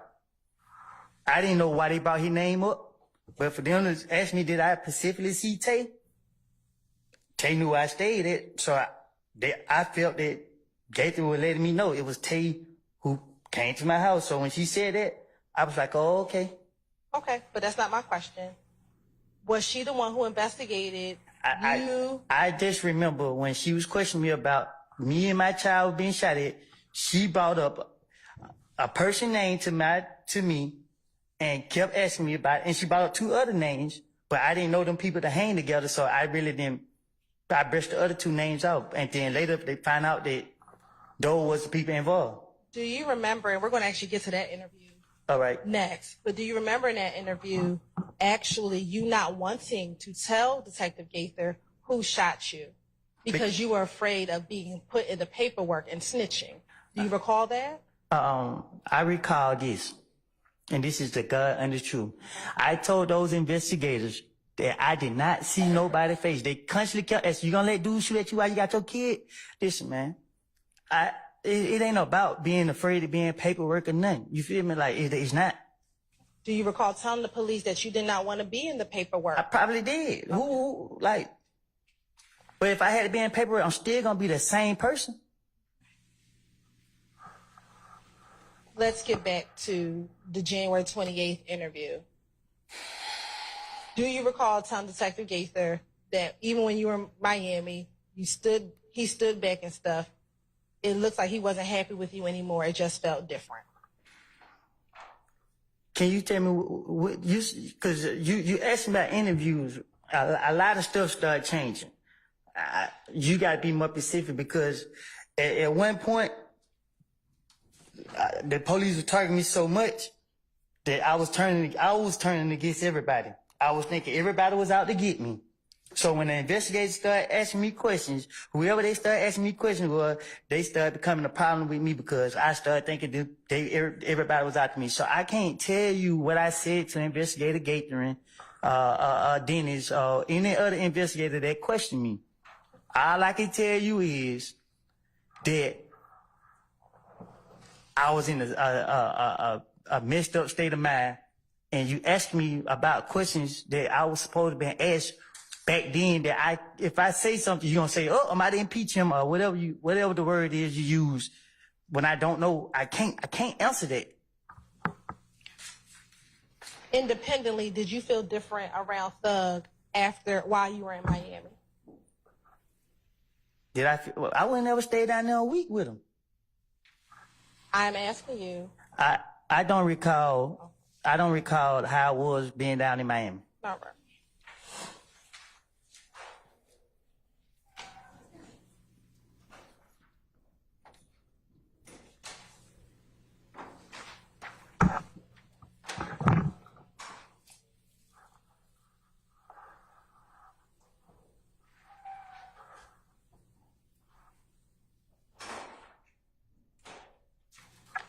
During that interview, do you recall giving Investigator Gaither Moonsong's phone number?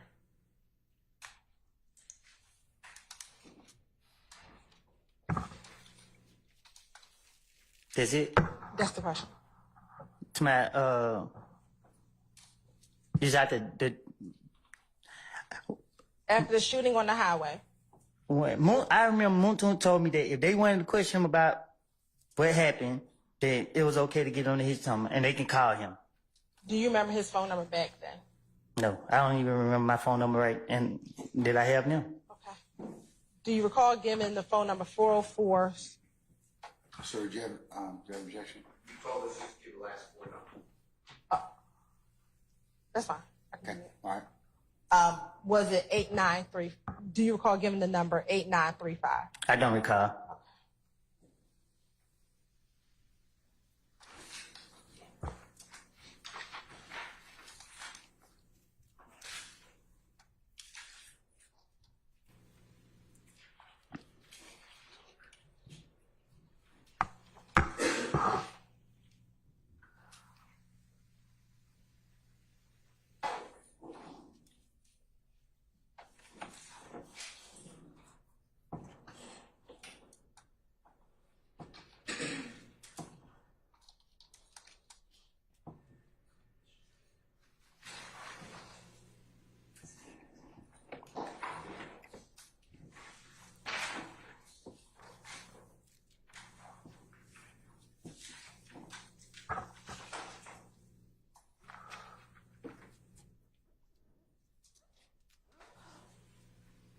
Now, during that interview, do you recall, excuse me, did you, after this was happening, after Nutt's murder and your home and your family's home being shot up, did you have someone purchase a gun for you? I had someone purchase a gun for me after the homicide investigator said that I had the rights to defend myself. And was that after your car had been shot at on the highway? No, I think it was Investigator Thorpe who told me that. So I don't know when he told me that, but he told me that at one point. And did you purchase that gun yourself or someone else purchased it for you? Well, someone else purchased it. Who? Lady. I stand the question. Did Little D in this, is this a Little D from Cleveland? Let's I'm gonna hold off on the ruling on the objection till she poses the question. Is this the Little D from Cleveland? Yeah. Okay. Did he purchase guns for anyone else that you are aware of? How I supposed to know? I asked that. Well, actually, he didn't purchase a gun for me. He had one and I bought it from him. Okay. Do you recall to tell Detective Gaither that he purchased the gun for you from Arrowhead Pawn Shop? That's what he said he got it from. Okay. But it was for you. Do you recall that? I bought it from him. Okay. Now, in the shooting on the highway,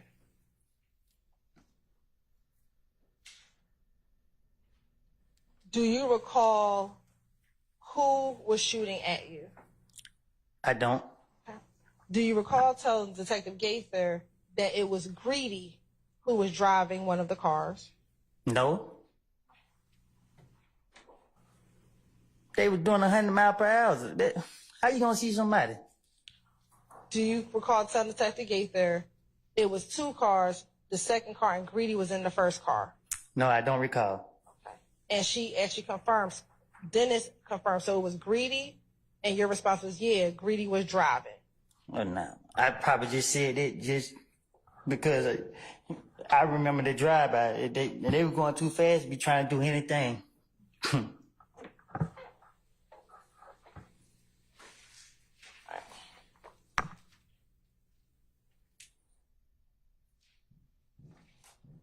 Why would you say it was greedy? I don't have a clue. This is my first time hearing this. I don't recall what I said in them interviews. I told you once they would question me, they could have brought up anybody's name and tell me what I got to say about it. I'm gonna have something to say. Okay. Do you recall telling that Little D has seen him in the car? Huh? That Little D has seen Greedy driving the car. We didn't have no conversation about this. I told you it was a turn the radio down to try to see that head. By the time I realized what was going on, the car was all the way in front of us. I didn't notice until the second car, it shot the window. When it shot the window, I was like, what the hell?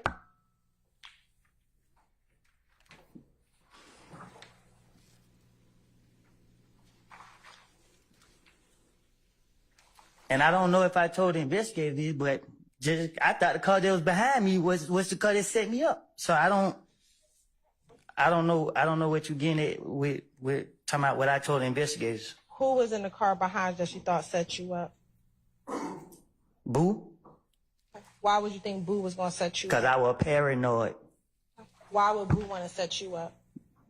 I don't know. I said that's what I thought. How if it's a car behind me, how am I getting shot at? I didn't know if they got shot at. I didn't know what would happen. I just knew I was paranoid.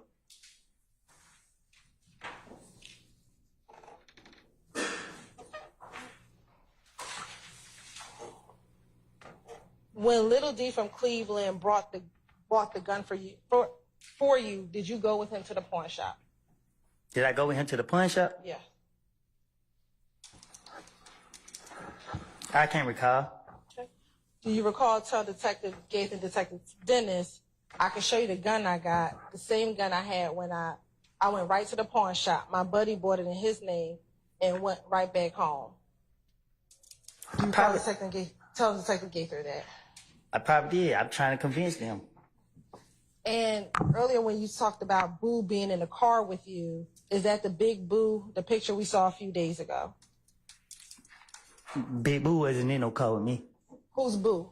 I said he wasn't in no car with me. In the car behind you, when you said it was Yes. Boo in the car behind you.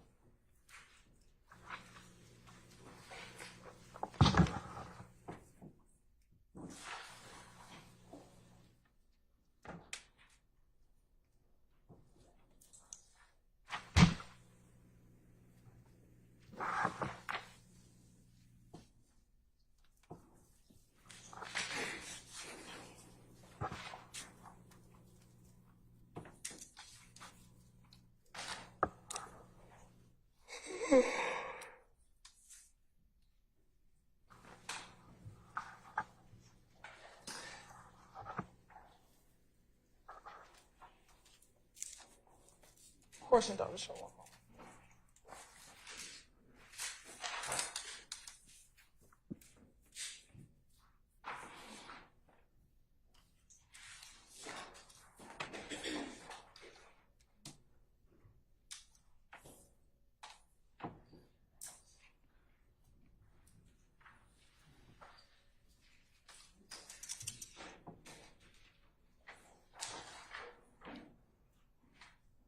Now,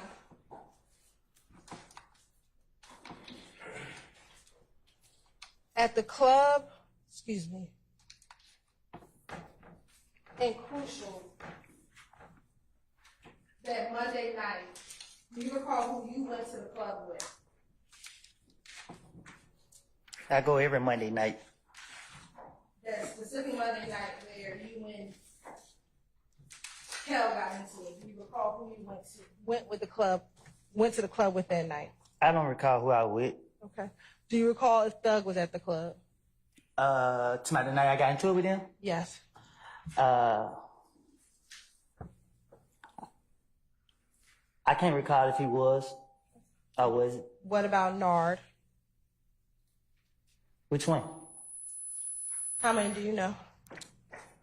More than 3? Were any of the Nards there at the night? No, not that I recall. I don't, yeah. What about Yak? Was he present at the club? Yeah, I think Yet was there that night. Was Shannon there? Was he? I can't recall if he was. Was Little D from Mechanicsville there?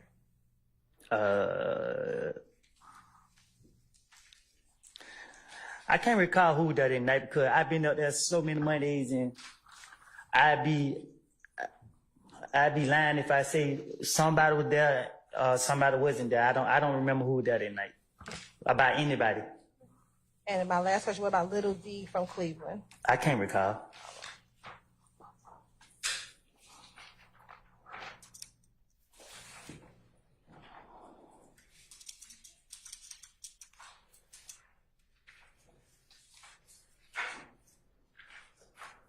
Now, after this interview, did you go and speak with police regarding what I just asked you about, which is the shooting between you, your child's mother, and your child being shot at? Can you know what you say? What about it? Did you speak with police regarding that incident? They came and spoke to me. Okay.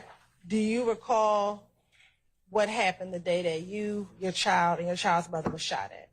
Yeah. If you can tell the jury what happened. My daughter, she was crying.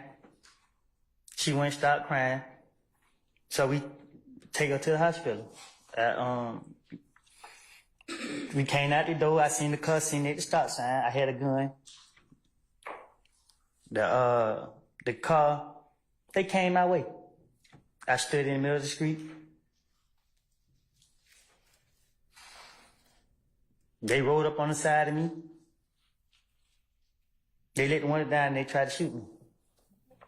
And were they able to fire off any shots? I believe so. Where was your baby at when they fired off those shots?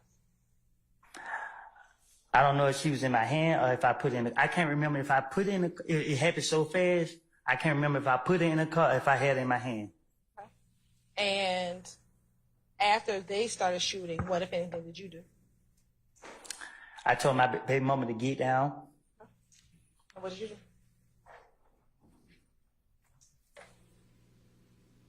What you mean? When they shot at you, your baby, and your girlfriend, what did you do? I got them up off of us. And how did you get them up off of you?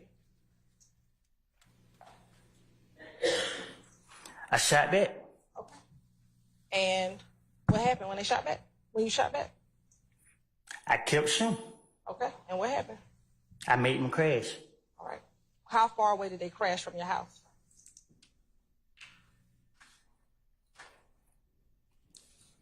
Not far. Was it about the distance that we are? Or was No, it further? farther. Was it back to the end of the courtroom? Probably so. Okay. Once they crashed, what happened? I grabbed my baby and my baby mom and I ran them back in the house. And were y'all able to make it inside the house? Did you go back inside your house or did you go to the neighbor's house? Well, she left her purse in the car. Okay. She left the keys. We couldn't get in the door, so the neighbors let us in. Okay. And once they crashed, did they ever try to shoot at you all anymore? I started shooting again. Okay. And what happened? I kept shooting. Did they eventually leave? They had no choice. All right. Did you have to talk to the police about that incident with you, your child, and your child's mother? Yeah, the police caught me before I could leave. And did you go down and tell them everything that you just told the jury about what happened? No. What didn't you tell the police?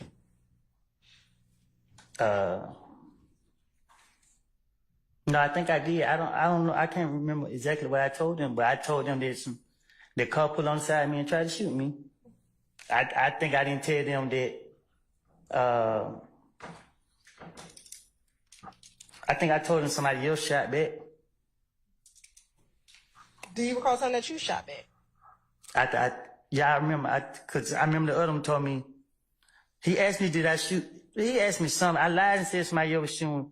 And then when Gaither came, I knew that she was I couldn't come up with the name that I said was shooting back was a name that Gaither she knew I was lying about. So when she came, I went ahead and admitted that it was me who was shooting because I knew that I couldn't lie on I couldn't put it on the name that I tried to say.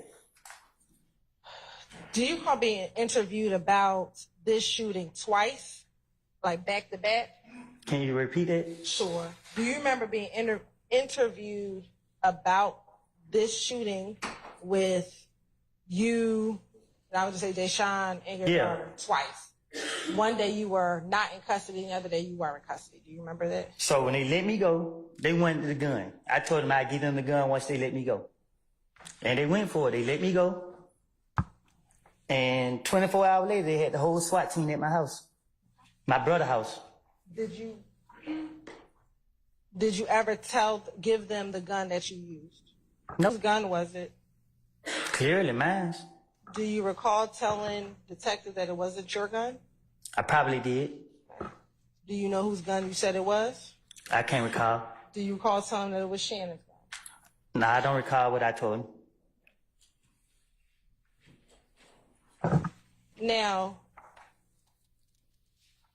the first time that you went in to go talk about this incident, do you remember speaking with a Detective Curry? There's so many different police. I don't know.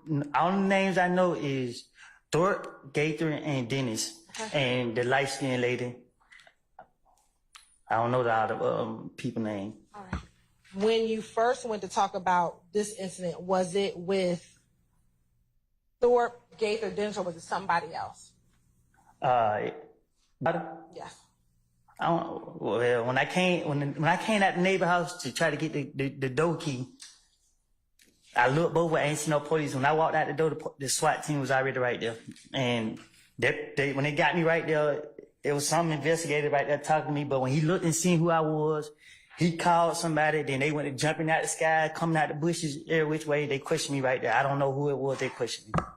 After speaking with individuals at your home, do you recall coming down to Atlanta Police Headquarters and speaking with the detective? I don't know his name. I don't know who. The person that questioned me, he wasn't Gaither, so he went for what I told him. Okay. And what I'm asking you is, do you remember speaking to that detective down at headquarters at Atlanta Police Department? I remember speaking with him, but I don't really I can't say for sure what I said to him.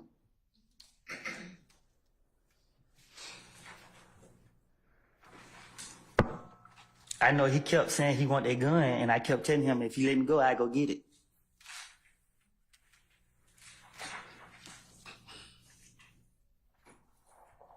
When you had the interview, when you met with that detective, did you meet with, was it you and Deshaun at that interview?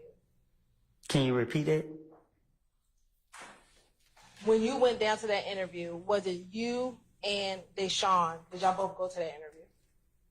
Yeah, I made them let her, because why y'all want to question me if it was both of us? Y'all, and I told him, y'all gonna lock me up, just gonna lock me up. And he was like, no, we not locking you up. So I'm like, well, why she can't come if she was a victim too? Okay. So he's like, well, she can come. All right. And did the both of you speak with that detective? I don't think she spoke with him, but because she didn't see nothing.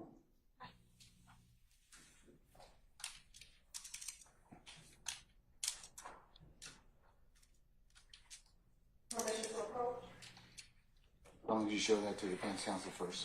Yes.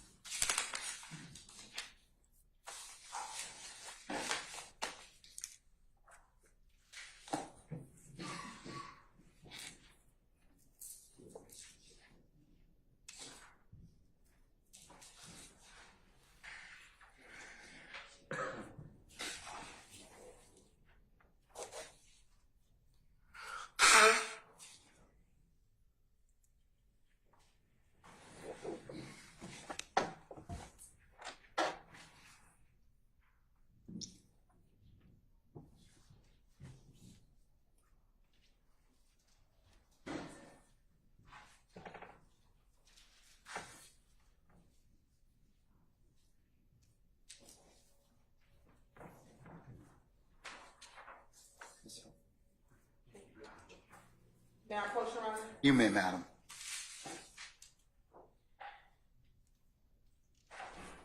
I'm showing you what's been marked as Stacey Gibbons 378 Yankee Charlie 1.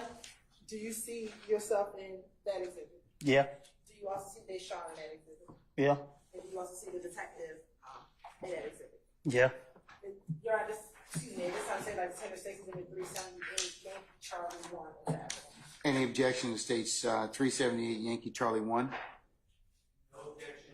All right, it's admitted and may be published as you see fit.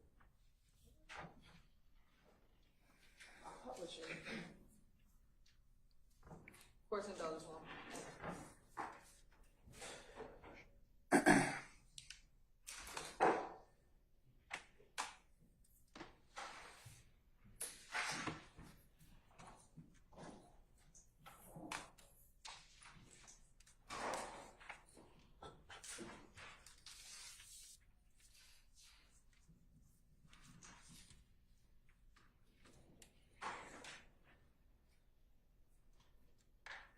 Mr. Copeland, is that you in the corner with the white hat on? Yep. And is that the Sean sitting next to you? Yep. And is that the investigator who conducted the interview? I guess so. Now, Mr. Copeland, a few moments ago, he said that he wasn't Gator, so he went for what I told him. What did you mean by that? He wanted the gun. Okay, so why would you say that he wasn't Gator, so he went for what I told him? Because I know Gator know she know me. Okay, and when you say she knows you, what does that mean? She know I'm about to bullshit her. She knows me. And again, watch your language. Oh, my bad. I'm sorry. I object to that comment. It's an adult forum. He can say what he wishes to at this point. What was your answer, sir? She know I'm about to play around. All right. Okay. Now, during the course of this interview, earlier did you say that you told him it was somebody else, or did you tell him it was you who actually did the shooting? When they caught me at the house, I was trying to sneak back out to the car and get the door key. So when the SWAT team seen me, and then he wouldn't let me go back and let them know that they had me. So I had to stay right there. So when the police started coming out the bushes and stuff, they questioned me right then and there. So I told the man walked up on me. I said it was somebody named Tayshun. Okay.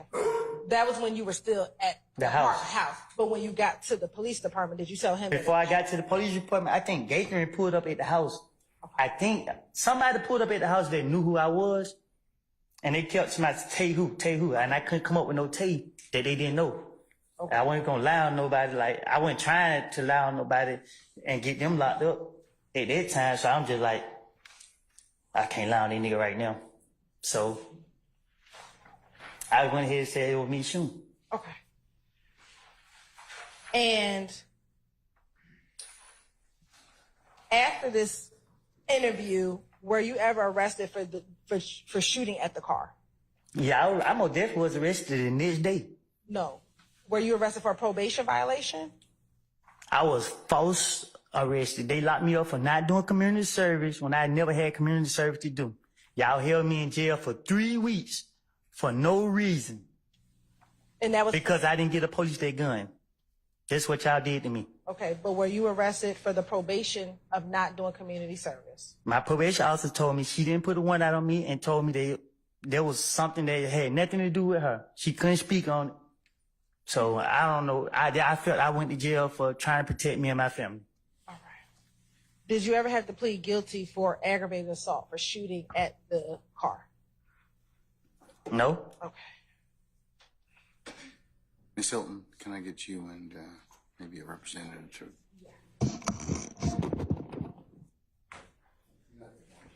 Yeah.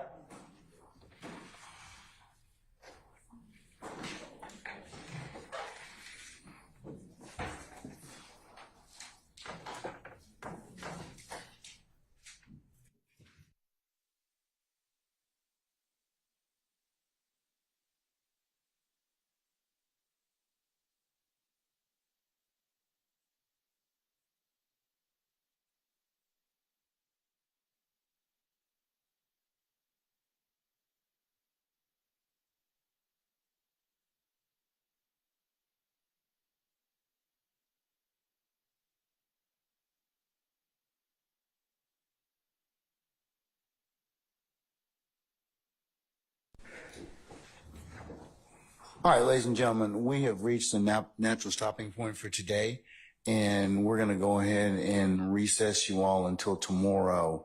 Remember that this Friday I have other unrelated business in the morning, so you won't need to report tomorrow until 12:30, and then we'll start up somewhere around 1 o'clock, and then we'll work until somewhere between 4 and 5 o'clock. Okay?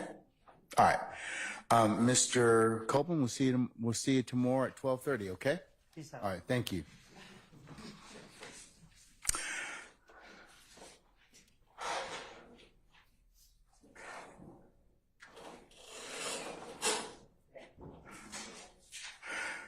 All right, ladies and gentlemen, jury, any ministerial inquiry of me at this point? Okay, all right. Let's go through your nightly admonitions, and then, well, we chat here, okay? Remember to leave your notepads in the basket. Do not take them home with you or any other place. Remember, as you are seated back there in your headquarters or jury deliberation room, as you go to come here in the mornings or leave in the evenings, or as you take comfort breaks and lunch and other places where you're together as a corporate body, or even if you're in ones and twos, remember that you are not to discuss this case in any way amongst yourselves, all right? Remember, you cannot recap, review, handicap, or otherwise consider or weigh the testimony of any of the witnesses thus far, or begin any such thing that might be considered your deliberative process. Remember, you can only do that when the court properly instructs you on how to do that at the appropriate time, this matter, okay? Remember as well, ladies and gentlemen, you cannot seek any advice from any third parties or third-party sites, like, for example, any reference materials, Google, any other reference sites that you may think may aid you in your understanding of what you've heard so far. Remember, you can only consider what's been lawfully presented to you within the four walls of this courtroom during the trial of this matter, and you cannot consider any outside sources. Those include any recaps or any other testimony or any other commentary about this trial or anything such as that. That would be you would be forbidden from listening to that. You can only consider what's been presented in this courtroom. Remember that if any third party should try and reach you by any means, manner of communication, that your duty and responsibility would be to let myself and Sergeant Ingram know immediately. All right, and then remember, ladies and gentlemen, I told you as well that you've heard a number of scenes or you've seen maps of that may depict different things. You cannot go by any of those places. You cannot do any sketches. You cannot take any pictures, and you cannot share any outside information you may or may not know about any of those places with anyone. Remember, you can only consider what's been presented to you lawfully in the four walls of this courtroom. And then lastly, ladies and gentlemen, thank you for your patience, and thank you for your attention that you've given and will continue to give to this matter. And unless you have any other ministerial inquiry of me, 12:30 tomorrow, and we'll get started by 1 o'clock, okay? All right. All rise.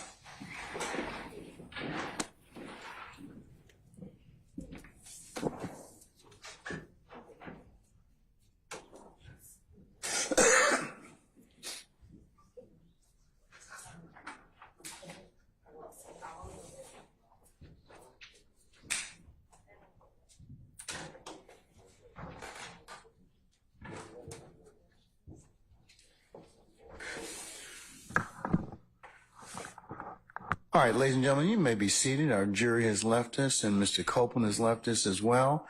All right, any ministerial inquiry of me before tomorrow morning at 12:30. All right, hearing none. Ladies and gentlemen, I'll see you tomorrow at 12:30, okay? All right, we're in recess.